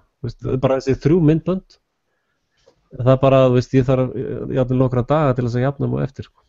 Já, ég trúi því því trúi ég vel en allar eitthvað að kíkja á þetta með samsærið varðandi Malaysia Airlines og Trans-Pacific Agreement finnst þér þetta áhugavert efni? Já, ég deildi reynda myndbandi daginn Malaysia. Malaysia er bara í djúpum skít sko, það er verið að fara illa með landið sko og þetta var til þess að hvort það var til þess að stjórna atkvæðum þeirra í sambandi við Palestínu, þetta var svona alveg pólitískt sko og þeir eru alveg í hálstaki hjá þessum sorggrúpu sko. Því mér finnst það svo áhugavert og það er gott fyrir fólk að átta sig á því, varðandi Charlie Hebdo, hvað þeir eru tilbúnir að ganga langt. Þannig að sko, ég sagði á þann, já, þeir eru að reyna að finna út hvort þeir geti búið til kolóni á tunglinu. Hinn venjulegi hugum myndi segja, nei, það er nú bara fáránlegt, það er alltaf langsótt. Fyrir utan þetta með, já, Van Allen-beltið. Van Allen, þarna kom það. Sko, hinn dáliti hugur segir, já, nei, þetta getur ekki verið, já, nei, þetta getur ekki verið, já, nei, þetta getur ekki verið. En jú, þeir geta einmitt tekið heilt þjóðríki kverkatæki. Þeir geta tekið alla Evrópu kverkatæki eins og þeir að gera núna. og þeir gætu tekið litla Krútaland í Atlantshafinu Kverkataki líka.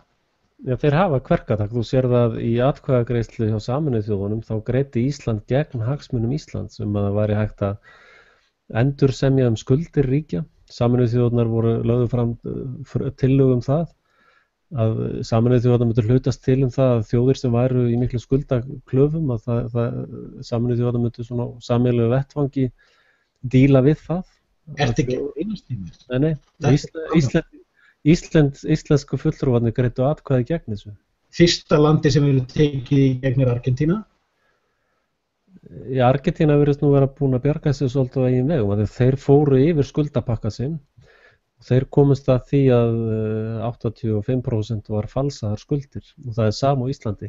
85% til 90% af skuldum Íslendinga eru falsaðar skuldir. Var þetta þá bara núna í vetur? Ég hef ekki fylgst með Argentínu síðan í vor. Ég hef ekkert verið að fylgjast með. Nei, þetta gerist fyrir 10 árum í Argentínu. Sko. Já, nei, þá ertu misinformed. Hvort það var fyrir 5 árum eitthvað slíkt, sko. Það var þarna einn hedge fund í Bandaríkjunum sem fékk dóm í New York, sko, að þeir þyrftu ekki að ganga þessu samkomulagi, þeir sögðu bara, jú, víst, skuldirnar okkar eru lögmætar, þær eru ekki falsaðar. Og dómar í New York, við vitum hvar hann er á launum, væntanlega. Þetta gerist fyrir svona 2-3 árum, held ég. Hann sagði, já, þessar skuldir allar er góðar og gildar. Já.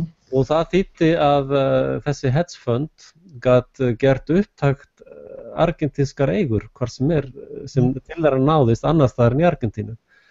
Og þessi hrækamarsjóður, hann kyrrsetti flugvél einhvers staðar, argentíska flugvél. Bara kyrrsetti hann og sagði að við tökum bara við henni og við erum með þennan dóm frá. Og þetta var svaka fíaskó í kringum þetta, sko. Já. Og Argentínu með náðu að snúa sér út úr þessu einhvern veginn. Við þurfum að rannsaka þetta betur. Ég var bara...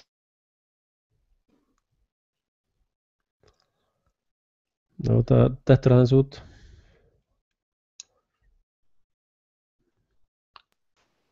Dast aðeins út, Guðjón. Já, þú ert komin inn aftur. Ég man ekki hvað heitir, af því að þetta bara svona fór fram hjá mér. En sko Argentína var þarna í kringum 2001 að sparka í IMF, Alþjóðagjaldeyrissjóðinn, og þeir biðu bara rólega í 10 ár með þessa hrækamarsjóðsfléttu. Þess er ég að segja, sko, við getum lært svo mikið að Suður Ameríkumönnum að þeir náðu að snúa á sorg, sko. Og Rússar virðast vera alveg á móti þessu sorgkjaftaði, sko. Og svo ýmis ríki,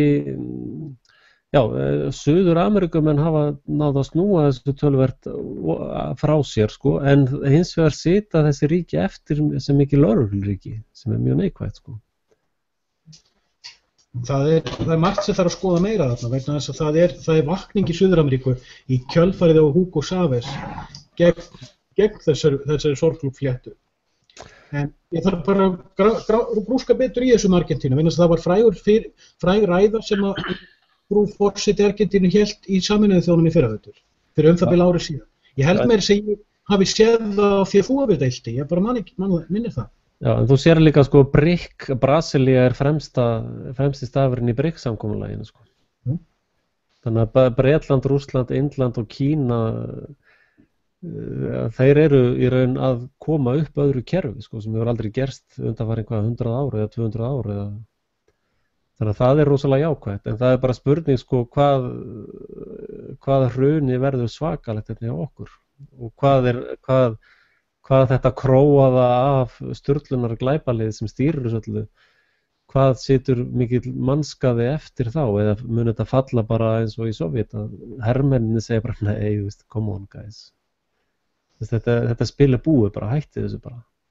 Þú veist að okkur Reza Pahlavi flúði Íran á sín tíma, 79, vegna þess að herinn neitaði að skjóta á fólk, uppreisnarfólk. Já. Og sko, í raun til dæmis eins og fyrir Íslendinga, í raun er miklu skynsamlegri fyrir Íslendinga að læra af múslimaríkjunum sem hafa verið að díla við þetta í langan tíma, þess að nýlendustefnu sorg, sko. Og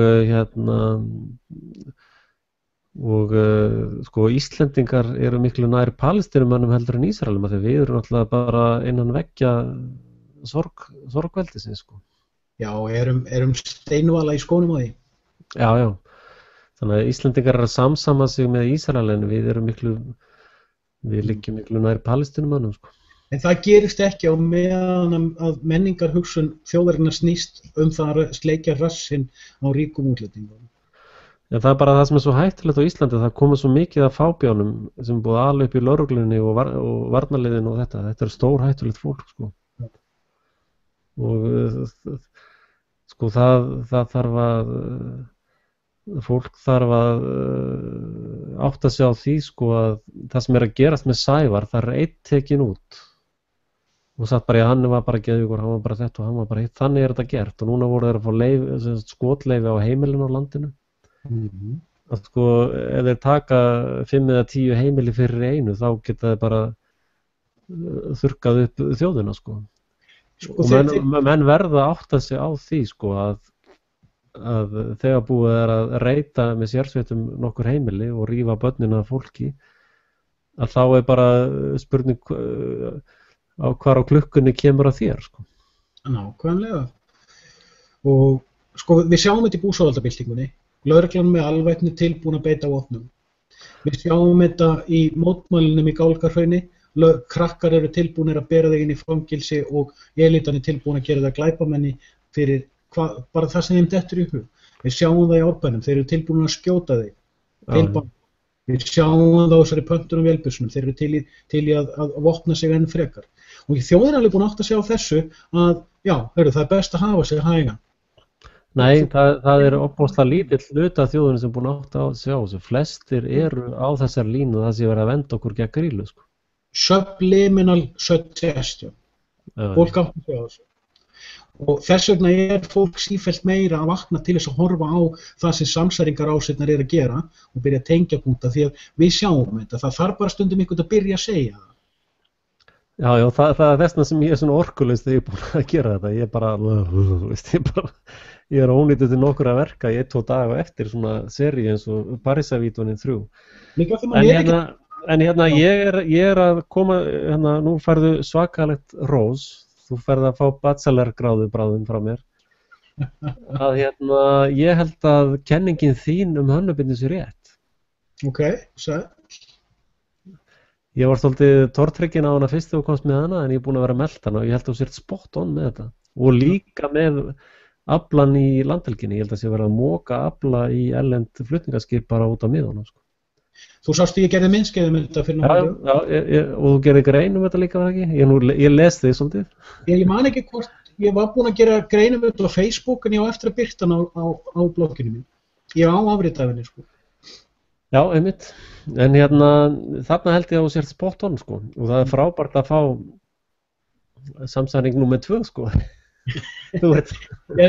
Ég sagði það fyrir kvöld að það eru farnar að birtast inn á Heimberg.is og ein samsæriskenning bara sem að vaknar þegar ég er að fara á kontan kvöldi bara. Já. Ég er að hlusta allt og mikið á Axel. Já, einmitt. En ég hveti áfram á þeim vegi og það er rosalega gaman fyrir mig að sjá það sem þú ert að gera, sko. Okay. Hveti absolutt áfram. Og maður brýnir mann og annan, sko. Já, algjörlega. Svona samræður eru mjög góðar fyrir fólk sem er að pæla á grúska. Já, ég horf alltaf á þetta aftur, sko. Eins og ég segi, ég er aðeins í útsendingu og þannig að ég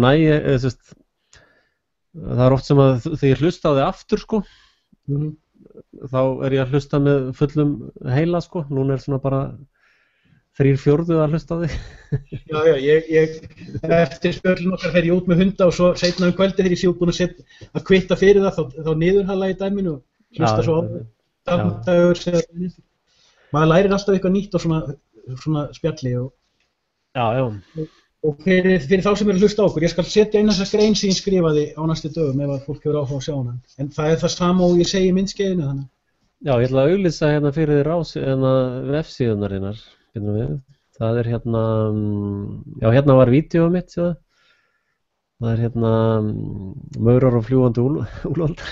Já, það er mjög gott fyrir fólk að horfa á það. Þetta er mjög vinsælt. Með hvað, 850, það er nú reyndar ekki mikið. Já. En það er hérna logostál.com síðan eitthvað sena að koma upp. Já, hérna kemur hún. Og hérna, gott hérna New Articles, ég nota þetta rosalega mikið þar. Spurning hvort þú hafið þetta ekki bara forsíðuna? Já, það var bara hugmynd. Þetta líka funkar vel, sko. Og svo ertu með hérna Hreinberg.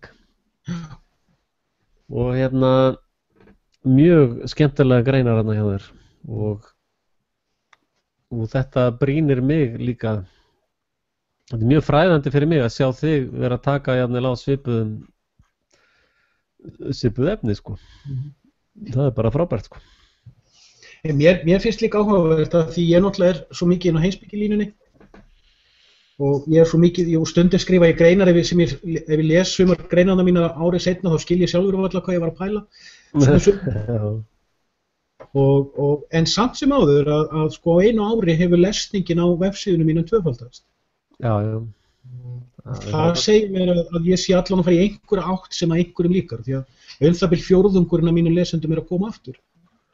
Já, en svo er hérna sem að ég hef ekki náð að sinna nógu mikið, það er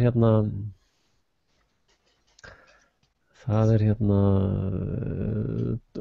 trúarsíða mín, Super Jesus, sko. Og Súrás, sko, ég nánast ekki komist, ég hef gert 4 myndbönd þar. En máli er það að á ensku rásunum þá fæ ég tekjur, sko. Reyndar er það ekki mikla tekjur en það er allavega eitthvað, sko. Þannig að ég hef líka áhuga á því að vekja aðeins kristna heiminn af sínum gyðingdómi.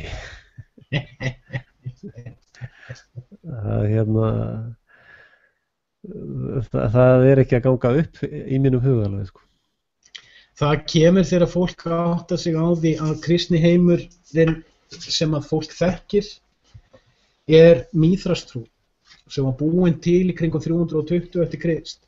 Hinn raunverulega kristna trú mjög erfitt að finna hana. Þú þarft að kafa mjög djúpt og maður þarf að kafa sjálfur til að finna hana. Þetta er mín sýn náttúrulega. Já, þessi trú var alltaf skrifuð sem hérna kontrollkerfi en ég held að sko frækornin sem að Jesús skildi eftir að þau séu mjög mikilvæg og þá það bara að hreinsa þau, þetta er svona perlu sem þú situr hon í skít, sko. Já. Og þetta taka hann upp á skólan aðeins, sko.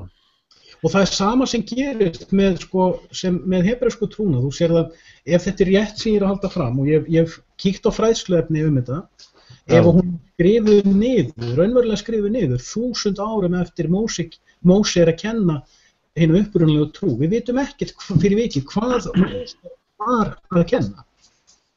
Við vitum Þetta var allt sem að skrifa löngu seinna, sko, en samt þetta, sko, konseptin komust aðeins í gegn, sko. En ég ætla aðeins að hrósa, ég gerði þetta logo 2004. Mikið rosalega vænt þetta logo. Mér finnst það algjör snilld, sko. Og ef ég fæ að plugga aðeins meira, herra Guðjón, þá er ég einmitt með inn á vefsíðunni minni, þá er ég með þá er ég með link inn á það sem að fólk getur keypt þessa bóli, sko. Og það hefur enginn keypt ból einu sinni. Það er voða mikið væl í mér í kvöld, sko. En 106.000 views, það er flott maður. Mjög flott. Ég sé þarna á rásina þína. Já, ég er að komast í 106.000. Það er bara stanslaust áhorf, sko. Bara að gera að deila rásina áfram. Já, fólk er líka, það er að koma nýjar inn og þeir fara alveg lengst aftur, sko. En það er þessi rauði hnappur hérna, sko. Ég var nú búin að plugga þetta áður, sko.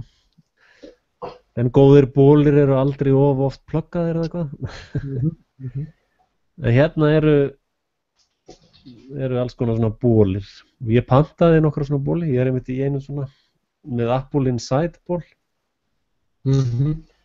En hvernig væri þá að gera eins og ég var að stinga upp á með bókina, vera alltaf með 15 sekúndur í lokin eða 5 sekúndur í lokin þess að þú bendir á að fólk geti fengið þetta. Þetta kemur bara þegar það kemur, ég er nú bara svona aðeins að minna á, sko, fólk finnur það bara hjá sér hvernig er tími að gera eitthvað. Fólk er líka svolítið svona, fólk er ennþá svolítið vörð gagnvart mér og rásinni, sko. Fólk er svona aðeins á bremsunni, sko. Það er ekki alveg viss hvort ég sé svona gjörsamlega geðveikur eða hvað. Það veit ekki, er það rétt að þessi gaur er bara alveg kakalagú?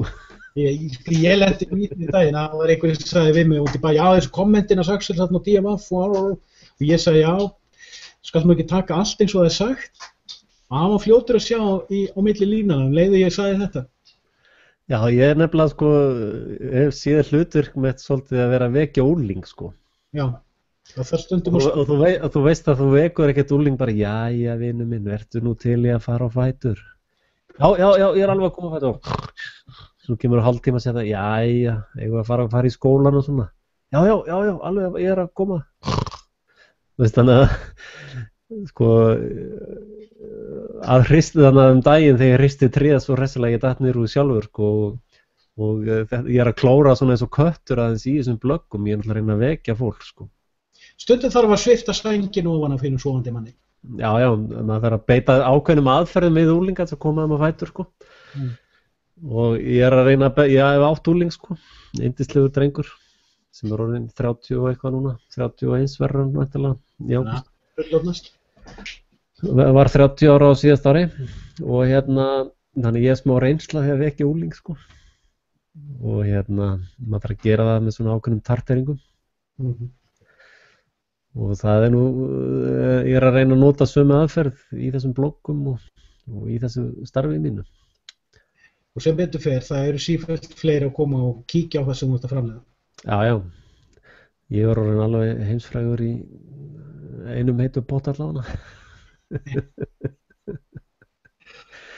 Það var ekki Björk sem sagði til þess að vera heimsfrægur á Íslandi þeir þurfa bara að labba nakin niður Laugaveginn, þá varum búin að ná því markmiði. Jú, það er ekki langsagt. En eins og ég segi, ef ég væri nú að vinna fyrir mig, ég tel mig vera að vinna þjóðþrifa vinnu fyrir Íslendinga. Ef ég væri ekki að vinna fyrir, ef ég væri að vinna fyrir sjálfa mig, þá væri ég að gera kettlingamynd, sko. Já. Það er rosa gott upp úr því að hafa og ég væri alltaf bara að vinna á ensku rásunum því að Google borgar ekki á íslensku rásunum. Ég fæ ekki, það er svolítið galli, sko. En ég læt reyndar auglýsingarnar að keyra, sko. Þeir kannski opna svo allt í einu fyrir það bara, sko. Ertu þá að meina Google AdSense? Já, Google AdSense, sko. Þeir samt að því að ef ég myndi setja enskan text á öll vídeóin til dæmis, þá fengi ég tekjur, sko. Já. Ertu þá, þarftu að vera búin að skrá YouTube-rásina inn í Google AdSense? Já. Og þarftu absolutt að vera búin að því. En þú getur til dæmis á síðunum þínum, þú getur sett auglýsingapakka þar með AdSense, sko. Sko ég er með AdSense á ensku síðunum, en ég veit ef ekki pælt í því hvort AdSense virkir á YouTube-rásinni, ensku rásinni. Nei. En það er í... Já, það er hliðaborða hérna. Já. Já, einmitt. Ég er með 3 borða á hverju síður. En þú mátt ekki sitja á íslensku síðuna eða hvað? Jú, það er bara, ég er með annað kerfi þar sem ég gerði sjálfur. Já, en það getur verið þeir hafnið, sko, því þeir vilja vita hvað efnið er, sko. Já, þeir hafnaði þú bara. Já. En það var skýrið þegar ég tengdi ensku síðunar, ekkert vandamál, svo var ég að tengja íslensku og þá kom höfnun, sko, og skýringi var við skiljum ekkert hvað þessi vídeó er, sko. Það var, sko, ég var tíma með AdSense á íslensku síðunum og það var allt í lagi en svo var ein síðan sem datt út af einhverju.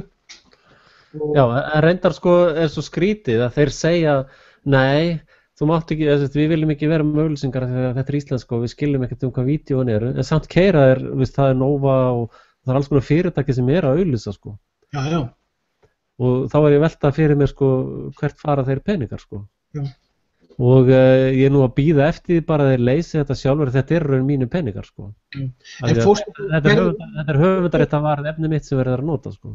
Ferðu inn á Google AdSense reikningin eða YouTube reikningin til þess að tengja þetta saman þar? Sko maður fer inn á YouTubein og setur monetization í gang. Já, og þá merkjur monetization á vídeóin sko. Og síðan þarftu að setja tengingu yfir í AdSense til þess að hann I will figure it out. Já, þar tengir hann saman sko. En það monetization system í YouTube sko. Já, ég vissi það ekki, ég var ekkert að pæla í því að tengja AdSense þar inn. Nei, en þar til dæmis sko, þá monetisa maður hvert vídeo fyrir sig, það kannski ég með, og það nú kannski áhugavert ef einhver fyrirtæki að hlusta sko, ég get verið með auglýsingu frá fyrirtækjum aftast og fremst eða inn í hvernig sem það Þá get ég ekki monetisera hjá þeim sko. Já. Ég vil skoða þetta fyrir mig, því að maður veit aldrei nema eitthvað að enska efninu mínu fara að fá eitthvað áhrif. Heimurinn stór. Já, það eru hvað, 7 billjónir eða ekki? Nei, hvað það? Komið í 9 bráðum. Nefnum að það sé blekking. Það sé bara 15 manns. Já, eins og skemmtilegt umræðefni Holocaustið. Ég hef oft spurt sjálf mig hvernig vita hverju voru drepnir í Holocaustinu, vegna þess að við vitum ekkert hvaða manntöl voru gerð í Evrópu á 4. áratugnum. Né heldur hvar manntalsgrátnar voru gerðar. Því ef mann eftir því þegar manntal var gert á Íslandi í kringum 80-82 að þá var ekkert farið að tölvukeyra svona dót. Manntal var svolítið mál. Og ég hef ekki heyrt neitt spurja hvar eru manntölin úr Evrópu frá því 1935. Og svo er annað sem ég var að rekast á, koma því frá mér á meðan ég mann eftir því. Að 1943 var The Bengal Holocaust sem var á ábyrgð Churchill og Englendinga sem drap 3 milljónir manna. Það enginn að fjalla það í samanburði við 6 milljón manna holocaustið í Evrópu. Sussus, þetta má ekki tala. Og það er gott fyrir fólk að fá fleiri punkta inn í þessa áhugaverðu umræðu. Já. Það farið í fangelsi fyrir að tala Ef að ég segi að Bengal Holocaustið sé blekking, fer ég þá í fangelsi? Já, hvað meinar með fangelsi? Ég á við það þegar menn fari í fangelsi á Vesturlöndum fyrir það að hafna sorglúps-holocaustinu.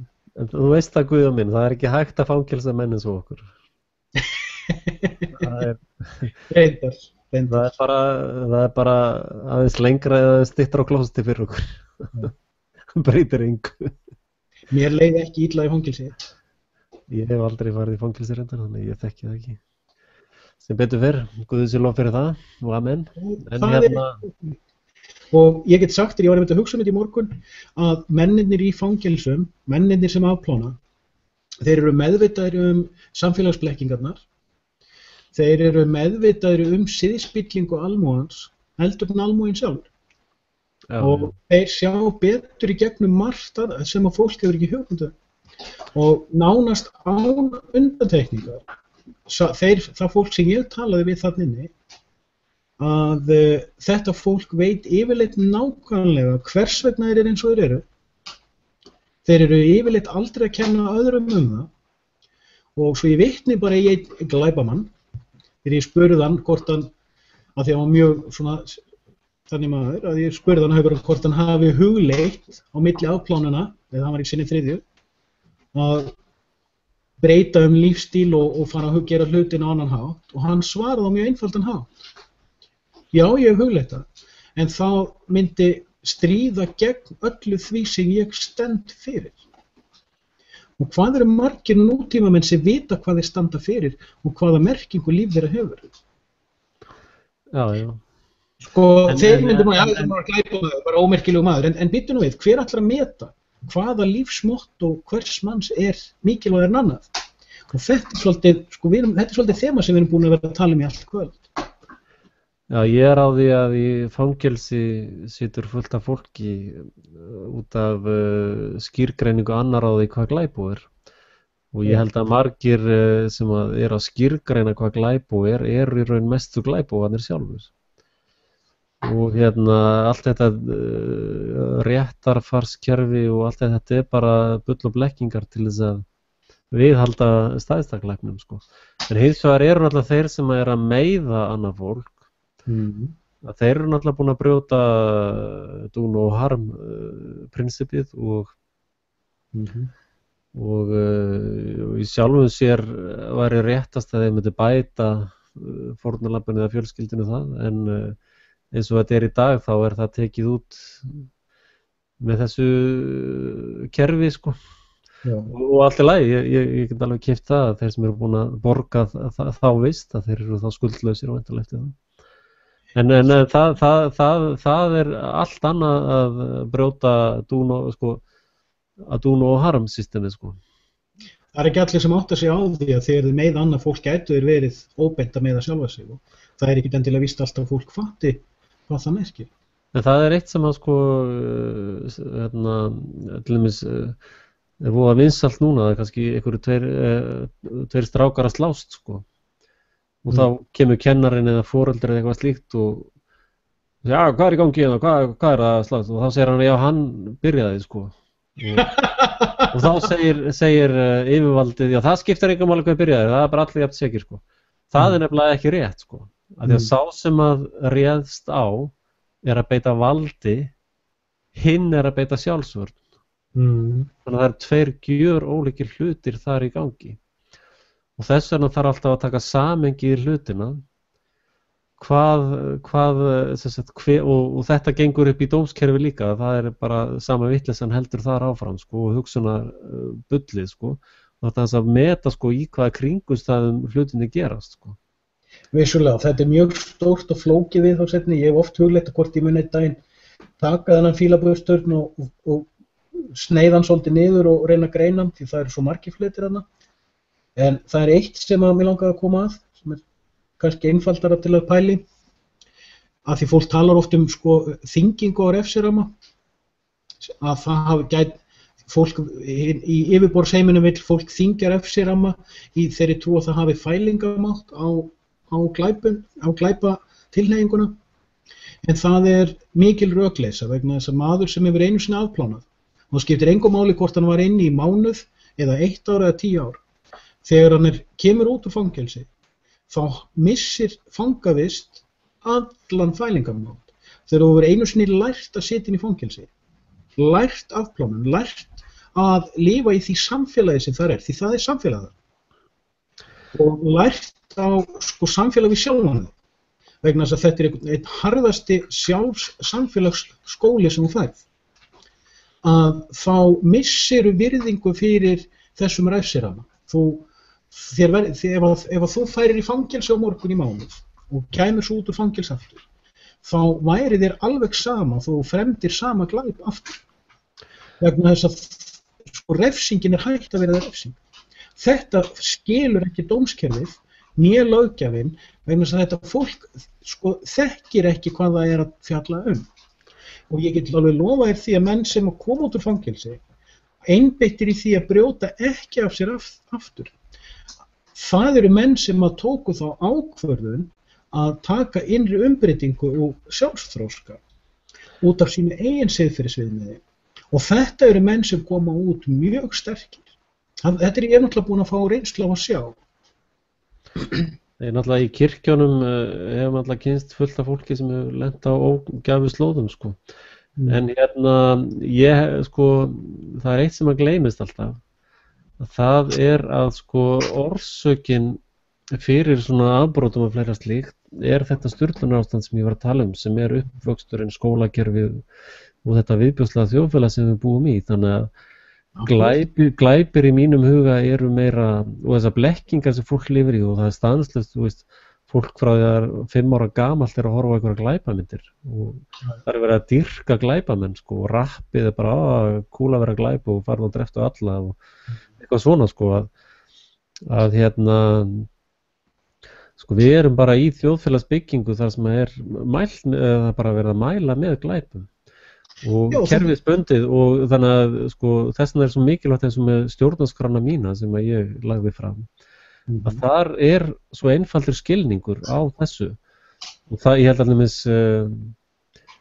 að margir sem hafa lent á glæpstigum hefðu vilja lesa þessa stjórnarskrá áður en þeir lent í því sko að hún alveg, ef þú tekur hann og ljósritar hann og setur hann í vasan þá ertu í nokkuð góðum málum sko. Þetta góðu punktur vegna þess að og þetta tengist því að fólk veit ekki hvað siðferðissáttmáli Nei, alveg lost sko. og stjórnarskráin þín, hún siðferðissáttmáli og fólk nennir ekki að lesa sko siðferðissáttmálan sem að stjórnarskrá lýðveldisins og hefur ekki hugmynd að það engin siðferðisskilgreining. Þvert á móti, þar sagt að stjórnmálamenn eru á engan hátt bundnir loforðum sínum við kjósendur sína og það siðferðissáttmáli sem segir stjórnkerfið má ljúga að kjósendum sínum og þetta þjóðin ekki svona að lesa því þetta svo leiðinlegt og Páll Skúlason talar þetta í frábæru fyrirlestri sem hann var með hjá félagi, sko, stjórnarskrárfélaginu þar sem hann talar einmitt þetta, við getum ekki gert stjórnarskrá nema við byrjum á að spurja hvaða siðferðissáttmála samfélagið ætlar að hafa. Og þennan fyrirlestur sá ég fyrst bara nýlega og ég var svo feginn þegar ég horfði á hann að þegar ég skrifaði stjórnarskrá þjóðveldis, þar gerði ég ráð fyrir því að það væri viðauki við stjórnarskrána, viðauki númer 1 og hann væri siðferðissáttmáli. En ég skrifaði ekki hvað ætti að vera í siðferðissáttmálanum, vegna þess að ég vildi fá input frá öðru fólki. Þetta lykillinn að málinu. Ef að við sem hópur, það skiptir engu máli hvort það bara ég og þú, eða við stærra samfélag sem býr í þorpinu sem við töluðum daginn. Ef að þorpið ætlar að vera sammála siðferðissáttmála, þá þarf það að byrja að ræða saman og það þarf líka að mennta á sér hausinn til þess að vega og meta, ætla ég að vera hæna eða ætla ég að vera gæs eða ætla ég að vera svínið Napóleon. Já, en þessi stjórnarskrá sem við höfum núna og þessi nýja tillaga frá stjórnlagaráði hvernig sem það eru ofbeldis stjórnarskrár. Það eru stjórnarskrár sem byggja á ofbeldi. Sammála því. Og stjórnarskráin þín með ofboðslega góða hugsun að losa ákveðið ofbeldi en það mjög auðvelt að taka þá stjórnarskrá og beita ofbeldi gegnum hana. Sko. Ég veit það. Til og með segjum eftir 100 ár eða 50 ár eða eitthvað svoleiðis þegar höfundurinn ekki lengur við til þess að ég var nú ekki að tala þetta sko, að þá þetta að nota þá stjórnarskrá til illra verka. Hins vegar stjórnarskráin mín ég óska eftir dæmum þar sem hægt að nota hana til illra verka. Já, þannig kemur já. Já, stjórnarskráin þín þar tæst út. Já, ég auglýsi eftir dæmum það sem hægt að nota stjórnarskrána mína til vondra verka. Og ég alveg sammála því að stjórnarskrá þjóðveldis eins og hún í dag, hún yrði notuð til þess að búa til spillingu, hún yrði notuð til þess að fara í nornaveðar, hún yrði notuð til þess að búa til heilaþvóttaspuna. En það sem að ég að horfa á í rauninni ekkert hvort að stjórnarskráin mín eða þín eða lýðveldisins eða eitthvað annað yrði ofan á eða yrði samþykkt eða eitthvað. Ég vil fá fólk til þess að líta út fyrir eigin borðstokk. Eins og vorum að tala með dóma, við erum að tala fangelsun, við erum að tala hvað, eins og þessa fullyrðingu mína, fólk í grunninn, eins og Biblían segir til dæmis, það sem að í kringum flóðið, það sem að skaparinn segir hjarta mannsins illt frá fæðingu sinni. Veist, má ég þá ekki alveg segja, bara fólk siðspillt, fólk vont og meðan fólk getur ekki horft í augu við þann spegil, þá getur það ekki tekið við sjálfsheilun. Og meðan það tekur ekki við sjálfsheilun, þá verður það fast í svo ramma, draga í dilka, draga í hópa, dæma, refsa, fordóma og svo rífast á einhvern egotískan hátt hver hafi rétt fyrir sér. Eins og gargandi hænur út í kofa eða gæsirnar úr hefðarköttunum, Gwendolína og gæsirnar 3, 2 eða 2. Já, núna kannski bý ég við það að ég á dreng sem að verður 4 ára á þessu ári og stúlku sem 2 ára. Við búum hér öll á heimilinu. Og ég kaupi það ekki að fólk fæðist slæmt eða illt. Hins vegar eru hérna á heimilinu stanslausar, það ýmislegt í gangi sko. Það samkeppni leikföng og umræðasvæði og það alls konar pólitík í gangi á heimilinu sko. Og ég tala við þau ofboðslega mikið það sem kemur upp á það kannski eitthvað sem hann að leika sig, það meira hún sko, hún vill rífa allt sem hann að leika sig með, vill hún fara, og hún fer sko bara kicking and screaming og ræðist á hann og reynir að taka dót sko, hún 2 ára. Og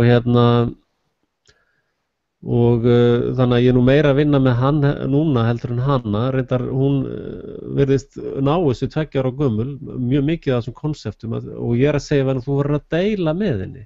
Já, það hún sem yngri? Já, hún 2 ára.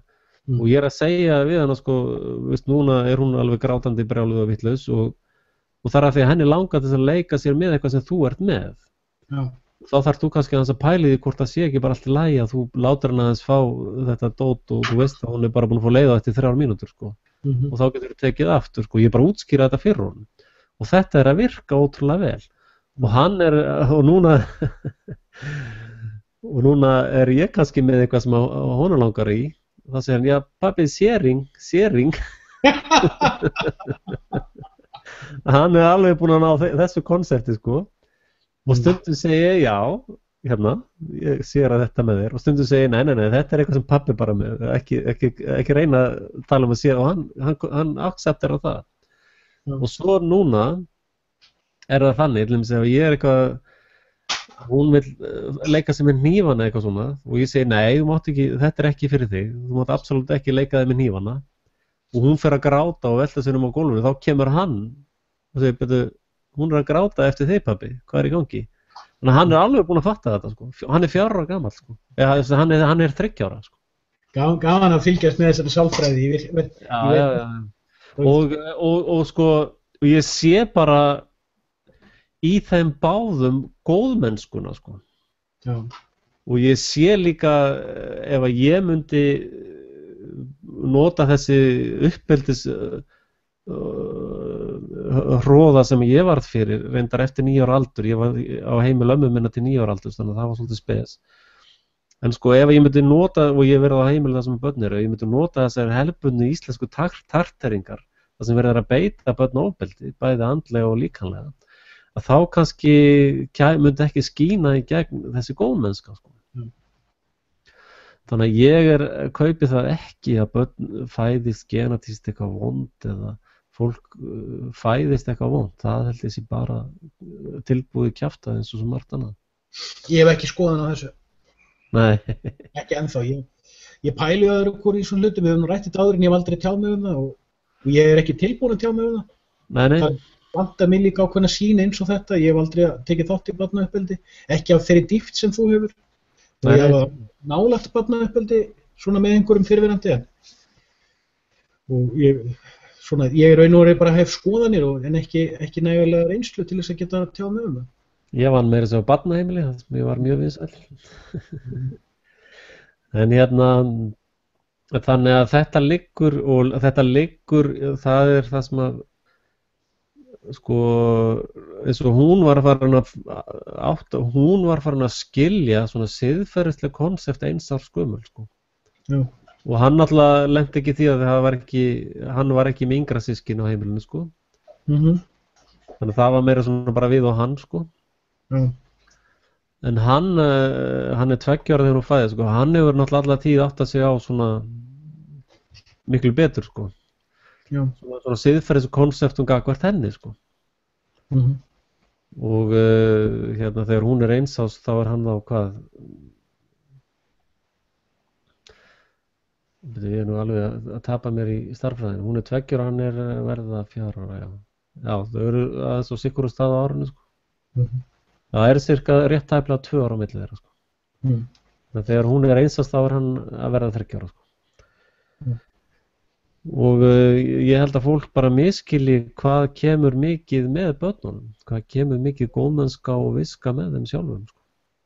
Og þetta áhugavert líka vegna þess að ég verð að velta oft fyrir mér, sérstaklega út frá þessum trúarlegu pælingum, hvar fæðist ílska og hvað ílska? Ég hef ekki heldur treyst mér til þess að skrifa það þó að maður notar svona hugtök eins og þetta gott, þetta illt og svona, maður reynir að náttúrulega dæma ekki, en þetta svona hugtök sem oft allan komin á minn sjóndeildarhring og þá meira sem bara svona pælingarnir, hvar byrjar